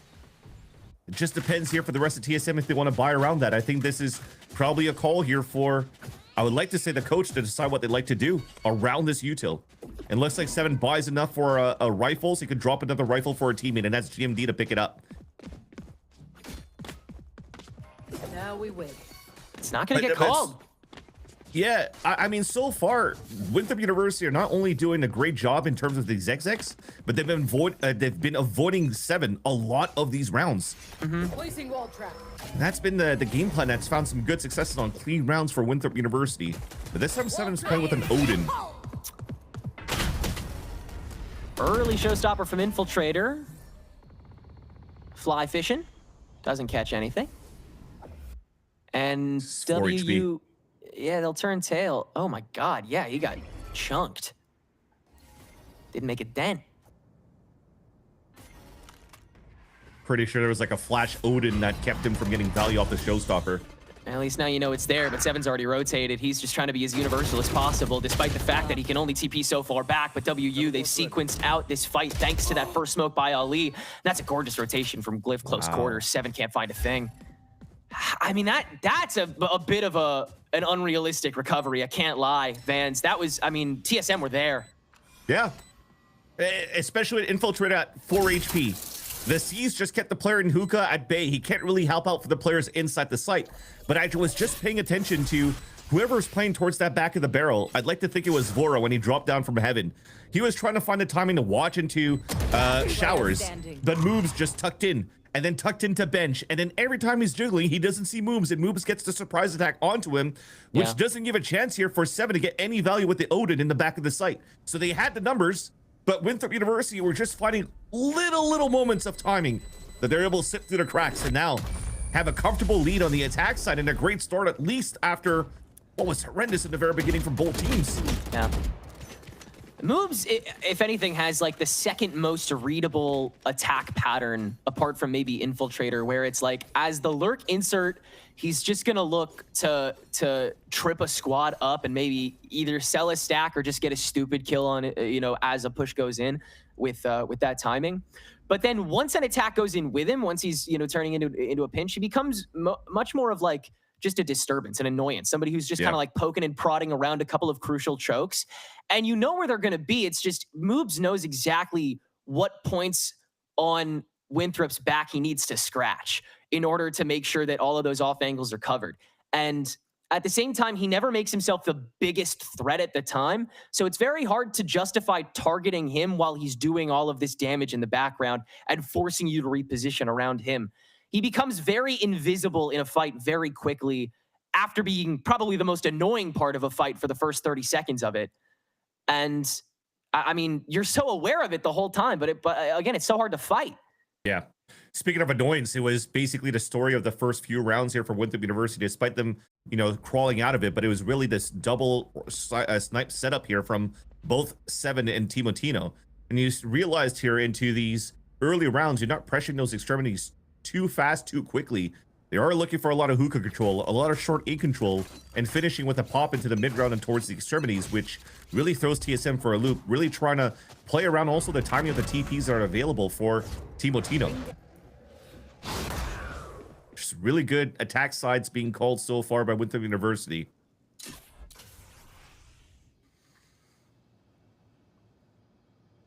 Inching up B main this time. No one posted up in flowers. Alvin Boy is close to it as you can get, though. Not on top of a sheer this time, but on top of a rose, rather. And Seven's the one to play into it. Double Sentinel continuing to have that early prowess, but they're going to stick it. Seven holds it down, and this Nightfall is going to be a lot more telegraphed. Finally, TP's away after the stack is fully sold, but W makes a lot of noise in that back line, and it's Ollie with the Molly and the dry fire that burns through it all. Sights once again taken over, and Governor holding down Hookah. All the meanwhile, every tether trapped, and TSM are back to the drawing board. Somehow Ali got a wallbang kill. And it looks like the TP was even set up behind the wall towards spawn. I didn't know you could really get the hit through that. It ends up being very nice here on the lower buy that you saw from TSM. GMD, unfortunately, right-handed model couldn't see Glyph coming out of the poison orb, and not a weapon to be carried over into the next round, but it was still a timeout on a half buy that they had, and the timeout is finally to say, Seven, forget about buying rifles and Odins for your teammates. Bring out that op. That has been our win con for the first few rounds, at least in terms of first blood and early map control. They need him to secure that line so that the extremities can really be held. You get much more value out of the Vi's utility and also what GMD is going to have to do staying within Astral Form. If it's not for him, GMD having to go into Astral Form kind of puts him into like a 4v5, and there you go. That position on top gets that pick into Infiltrator. And once again, Infiltrator has no value for the entries, but Winthrop has always found ways to fight back. Yeah, you've already seen how long Seven is willing to stay posted up until he gets that first blood. And he can stay even more consistent with that operator now. So WU try to play into showers a bit. Glyph will trade away for one, and WU will finally know that they've made enough noise to make this TP over to B and take a clean sight. Moves doing a lot of the dry clearing as the rest of the team is stuck behind. This too. Yeah, for a moment here with this sheer that'll just get crossed up. Governor, big rotation here to a flank that's non-existent. Everybody's here in the back, and an orbital strike just to play keep away. Now the Molly from Ollie, and this is a good amount of time wasted out the gate because no one else is anywhere, and by this point, W, you have to be pretty aware of that because they're running out of time. Steel Garden placed down. It's the last round of the half, might as well. But you're able to play so many close quarters. And they can elongate this even more. 2 for 2. Governor's up next on the docket, and he has the rifle back. He just needs to waste a couple more crucial bits of time, and that's a way to do it once. Now up onto Alvin Boy as well, and that's the clutch that WU was looking for to seal this half decisively. Dude, all three players on a 3 versus 4, 3 of those kills were all shorties. When a Steel Garden came through and somehow a person in individual spots with 3 players swinging against him every single time is able to manage 1 kill. There's one. Here's the second one. A lot of chip there too, yeah. And then moves. Here's another finishes. one. Dude. That's crazy. They were prepared. They were fully ready to be holed up in those places when the Steel Garden was called. That's why they used all of that, stalling stuff so early with the Brim. Yeah. I still have to say, though, Seven did a great job baiting out the ult because he placed a TP outside of the radius of the ult, baited out the wall and TP'd out, which wins them some time when the shear was up. But it was just a pulse plant hold from Winthrop, but the shorties were just too good. TSM looking to fight back on the attack now. Yeah, crucial pistol here for sure. As the second that smoke gets launched, TSM will fly some pod shots in and do a little bit of chip to Ali, making the cross. By the way, as he kept saying Molly from Ali, let's just call it a Molly. Who's currently about to get challenged into showers here. Yeah, swung from Timo. He always wins those, buddy. Sorry. Moobs is sticking around. I wouldn't expect any less. Nebula to give TSM a little bit of leeway. Oh, good sense for Moobs to learn that it's a fadeaway. Yeah. Now your position's given away. I wouldn't be surprised if you start taking orb control 2 towards showers. So TSM's doing very good here and working out that map very slowly and clearing out space corner by corner. No more Thor flashing. Yeah, Seven kept 2 over there once again by himself over in sand, and now TSM have a stack again. Moobs finally overwhelmed after so much noise is made on this A site. So TSM have the 5v3 post plant. That being said, Timo and Seven can no longer be those first pins for the fight. They've got to trade away the Watchman, and Vora will be finalized In the meantime, looks like a lot of Lamb's control that Winthrop is trying to fight for, and they are continuing to as Governor gets shredded down. Rest of TSM have all the off angles in the world to just continue cracking away at this iceberg. So TSM, very solid pistol round for themselves. They will also keep 3 standing to end it and get their own solid attack half going. Yeah, and despite Winthrop University losing that round, I just have to give a little bit of a commend over to Moobs on how he's playing and trying to delay as much as he could here. As a solo hold into showers. Look at how he swings right here. He's forced to swing in that spot because when his shear got popped up by short, he pops up his flash. If nobody jumped across and the flash gets no contact, I think he stays tucked in to try to delay even more because he's not going to get pressured from short. And as it does get the contact from the lurk, I think that was from Alvin Boy, and he's like, well, screw it. I got to do a one and done here to try to give a fighting chance for Winthrop for the retake. And yeah, fortunately it didn't happen, but it's just little small things you have to think about here when you're playing under the pressure and understanding your game sense and your surroundings here in these moments.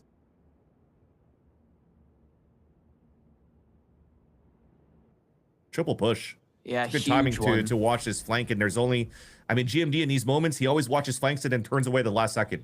Yeah. Not this time. Not this time at all. He will stay stoic and get the entire stack with one of the few buys that TSM didn't go into on this follow-up round. Bora solos Glyph on the jump down as well, and this is the kind of hot streak TSM would like to hit to kick things off. Moobs. Nice little dink onto Vora to at least crack open one. Let's see how much more damage that Moobs is able to do. Yeah, next one it goes Timotino. Pick up that stinger, try to go for that kill. Wow. Oh my god, he still hit him for 7. Yeah. What a flick. Probably nothing more you one can do ult from to here. the ult. Yeah. Yeah, that's a good kill to get this early on. I'll have what I'm owed.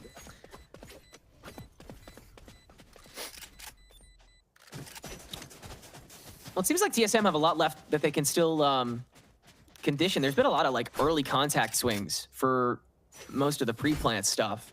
It seems like they're still saving a lot for after they drop Spike, just because they know that Winthrop can go for these post-plant contests so heavily, especially once they get their ult cycle rolling. Mm-hmm. And speaking of ult cycles, exactly that. Timotino won away here, and looks like Winthrop University wants to try to prevent that from happening. They're already playing on the extremities earlier on, just trying to find information. Even a smoke just to make sure here that Moobs is not going to get pressured towards that showers. Eesh. That's not the type of kill here that you wanted to see coming from the side of Winthrop University, or a type of death. Especially, again, this is a bonus round for TSM. And that could be a weapon that could get easily picked up here. I'm wondering if TSM are still trying to sell and force a rotate over on this side on B. And when they finish up on the A side, they try to move in. Okay, there, the weapon got picked up. So they'll pick it up, they'll fall back, and this might be a last second hit here towards this B site. Yeah, committing a Nebula for that too. That'll make this push on the B a little sparse. But Governor's so far up. This is a little odd to play in front of the screen. Even after the Prowler is gone, just feels like you have so much more to give, man. Hey, jump down into the pit. Yeah, Glyph can hold down so much of this. Good sense for GMD to just spray through rather than take the jump down contact fight. 30 seconds left. Safer play, a little riskier, but he gets the kill. He's just that guy. And Alvin Boy, nice watchdog to turn this to a 3v1. That was well handled by TSM, as they will keep 3 rifles, steal the bonus away, flip momentum entirely here.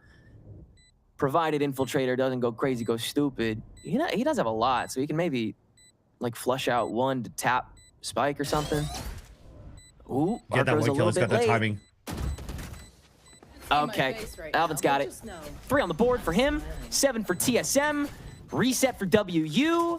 Cards have been restacked. Yeah, and that was probably for Infiltrator's POV. Try to get that pick onto Alvin Boy and escape with the rifle. Leave the other 2 alive. It doesn't matter.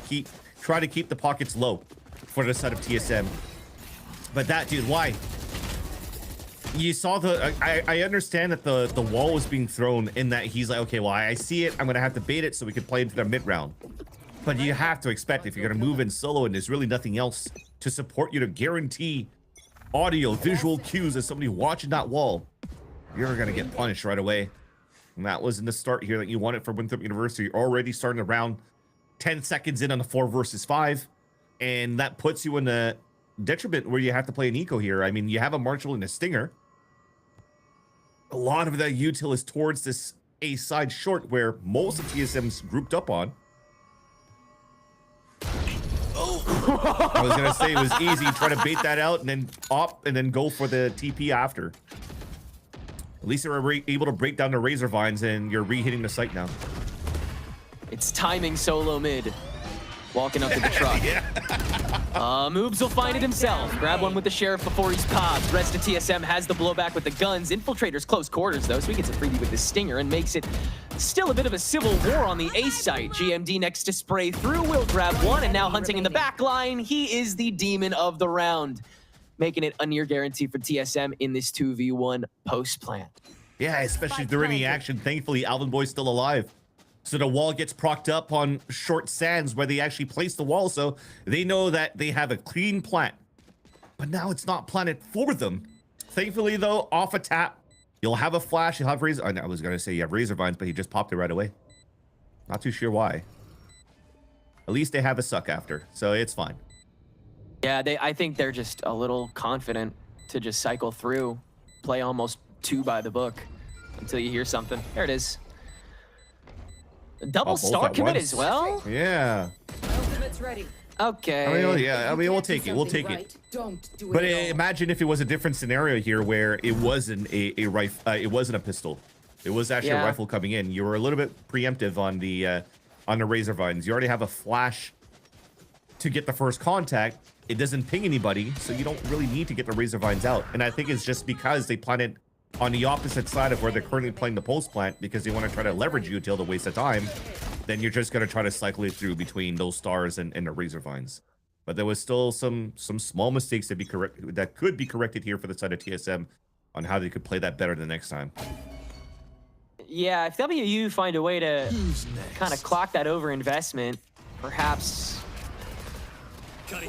force this to be over investment. Dimensional Drift will proc the shear, make this fight a little segmented, provided he doesn't CP back. A world of intel that will just hand both Garden and Hookah over. Now the Steel Garden played into, but Moves gets a kill on Devora before that's said and done. And so now WU can continue playing for the intel passivity from the back lane. Oh, GMD, another spray through the smoke though. Makes this so much more difficult to gain intel on WU side. Governor too early again. It's a Vandal of all weapons too to get that kill from the smoke. Retrieving flash. But yeah, definitely everything's been fully stalled. But you're seeing the positioning from TSM. They have no inserts on the other side of the A site. So they just have to wait to re-hit. Contact play, perfect for trades. Yeah, just to who's better as the screen fades. Infiltrator on this operator will reopen the board for Glyph to find something from hell, and Infiltrator will just move in on himself. He doesn't even wait for Ali, dude. But, I mean, look, whatever gets the ball rolling for Winthrop University is they will take the lead back. Yeah, you have to find that timing on that 1v1 because you know exactly where those players are at. Yeah, it's the only time you do. Exactly, and even if he dies, Ali's already caught up. He's got util on top of that. You're forcing your opponent to try to go for a plant, so he could even close that gap. So I think it was still a good play no matter what. Oh, not that one, though. It's like, somebody boost me. I need to get back up here. Now he's got the worst angle to watch. This is such a dumb gap. If he finds something here, that'll be even fun, even better. Very early Molly by Ali. See, even Brimstone says it. Yeah, why is he on this? Why is he OTPing this? Oh, I cannot believe he's holding this, man. I cannot believe it. Yeah, I mean, if anything, if somehow Alvin Boy goes onto the bench to try to clear out towards APC and Infiltrator gets a pick like that, I'll eat my hat. A real pros play into what they've got. Oh no, he's dropped back down. Okay. Yeah, because the smoke finally dissipated here on the side of Ali, so they know that there's an opening here, and they're gonna switch sides. So Ali's gonna be watching short from the barrels, and Infiltrator's gonna be opting towards showers. But this is 2 big ults to split up the site. Oh, the jump peek! That's insane from 7. Rolling by the years. That's all you need to flip it on its head. You still gotta pretty way back crunch though, so you can start counter-fragging for whoever tries to go for the extension, and they will. They start creeping up too. Governor's just walking it down lamps. Pressure with the Prowlers. GMD can't make a lot of headway, and Alvin Boy's relegated to the boxes as the Vinyl fight right on top of him. It's on to GMD to kind of clear a path as this spike starts ticking away. Glyph is making the utmost rotation. Now this is, again, so ballsy considering how much time he's got in their hands. GMD is timed out though, and so it'll be a 2v1. Has Alvin Boy been given away? How much does it take to sell him? Do you swing this properly? Player standing. Nope. And Alvin Boy gets it! Yeah, I think you got a mistake you can call out there, Vance. you can call out a little something there. Dude, that was sick. That was Wait, awesome. what do I call out? What was the word? I missed it. I'm trying to mind melt with you. Just, you know, solo swings on the boxes there. It feels Oh, like you yeah, can take that so yeah. much easier. I mean, he technically they still got first contact onto Alvin, and Alvin got that fight. And even if it closes a gap, he goes for the wide swing on the 1v1. That's that was true. He did basically what swing it Infiltrator after. was trying to do against GMD before, and I think GMD won against him for that type of same play. If anything, I still like that Winthrop University went for the full rotate across because he was already spotted into showers, so they had that element of surprise. But you're gonna get value out of this, aren't you? After that jump peak, Seven has got to feel so confident on this opening op angle. And as I say, rolling back the years, I was talking about like back in 2003, and I think Seven wasn't even bored yet, so it's all good. But you used to like jump and land and then scope in and shoot right away just to get it with the AWP. You guys know what I'm talking about when I say AWP. But yeah, it was Seven came out the still woo mopping. basically kind of graphic, though. That said, Maybe a little bit. it's still around for TSM to serve for his blood. And I think they'll talk about it at the desk, but think about the amount of times that you have first blood from TSM right now, and it's still 9-9. Very true, yeah. A lot of these moments let go. I mean, it was bookend hero moments. First that jump peek from Seven, and then Alvin Boy still having to wrap up with a two-piece at the end there. Slim margins that these teams are taking these rounds. But it's what gets them by. Gets them ahead of one another, and that's what they need. Everything's covered for this follow-up from TSM. You've got every checkpoint cleared away. And 10 seconds, but no defensive end for WU. They took their sweet time to be able to hold on to all 5 of their guns here, and it worked. And basically, that's the thing. You're playing against an eco, and you still took 10 seconds to plant. That's the amount of respect you're giving into the preparation that Winthrop might have against you at this point.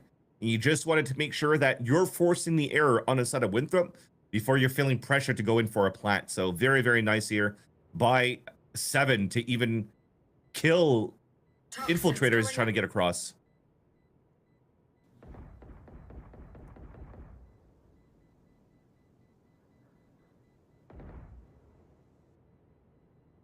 Toxin screen down.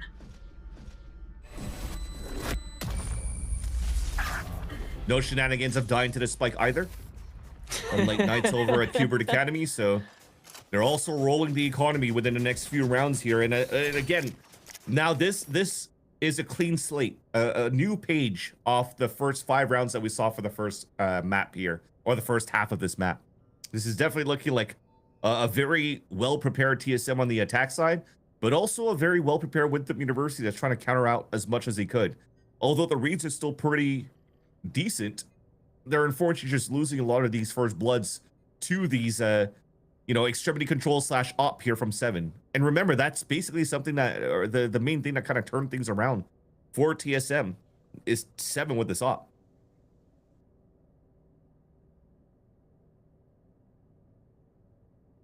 It's still going to be really hard for TSM to find those moments to activate. I think first bloods have come very naturally to them only when Winthrop kind of empties the well. And so if they do any sort of clock running, it feels like TSM will have a lot more pressure on them. Mm-hmm. And I mean, you've got 4 ultimates in your toolkit here. If you guess right out the gate and Pit, or I mean, even just Showstopper, because Infiltrator's been prone to using those super early in rounds anyway. Feels like you can really sort of jam a fork into TSM's W keying here whenever they actually start getting active. it's been a lot of like shuffle peeking that's gotten them forward. So if you're able to kind of just like interrupt that, oh no, you'll just use the pit off rip here. And it is a correct guess down short, but TSM will just keep on trucking right into Glyph sightlines. Yeah, easy two-piece, but that's enough for 7 to clear the path. And it seems like that's what TSM want to work with, just taking the 3v4 now that the pit's been cleared. But now you have all this other keep away utility. First, that Maali, that's going to split the board again and force TSM to start fighting. Moobs hold up on the bench, is going to be able to get a free one after that smoke is tossed in to, once again, split the diff. Now it's WU that get to reset the fight, hold the clock down, and TSM, they'll have to play into the TP and the B site. And because the trip got sounded, they actually went through the TP for the B side, a perfect pivot over. But they still have to play a 2 versus 4. Ult invested though. Wow. Right as it's tapped. And WU here to meet the threat, but 7 extends from the elbow. And another op shot continuing to cause horrendous impact against WU as they reapproach. Nightfall, as soon as the spike gets committed and Moves, is able to get rid of 7. That should be the round said and done. Vora, it takes a village, but it will work out. And WU can get their own ball rolling as we will tie things up at 10. And you desperately saw coming from the timeout that TSM knew that Glyph was going to throw the sweater ult back into short A. The thing is, they placed all the stars on the ground. They tried to seize. They tried to really take down Glyph and surprise him. That's why decoys went through. There wasn't even TP for Timatina to escape. But unfortunately, swinging out was a little bit off timing for the side of TSM, where Glyph was able to get to easily before he gets traded out. And the rest is just history. Very hard for you to convert back into a 2 versus 4. But at least they've forced out 3 ultimates within that last round there for TSM. Timatino one pip away of getting the ult, and it seems as though they are trying to control that at first. You'll see the recalls coming through. Actually, no, it's a fake to move up on that side, so they can move and fight towards the A site. Time to jump. Infiltrator was trying to hold that op gap, that same one on the block. See if he could find it nice timing, but instead he'll just shift back downstream, and 7 finding an op moment of his own. Infiltrator contested way too early, and Timatino ulting to clear away the rest of the site. Lamps confirmed, and GMD just trying to brawl Def against Governor, who will eventually take the timing and win. So WU will try to condense early on, but Timo's already searching down the showers. Governor peeks to it in time and keeps the man advantage rolling for Winthrop, but still having to hold staunch as the rest of the team makes their way back. Haunt to clear out the benches, and it's down to Alvin Boy standing alone as 7 makes his way back with this tour de force in tow. First spike tap is immediately counteracted by Alvin Boy, and that prompts the Steel Garden. 7's made his rotation, and it will tear out Glyph, leaving Governor alone as that ultimate will go down. So does the smoke, though, in little time to do anything more than tap the spike. Governor's got to hold and commit to a fight, and Alvin Boy has the backstab and the 11th round for TSM. It's just enough yet again. Oh, we're going back to crucial mistakes here for both TSM and Winthrop. The first one is to Timatino swinging back into the showers when the wall wasn't even procced up yet, thinking that Governor was on the outside on the other side of the wall. Gets surprised, but that's the other big mistake right there. Dropping a smoke, thinking that you're covering the whole spike, and you're giving it a clear view if a person is on the spike or not for Alvin Boy. And he gets the easy kill onto Ali, who smoked himself and puts himself in that scenario here to allow TSM to win off time, to win the 1 versus 2. And for Alvin Boy to be continuing a reign for the side of TSM. TSM just cutting it. No time to waste, and nothing landed here. Governor having to pick up that operator mantle that is all Winthrop have this buy. And it is nothing but desperation at this stage. TP in, it's guaranteed. And 7 wants a different op skin now that he's in sight. They're double opping on attack, bro.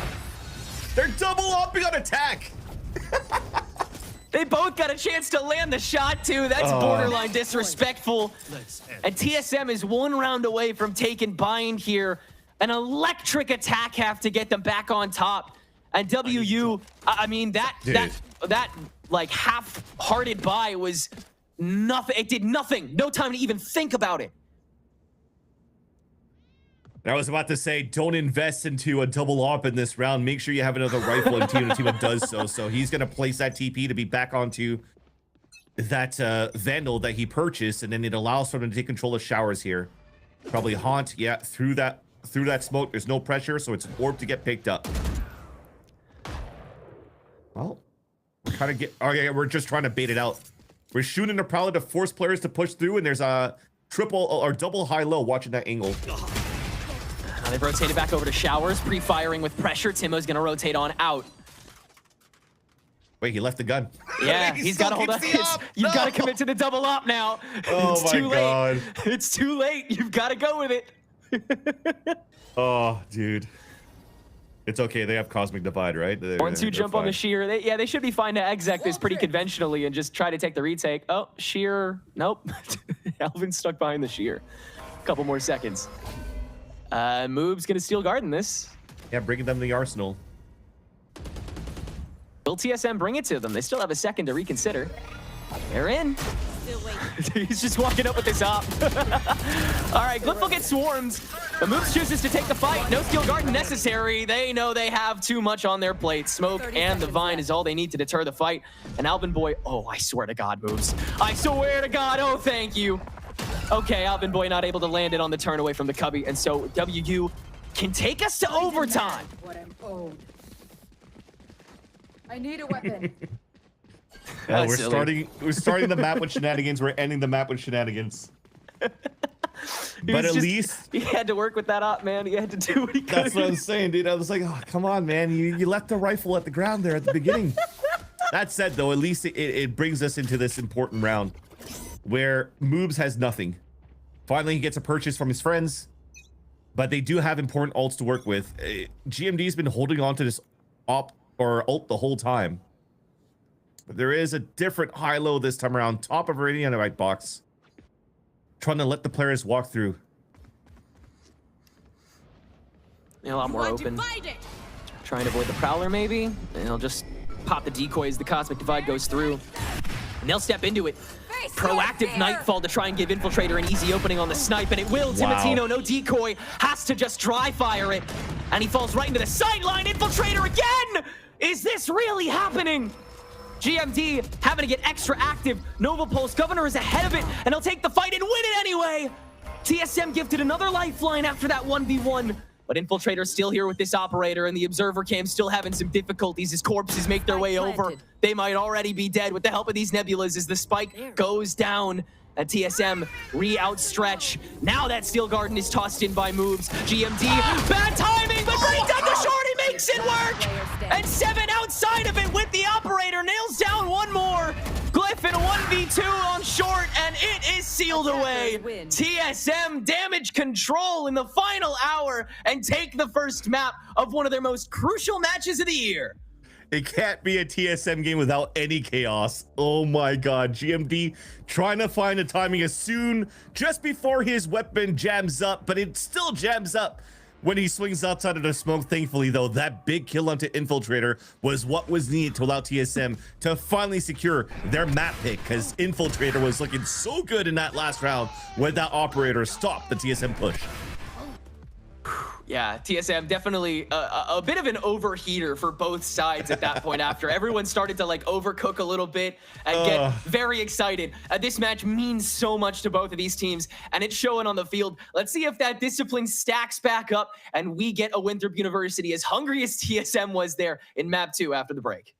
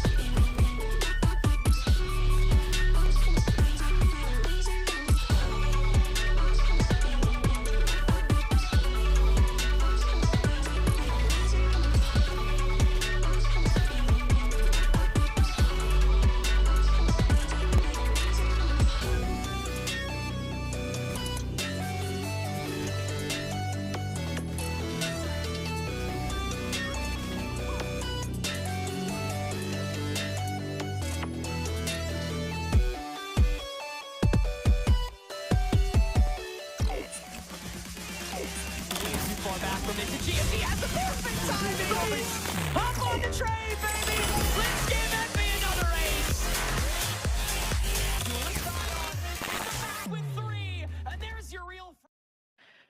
Well, folks, it seems like we're going to be in it for the long haul because 13-11 TSM make a comeback and take their map pick of Bind. But Dan, it was 8-4 at the half in favor of Winthrop. We were sitting here like, uh-oh, this is not looking great for TSM. And then in kind of classic TSM fashion, they managed to dig deep, find these clutches, and bring it home.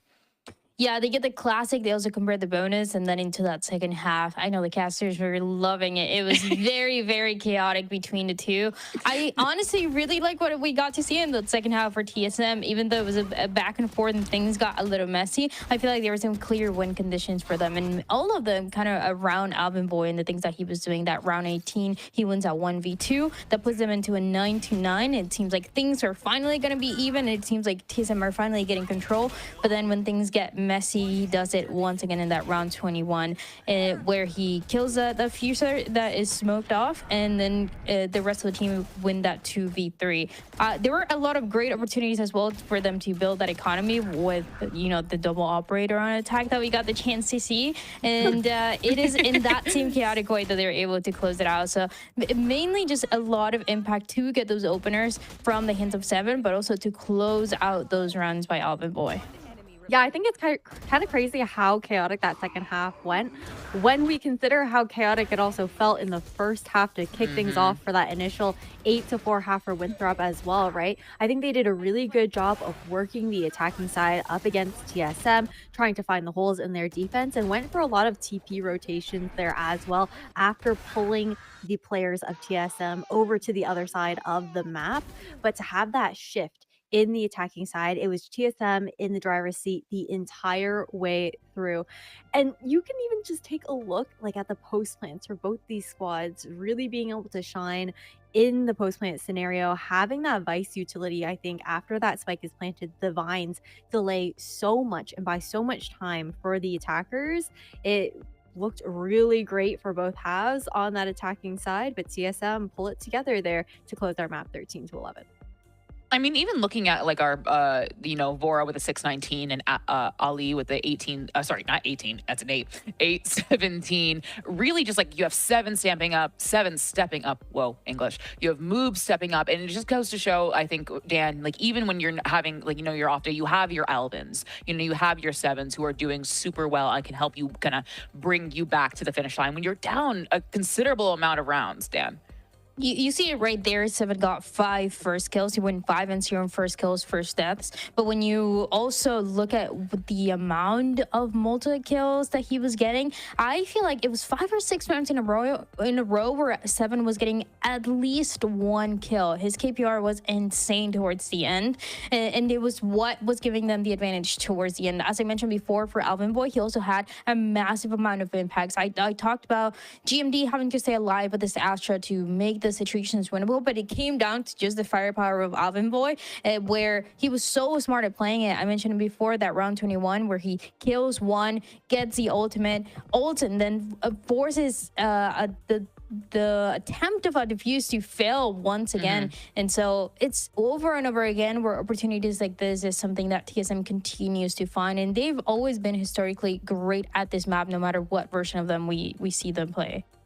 And then on the flip side, for Seven, I think the conversation was a little bit more around the mid-rounding that he was able to provide to this team. We saw TSM going for a lot of like 1-2-2s or 2-3s, and that was usually Seven on the other side of the map, gathering a little bit of that information, typically over towards B long on the attacking side, and then either grouping with the rest of the team to go for that hit or being the one to call for the rotation back over to the other side of the map. These Sentinels had so much impact for this squad, and things are about to get even more interesting heading into Icebox. Yes, our second map will be Icebox, and this is going to be Winthrop University's pick. And Ash, I believe I brought it up to you, but in the pre-match segment, that we haven't seen TSM play their Icebox in a very long time, but they tend to play like a pretty unconventional cop, a la Bind, but it could be, you know, what we're looking for, but we just haven't seen it, Ash.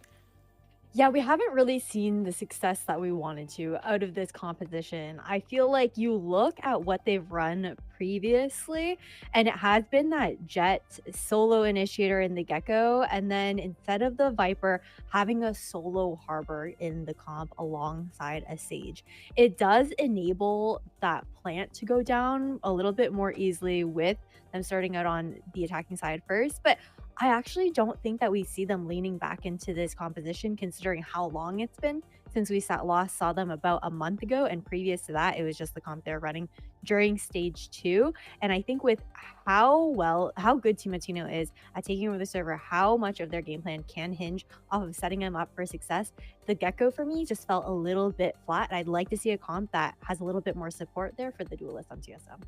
And I know that you guys are mentioning the potential changes on the side of TSM, but I really do need to see a change for Winthrop University, who last time that they played this map lost 13-0. 13-0, not a single round. I definitely need to see some changes there. And I don't necessarily mean the composition seems fine. They're playing with a Sage that a lot of teams have been playing.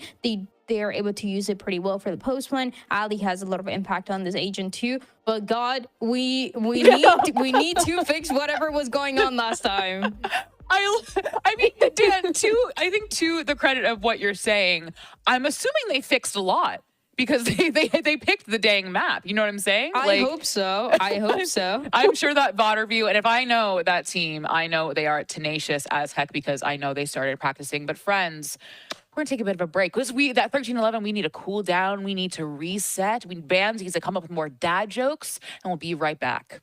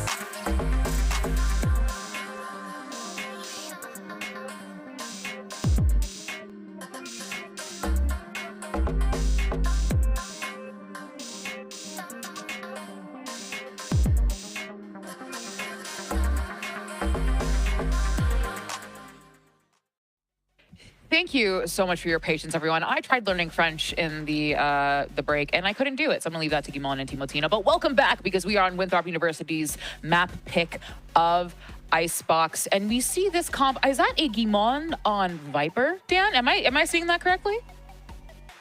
Yeah, you're seeing that, right? You guys were talking about the changes since the last time that they played it, because GMD was playing that Harbor, and it was not something that really allowed them to find a lot of success when they play against Shopper Purple and Gold. But this time around, they're going with a more standard composition here. Obviously, you need to pay attention to the biggest difference. That is going to be that double Sentinel for the setup Winthrop that has been pretty successful in the past, not in the last match. So that Sage can be a little bit annoying to deal with, especially in the hands of Ali, with the way that he's going to be taking that space and playing for the post. But on the other side for TSM, I like those changes. You know, I don't think Dan's saying it loud enough for the people in the back. You know, the last match. They get it. Icebox, but I'm really liking these changes for TSM. I think running the double controller, especially Omen on for 7, having that paranoia to be that additional utility to help set up Timotino for those engagements, it's going to be really strong for this team. Last map that we saw in Icebox in today's earlier matchup with Qbert versus Maryville, we saw Qbert spamming that B side on attack. Don't expect the same out of TSM with this comp. It's going to be so much harder to get that spike initiated unless they go for some of that mid control to ensure that they can take that orange space. I'm expecting TSM to be running that A-Take simulator. Winthrop have got to keep their eyes out for it. Well, folks, and TSM makes this a clean 2-0, or we go to the third map. It is up to Winthrop University. And I know just who to send it to. Vans, you better have a dad joke, because it's you and Tenrek. Well, Vans, let's hear it. Out with it. I get performance issues when I'm under pressure. Let's just focus on the game. That's okay. That was a good one. That was a good one. I like that one. That was great.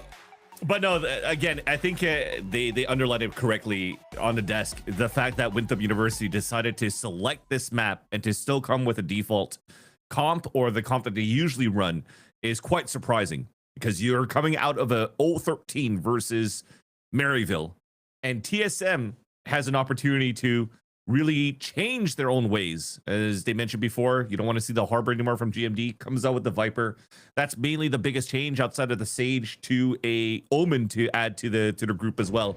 So both pros and cons and the compositions that you're trying to throw out here for both of these teams. And I think for Winthrop University on this defensive side is just trying to make sure that they corrected all those mistakes that they had against Maryville, so that it could actually push this to a third map if they can. Yeah, to take TSM here after the last time we saw them on Icebox, they got 13-0'd on it, and it just may be the last map of Winthrop's season if Core has their way. Toxin screen down. Can we just stay on GMD? Not only because he's playing a Viper, but I just want to look at his dog on the bed. Oh my god, looks so chill. Poison's off. Oh, what a cutie. It's two different stories. A chill dog while his best friend is nervous, lurking down towards the middle. At least TSM will be able to get a plant, but the lurk has already been discovered pretty much. So GMD is just going to have to wait as much as he can to find a better timing. Does so right there. Will. Yeah, Moves is just going to walk it down. Now you've got to pressure that to find some semblance of a recovery, and Infiltrator's just going to W key it into the double swing through the Toxic Orb, though. GMD's going to be able to get away with a second before you can even go for that fight. Glyph is going to be waiting in Narnia for a century before the rest of Winthrop gets here. And Infiltrator's been procced on the Recon Bolt as well, so you've got a double swing outside of this smoke that's reset. A Cloudburst to escort these guys on WU to backside to isolate a fight against Alvin Boy, and that's a start. But the pack is closing in, and the time is too. Glyph is isolated out of nowhere after the trade backs from that swing, but is holding the spike at least halfway to try to give this fight some... Oh, wow. How awkward that ended up. But Vora will take it, and TSM will too. We're just bringing it back from the first map, but if anything, because it got so chaotic and fuzzy towards the end, was just beautiful lures from GMD. When he realized here that the jig was kind of up, that he doesn't find a timing really inside the kitchen, he listens to the rotates at least to tell the team that, okay, I know how many players are rotating across, nobody's flanking, you don't have to worry about it. So all three players can really stay within that site. And for him to be able to get 2 kills and force the players to flush him out and delay so much time, now you're forcing the errors out. You see how they're making so much noise from the side of Winthrop to retake towards that A site, and TSM's able to win on time. 5 players pushing out here towards his B side. A 4-player stack on that end where the jiggle comes down for Glyph. So he allows himself to get pinged out. Oh, that Snakebite owns you. Yeah. Infiltrator sticks it till the bitter end. And nice paranoia to follow it down. TSM just chugging right along. Beautiful start. Exactly the kind of thing you want to see. Yeah, for TSM to just making sure that every single corner is literally flushed out. That Snakebite damaged on 2, got the vulnerable into Infiltrator. And you would like to have the cleanest of rounds here. Keeping all 5 alive in this round would be actually huge for TSM to continue here to build that economy. And you're already seeing Governor holding all the way back. He's trying to do some damage for the players trying to chase him down. That's Timo Tino just around the corner. Trying to make it as dangerous as possible, and Timo will not reload, so he's just got to hold it down with that classic, and he'll end up actually getting that 3rd kill anyway. So beautifully scaled by TSM. Just a great recognition of when they can press down on these easy pressure points for that 2nd jab after they have the gun advantage. And I mean, we'll see them try to commit into this with the 2 rifles that they have. Timo with that Outlaw still as well.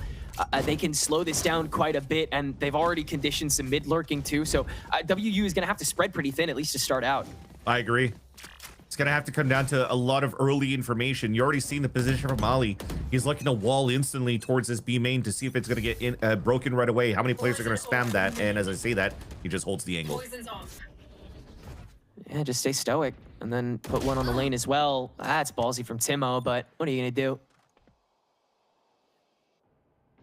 So now GMD will head up tube. Yeah, and the weapons picked up left behind here by Timo Tino, so 7's gonna pick that up.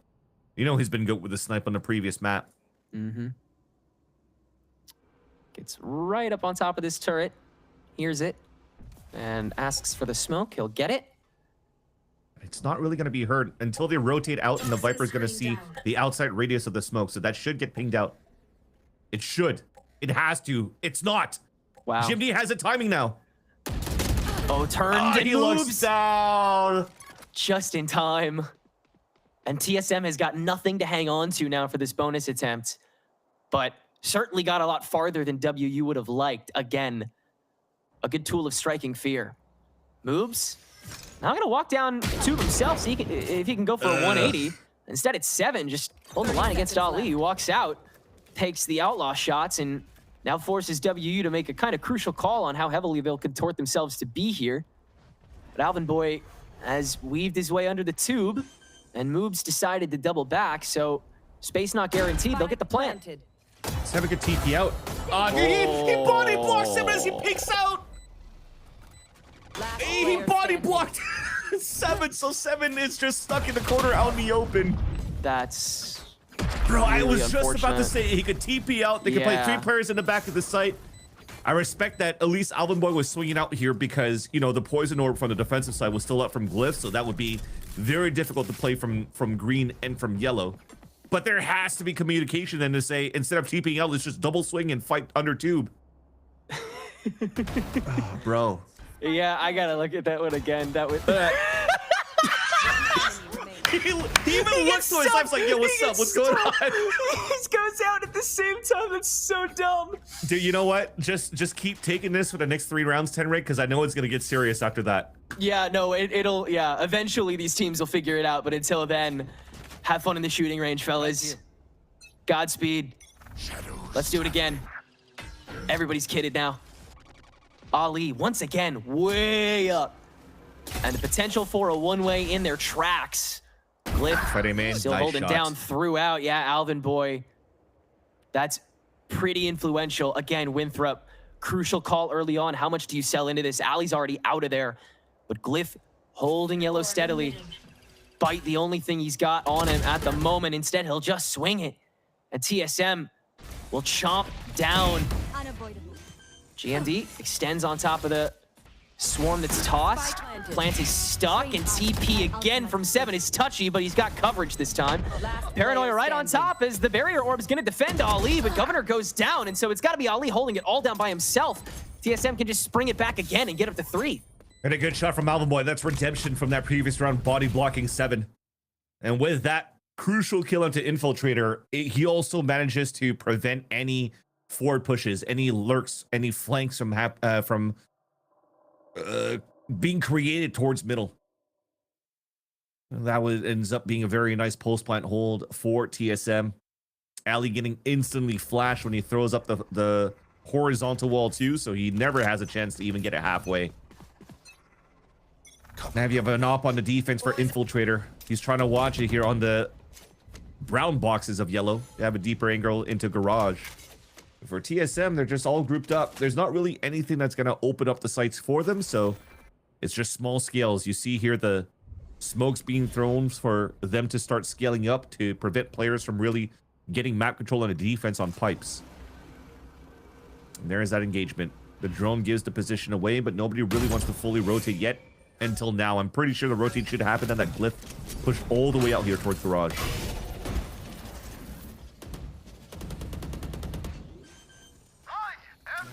Well, launch the Fury as soon as that spike is held. Won't tap it again. Has to look for something, and Timo will get chipped. Wow, just letting some bullets fly here as the drone goes out. A lot of manual coverage. Just trying to make this swing work. So explosive, but only once you get on. Until then, really tough too. And TSM have a pretty iron wall up.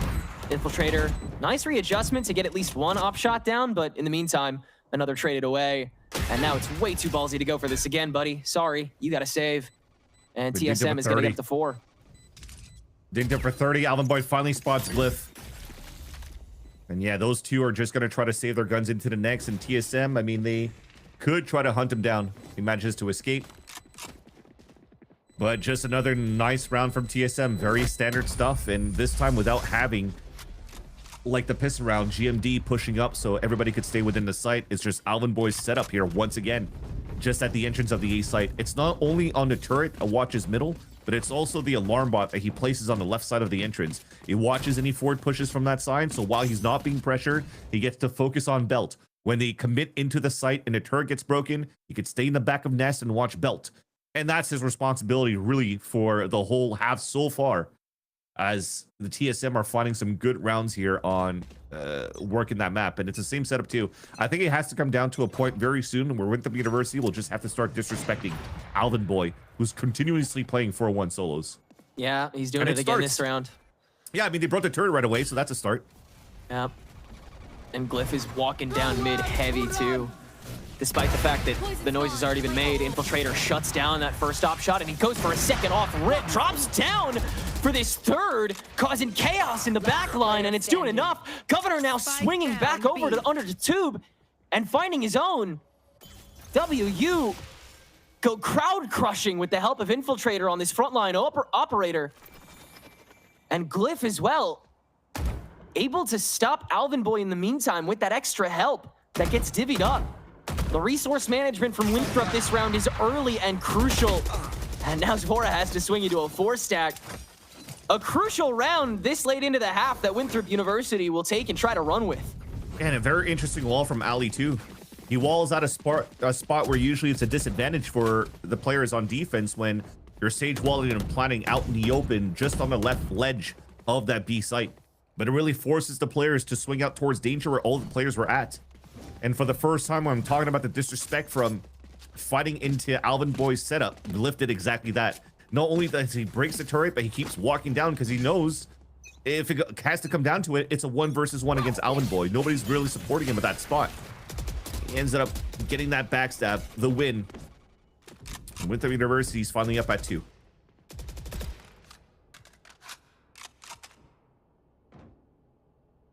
A lot of early noise made by TSM here in the nest.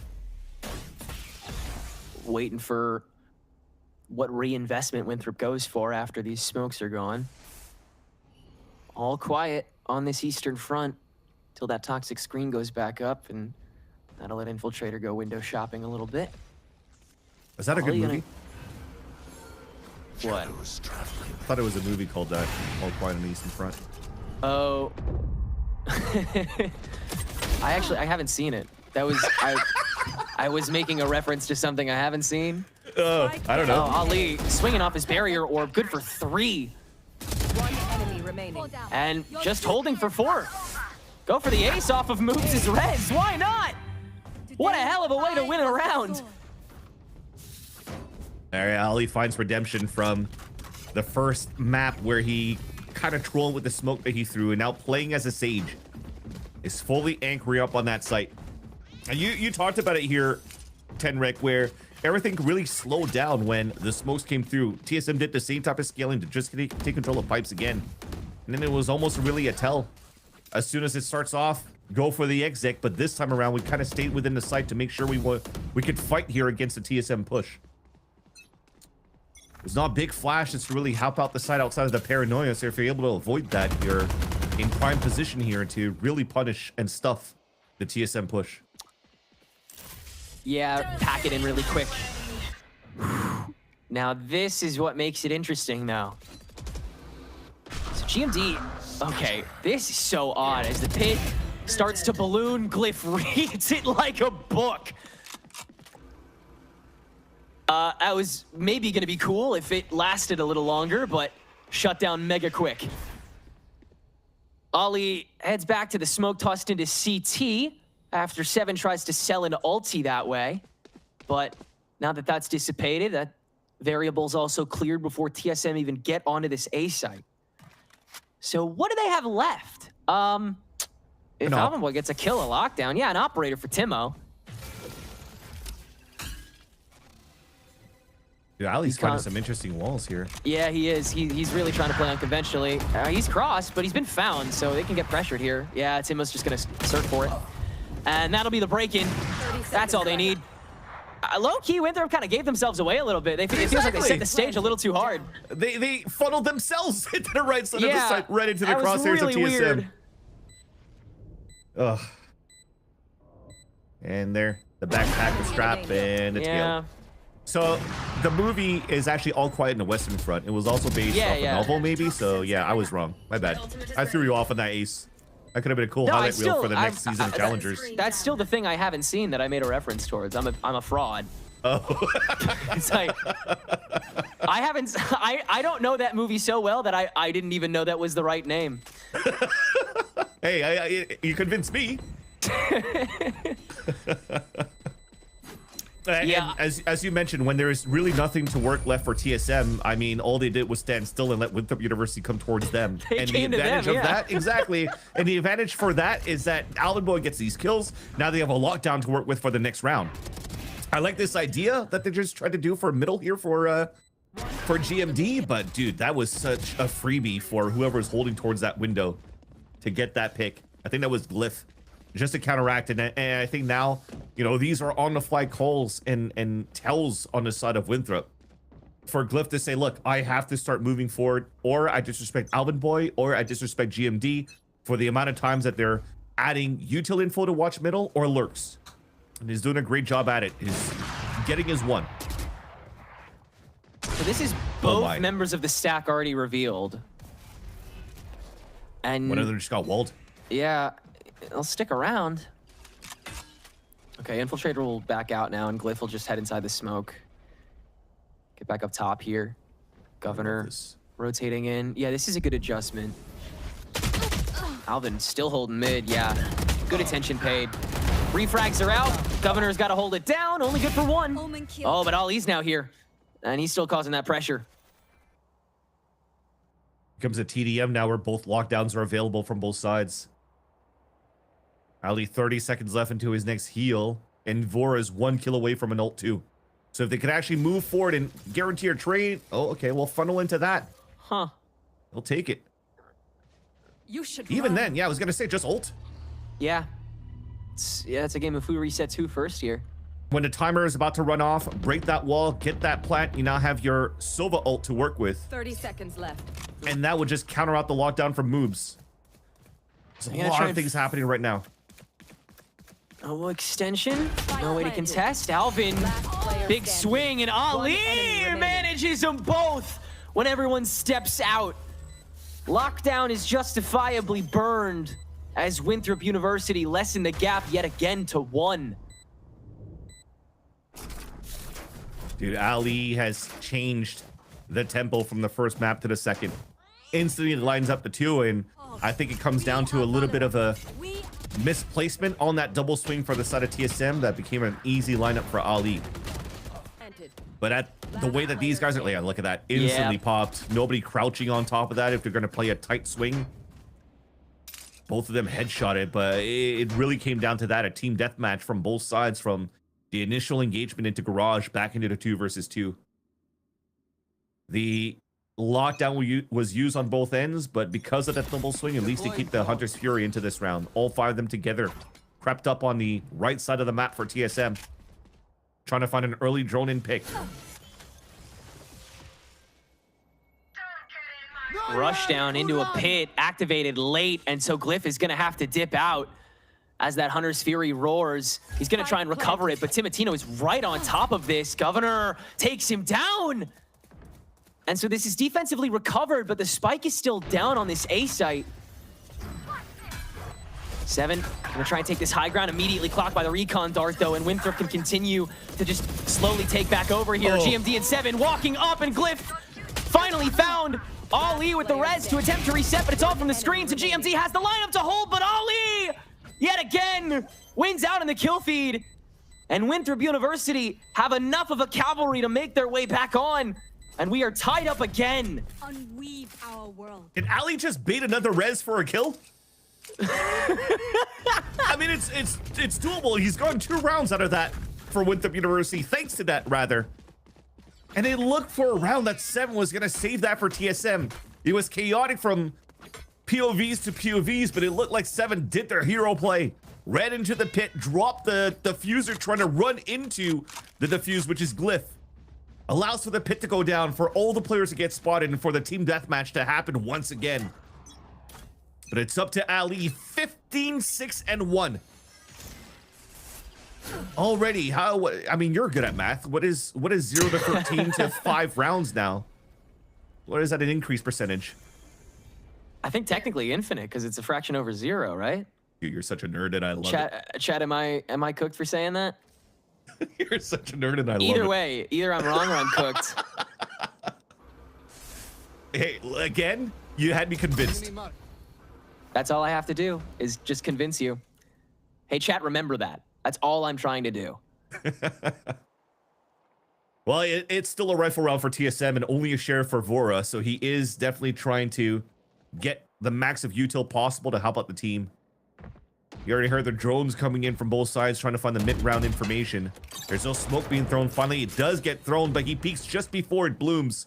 So they know that GMD once again is lurking inside the pipes. Inside tube, rather. Yeah, I'll just migrate over to the other side of that orb, see if he can get any sort of like noise information. Anybody creeps up early. Infiltrator posted far beyond the screens and is able to get a really nice opening frag. Chaotic Hunter's Fury. Dude, your gun's sticking out. Wow, Vora able to get a free kill on a Moobs. And that makes things a lot tougher. Yeah, I was gonna say, Moobs, 7 needed to throw a smoke so that GMD could get through too, but he went under instead through his own smoke. Perfect backstab. Yeah, now Ali is caught.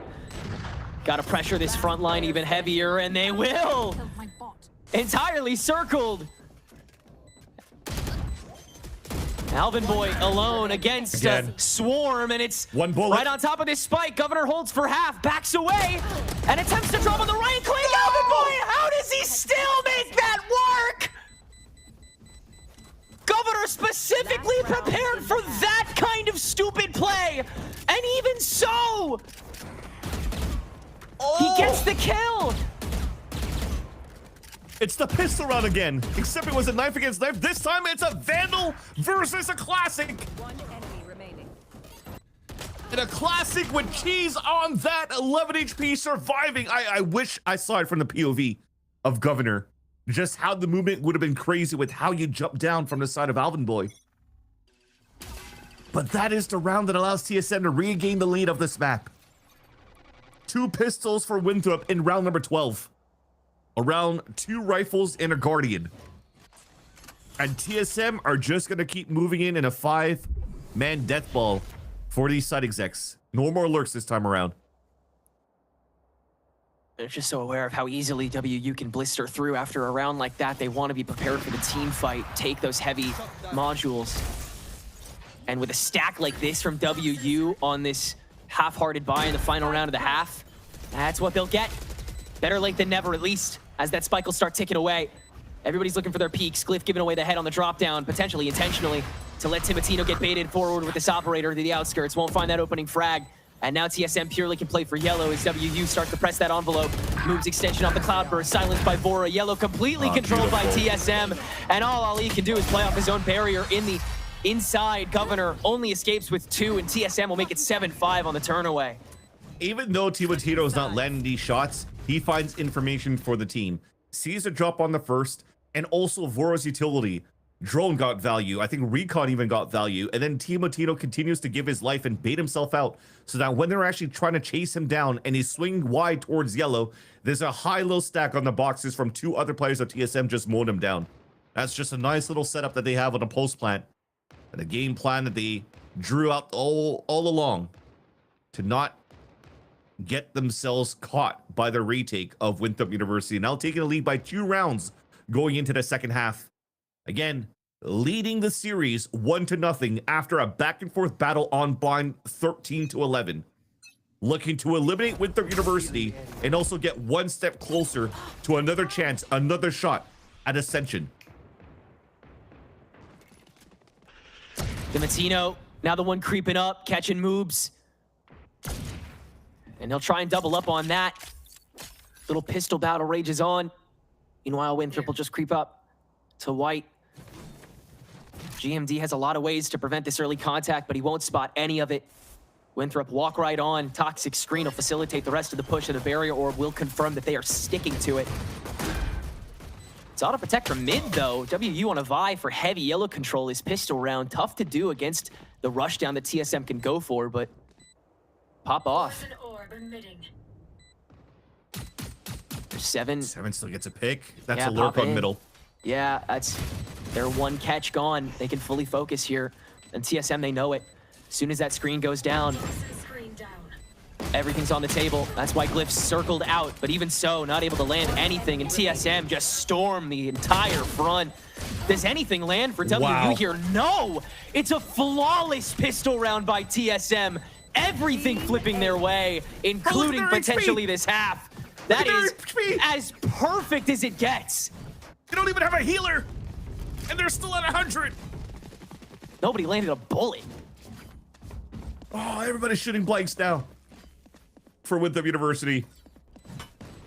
What a nice little retake towards the end. I have to respect Glyph walking up the way that he did, though. The turret went up on the wall. He asked for his teammate to break it, so that once the wall comes down and the turret never really spotted somebody towards danger, he had a perfect surprise attack. But man, TSM was just flicking everywhere and landing every single one of the shots instantly with the ghosts that they had, and they brought into the mid-range fights. Full classic round, 1 sheriff. Timotino about to get caught off guard, but he has support at least. Yeah, big swarm early on, but that's what the Spectre's here for. Your just-in-case gun. Now, your next one with whoever's left, it's Ali on this sheriff. Always a danger for sure. But you've got everybody here. And the spike is on the outskirts. Another nice sheriff shot by Ali, and gifted 1 more opportunity. But it'll quickly get silenced. You'll take that for Winthrop, with the heaviest investment being a sheriff, and you're dropping 3.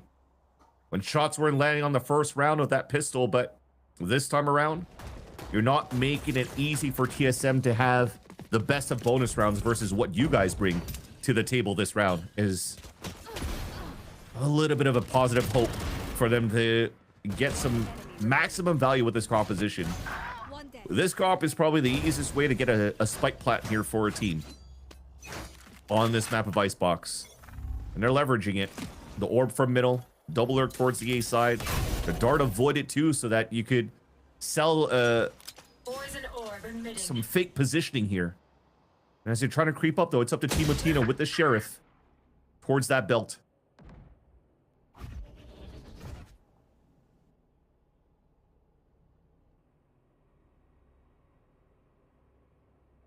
Waiting out that So tailwind patient. timer. Yeah, he is sticking it. Gonna And start he's activating here, I think. There's a minute left. People have to start moving. There it is. Gotta go for it. Is it watched?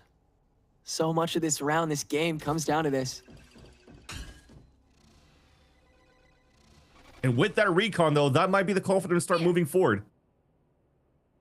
Spike is... Because they would think here that TSM thinks there's nobody there and they're rotating back to the B site. Yeah. Surely that makes them think it's cleared, especially with this gambling that they're doing. Timotino extends and finds one. Fought on his terms, but no one else from TSM can make a dent, so they'll have to try to chip away if they want a chance at this bonus. Vora getting a nice early sight line. Oh, no. And that's enough to ward them away, but it's all because Governor has made his way all the way back to CT. And Alvin Boy also caught on mid. His position may not even be necessary. Yeah, Infiltrator's got it all covered. And so Winthrop still have plenty to offer on this attack. Not everything even revealed yet on this bonus that they take with 4 standing.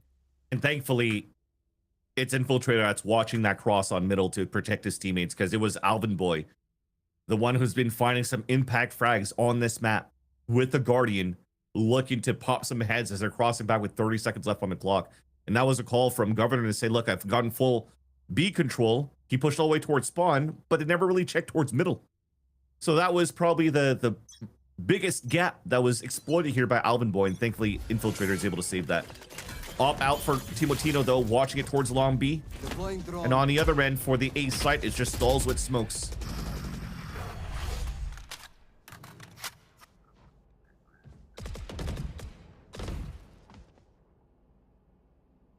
No piercing through the smoke. Seeing if they can try to get another set lurker on top of this tube now. Glyph walking up a lot. Alvin Boy holding on top of his turret, actually. Seeing if they can maybe go to smoke in. You walk up, usually you hear the turret, you're going to focus, try to break it or ask somebody to smoke it. Well, actually, they're not playing double controller, but that could have been a perfect and prime position for Alvin Boy to get that pick. Revealing area. Yeah, tough place to rotate from, unfortunately, but that's why the rest of TSM is already pre-stacked here. Vora's loved trying to go for these early vizzes. We'll go for it again. This is dicey as. Just crossed over. That was dangerous. Oh, yeah. Could have been spotted there. Flushed out for the sake of it. Has to just re-extend. Seven's here, though. Patrol onward. And TSM going to try and make it work through the kill feed. Seven's gone forward and gone crazy. That's 4. What? Dude. He did it all himself. That's ridiculous. And I think he was there the whole time. Yeah. Just some nice little I mean, you look at the players that are inside the site, right? It's going to be Vora. He's going to try to find some good angles. He's beating out some players from the generator side. I thought he was going to stay back site so he could still use utilities so they could try to get some kills through these smokes. But instead, goes for the wall bang, wide swings, helps out his team. Even he's impressed with his own performances. You're allowed to do that, my man. He's been killing on Chamber the previous map. Now just solo anchoring the A site. Winthrop University are slowly starting to run out of options. He's definitely starting to gain that agency. 3 rounds away from sealing this in 2. Maintaining that confidence. This is a toppler for WU as well. This will be an economic downfall if it ends here. Yeah. And I think the turret got broken instantly too. So it's hard for them to recross back on middle. Even that kill on from GMD. Over from the lurk on Glyph. That's no walls to re-hit towards that B site. So it'll be much more difficult. I mean, they pulled a rotate somehow. Yeah, 7 taking that solo is a little unprecedented. Infiltrator chipped by the op and finished by Alvin Boy, though. Again, TSM are here at the scene of the crime just in time as the barrier gets burned, and so too does Governor. TSM start to crunch, start to condense, start to let the walls close in. And Moobs is the only saving grace left in this 1v3, and he's already been telegraphed. Timotino gets 3 kills this round as TSM are 2 out from making it to top 4. And the story continues being the pain point as soon as the operators come out on the defense from the side of TSM. Winthrop University just cannot find some footing and some space onto either of these maps of Bind and Icebox. It was a great start in the beginning, though. That double push up towards that B side. I was just about to say, even if GMD gets pressured and got 1 kill, he still called for the rotate to happen, which kind of caught 7 there because they still had 3 players on that A site in the beginning. But thankfully, Timotino is not missing any shots. And you still have 1 more broken buy on the side of Winthrop University. A force at it. Governor trying to play off his own owl drone ping to get an early kill. And it doesn't do a damn thing. But bring TSM stack over to where WU are going to push.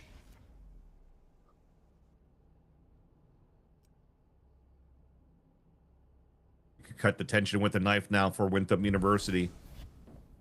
Still trying to find that opening, and it just made a sound. Can't begin to imagine how much is going through their heads, including bullets. Timo, first blood again on this operator, and continuing to make noise as Winthrop have no choice but to just get on and make it work. Timo brings up the shorty and continues the storm. Rest of TSM are babysat onto this A site.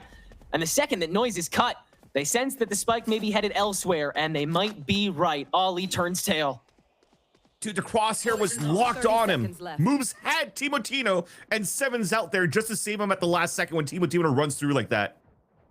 There's 22 seconds left, man. You can't go in for a plat. The whole site's on lockdown. Information utility still up there from the Killjoy. I guess it's desperate measures. It almost looks like they really just want to try to go for a plat. Just to try to get that 300 credits into the next round, and they won't be able to. Now they lose the Guardians, the investments into that one, and it's gonna be another force buy. As it's match point, series point for TSM. And the buy brings in more Guardians. Heck, start pulling out some outlaws, boys, TSM. You're gonna be able to own some people. Yeah, you can start playing with your food here a little bit if you're TSM. Play a little bit conservative and safe. Of course, now, like you said, with that force buy, with WU kind of trying to claw at straws here, this may be the perfect round to do it. Once again, TSM, this is for a cushion to Ascension. The other team will be forced to sit back and watch and see if Core ends up passing them. TSM, 1 more round gives them security in just about every universe. And a timeout now from King Fred. The coach here that's helped out in Ambrosia. Wadada. Assistant coach for EG Game Changers back in 2023, I'd like to say. And picked up here at the last moment to help Winthrop University go on a deep run is the most important conversation you're going to have now. Pulling out the first timeout of this map when they're facing elimination. It almost feels that at moment then they had a clear understanding of what they had to do every single round. But it just didn't work against Timotino's op. Not many options left to be able to burst the bubble. All of these points of contact so integral to break through. And Winthrop slowing it down more than ever to try to find a way in. And that lets Timo go hunting. He's on the friggin' belt, and he's dropped down and spotted moves as well. Could it be a free 2-piece? Yes! Give him more! He wants more! Now 2 dedicated to solely him, and he will take it all! He will take every inch himself. Hunter's Fury now to just clear the crowd. Give Timotino a breath, a free sight, another body to help him out, and let Ali fight versus the world with just 13 HP. The 1 chance left. He's got res. He can barrier this out. Not a lot of bodies to pay attention to this. A couple crucial microseconds where Infiltrator can get let back up, but Alvin Boy pops his head! And it's another res that Ali would have rather had baited. 30 seconds left. For it's all on to him. With the spike isolated in spawn, he must take this himself for Winthrop's sake. And it is over. Winthrop University's fate is out of their hands and now in Core's. And with it, TSM 99% of the time, provided that Hubert doesn't suddenly heel turn and sell their team, they have guaranteed their spot in Ascension with this match and more airtime here in Stage 3 playoffs.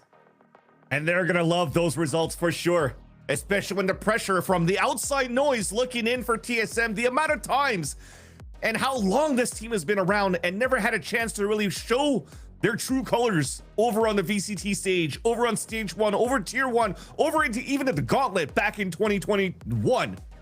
And now they have a chance once again to ascend into the playoffs. And this is a huge sigh of relief with the highs and lows that went for this team through the stage. But you have to give it up here, Tenric, to help Winthrop University turn things around from last year into this year. So true. The way that they've been able to take this season and run with it, continue to adapt, continue to have all of these incredible matches, all of these comeback moments, just never back down. It has been amazing to watch. Never back down. Never what? We might get to see it some more this season if Core doesn't manage to make that top 2. In the meantime, TSM are still treading water. They would be seeded into the play-in at the moment if all goes accordingly to Core as well. So they still have some work to do. They have Hubert to play against next, but that'll be next week. Let's powwow about it all on the desk after the break.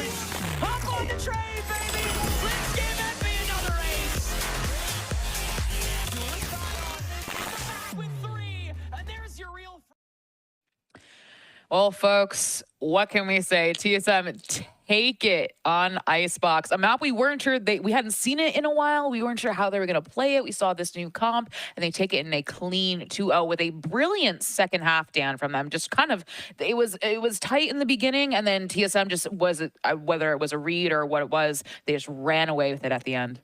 Yeah, absolutely. Super happy with the changes that they showed us with the composition. They went for that more standard composition with that Viper, with the Killjoy as well. And you got the chance to see the value both in that first half where they were taking the lead for the most part with the 8-4, and then going into the second half, it was such a strong defense. They were able to snowball in a few of those ultimates and those win conditions with that Viper spit and that lockdown too. And everybody just had a pretty clean game.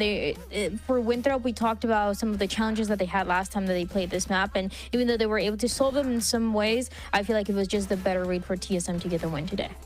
I feel like so much of the conversation around TSM starts with Timotino and what this team is able to do if they're setting up for success.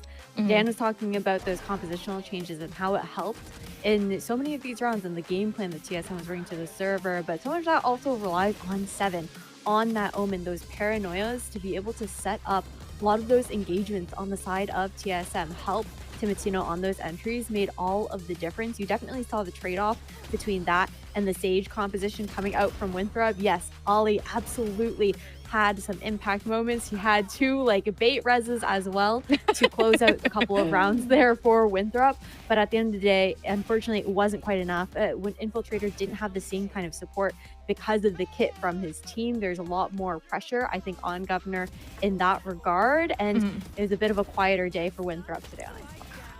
Yeah, as you mentioned, Timotino had insane impact as well to open up and make sure that this map and these early rounds go their way. But I also want to highlight, I know they mentioned a little bit of Seven, what he was doing with Paranoia, but I feel like Vora was also incredible at getting those trades. When Timotino could not get that opening, he was doing this constantly, and it really helped out the team in those situations where they were going for that A-side hit into that first half. So the little things that make this composition work out for them. They're not going for anything too complicated. You want to keep it simple. You want to keep it to the things that you know to make sure that you move forward in this lower bracket.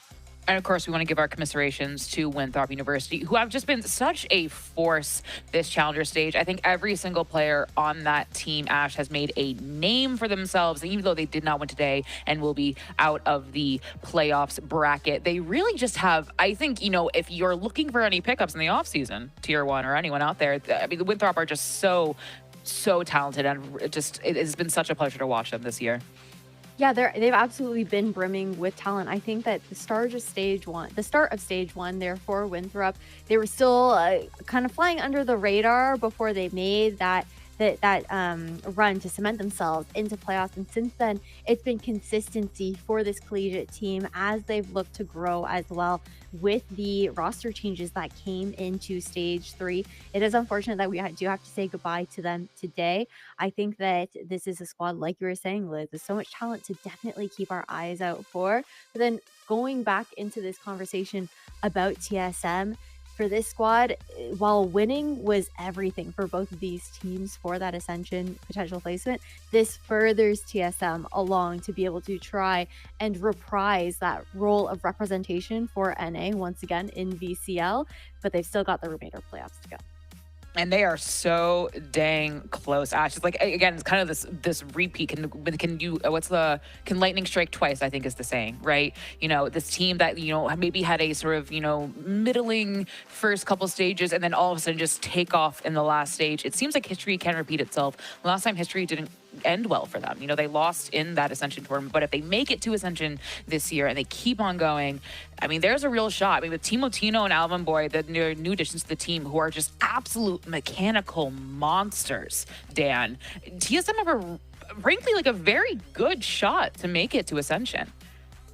And even though they have a good chance of making it, I feel like they are still going to be underrated because we have such good teams, right? We talk about Envy, we talk about Cuber, that even if they can make it to Ascension, they can make it all the way to the grand final and win that grand final. As Nismo was talking about, they just want to win it all and show that they can win it all no matter what. And then you also have Core, that has been the team that has made the most improvements throughout this stage 3. So I feel like TSM is still going to be a team that maybe could be underrated, but today is a great showcase of what they're capable of doing and how they were able to bounce back from that first opening map of a match of playoffs to what they're doing today.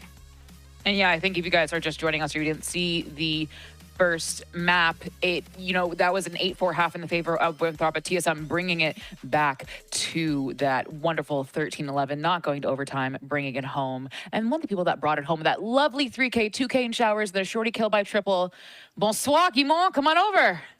Well played, sir. Bonsoir. Well played. I mean, I guess we just received confirmation. Congratulations on making Ascension plans. That is huge. Congratulations. I know personally how hard you have worked for this and how much this means to you.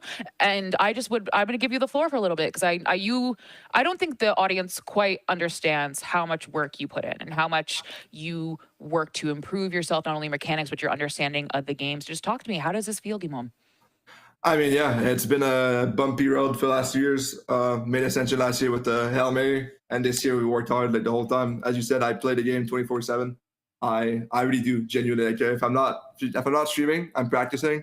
If I'm not practicing or streaming, I'm walking my dog, or I'm doing something else. So there's not much I'm doing except playing Valorant. It feels good, being rewarded for your hard work. I do think that I don't believe in luck. I don't believe in any of this. I believe in hard work, and obviously you have to capitalize off your opportunities when you have some. And yeah, working hard always paid off for me. And I'm gonna keep doing that, obviously. And I'm happy with the group that we have. Everyone's so happy, and honestly, it's also a part of Sim and Rico are also part of this. They might not be here with us right now, but it was a grind with them too. And we will not be here without them as well. So I want to shout out the Sim and Rico as well, and everyone that's been on the team for the last 2 years. Proto, Boys, all these guys. We made it here today because of DJs too.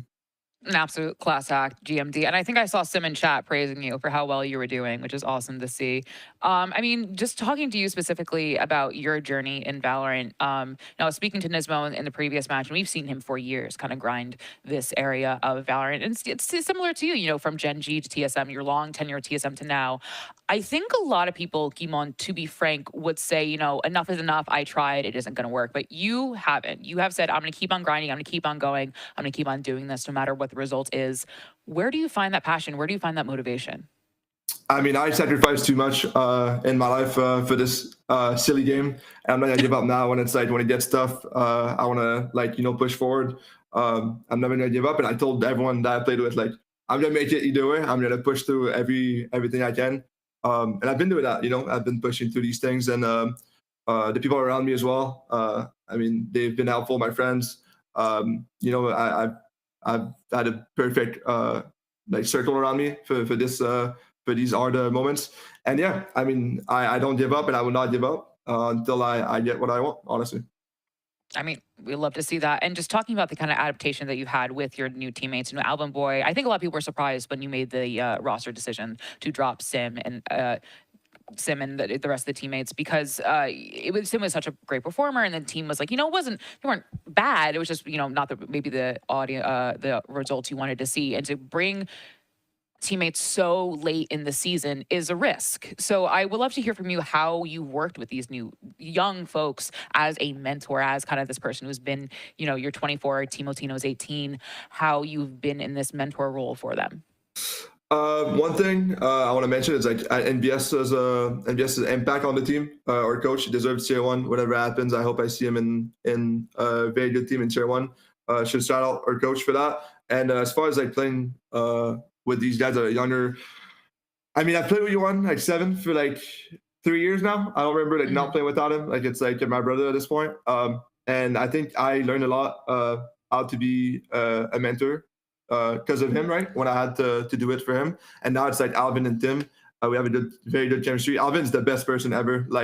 Guy's quiet, anchor in game, super quiet. You cannot fight with Alvin even if you tried. He's amazing. Tim, same thing. Tim is an amazing teammate. And it has nothing to do with the old roster being worse or worse teammates. They were amazing teammates as well. But no, definitely. I like being there for them. I like being the big brother. Those are my family. I spend, even if I didn't like them, I kind of have to. I spend all my time with them. So you get used to it. You have to. But I like being there for them. I'm kind of the class clown. I like making jokes. I'm fine if someone wants to pick on me. They're not picking on anyone else. If they pick on me, that means no one else is getting picked on. So I'm fine with that. And yeah, I love playing with these guys. They're amazing. I mean, I've been near your streams. I've seen Team Latino just absolutely rage bait you into oblivion. It is what it is, but that's kind of the sibling energy, right? You know, like that's how I show like my respect and love for you. It's at least how I show it with my sibling. Moving forward, TSM, I think I've made kind of an exponential growth in this, especially in stage 3. You've made Ascension play-ins. Where does TSM go from here? How do we get better? What do we have to work on? Again, I'm going to my coach again, but it's all him that like made a lot of improvement for us and very quick turnaround. You know, like I wouldn't say 180, but pretty much, right? We lost to 2 teams the first 2 weeks that we think were better, and I think the world also thought we were better. We messed up, and then we kind of like, I don't know, it woke us up, and we went on a run. And I think shout out to my coach and shout out for like sticking through. You know, when we have 2 stand-ins, that's what they were called at first. Like, obviously, when you lose the 2 first games, people would be like, "Oh, like, just get him out," you know, like it's not worth it. They already lost 2 games, but no, I mean, we stick together like brothers and we push through. But yeah, I mean, we were trying to win the whole thing. That's what we're here for. That's what we aimed for when we made the team, was to win the whole thing. And there was some obstacle, but it's still a race at the end, and we were there. You know, we're in the top 3, a top 4, I guess now. But like we keep pushing. You know, there's no limit to this roster. My last question for you is not a question, but rather a request. Within reason, I'm going to ask you to say whatever you'd like to say your piece, because I feel like TSM has been consistently proving people wrong and has to consistently fight for the respect of the community. Within reason, Anthony, what would you like to say to them?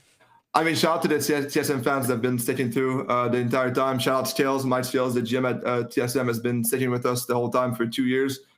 He knows how much I appreciate Scales. And I mean, everyone that like kind of stuck through with us. Like I see people defending us all the time. I mean, that's amazing. And we had some reason to be criticized, and that's fine. It's part of the game, you know. But it doesn't affect us, you know. Yeah, you need to. At the end of the day, it's just comments, you know, just words. Whether they're right or wrong, it doesn't really matter. It's like rage bait at this point, right? So I mean, yeah, I mean, pushing through, and I see all in chat, the people that criticize us and mean for no reason. I see all, and I see people that are cheering for us. Obviously, you think there's like we forget, but we don't. Like as a competitor, like you always gotta see these things. So yeah, I mean, shout out to TSM fans. It's been an amazing time, and I'm glad that we can get to Ascension again this year. Oh, congratulations, GMD. I'm gonna let you on your way to celebrate your win. Thanks so much, Liz. You have a nice night. You too. I love that interview. Sorry, I got so excited. Oh, did she just wake up? She's kind of trying to sleep, but she's also moving around. As she should. I feel like she's always trying to sleep. Yeah, every time we're going to broadcast.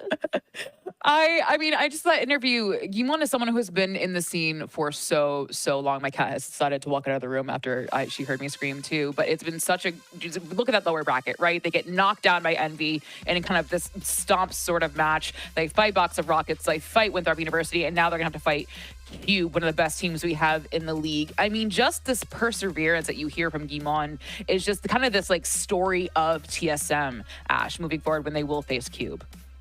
Yeah, just having that grit and determination to continuously push through, especially when their backs are up against the wall, right? In the most TSM of fashions at times. But taking a look at this bracket, I feel like it's just so insane. Once again, I feel like we've been saying that throughout the entirety of playoffs, but the teams that we're seeing in this bracket, no match has been easy. And the fact that they have to go up against Cuber as well for their next matchup is definitely going to be a tall task. The best team that we've seen throughout stage 3, the most consistent. It's a lot to ask for, especially after that interview with Nismo, Liz, where he was like, yeah, we are looking to win it all. And TSM, at the very least, they do have that guarantee of being able to play the play-ins for Ascension, for that ability to qualify into Ascension if they do manage to be one of the top 2 teams in that. But no, it's insane how close the competition is getting. It's insane that we're down to our final 4 teams here for playoffs to stage 3. Isn't that crazy? I feel like we just started the stage. You know what I mean? Like, I just feel like it was yesterday we were like, oh my God, we're back in the stage. We're ready to start Challengers again. But here we are ending playoffs very soon with Envy and Core on top and TSM and Cube at the bottom, which and if you guys have been sticking with us, whether from the beginning or just now for the first time, thank you so much for joining us. And it's been such a pleasure just to have you guys with us on this Challengers journey. And speaking of journey, that's the end of our journey this week for now. On behalf of production, the casters, the desk, and myself, thank you so much for joining us. Have fun, be safe, make good decisions. Here's to your health, wealth, and happiness. We'll see you at the next one. Crucial seconds for MU to get onto this A site. Satellite's still going to be able to launch this snake bite as Wildfire sticks the plant and isn't caught by that bite actually, so no extra damage done. Early drop down and Ange catches all of it from hell. Every single amount of rounds they have ahead, but it looks like they do want to play the long game because the next round is a rifle round with a thrash. You start with 4 players lining up, actually all 5. Yeah, they're all here. Reds hoping for a collat with that kind of view, but he'll settle for 2. Hey, keep it going. Smirking for those kills. He gets Bladestorm for the next round himself. Knights is cheesing, dude. He's having more fun than Renz is there. Yeah, I wanted to mention he was smirking as well when they're rotating back from the attack on the defensive side, or the attack side, sorry, from A to B. So these guys are probably just talking about their Saturdays while they're just playing an important game.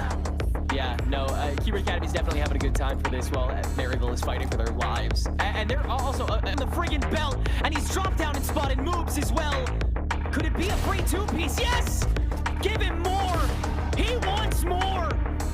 Now 2 dedicated to solely him, and he will take it all! He will take every inch himself. Hunter's Fury now to just clear the crowd. Give Timotino a breath, a free sight, another body to help him out, and let Ali fight versus the world with just 13 HP. The one chance left. He's got res. He can barrier this out. Not a lot of bodies to pay attention to this. A couple crucial microseconds where Infiltrator can get let back up, but Alvin Boy pops his head. And it's another res that Ali would have rather had baited. For it's all on to him. With the spike isolated and spawn, he must take this himself for Winthrop's sake. And it is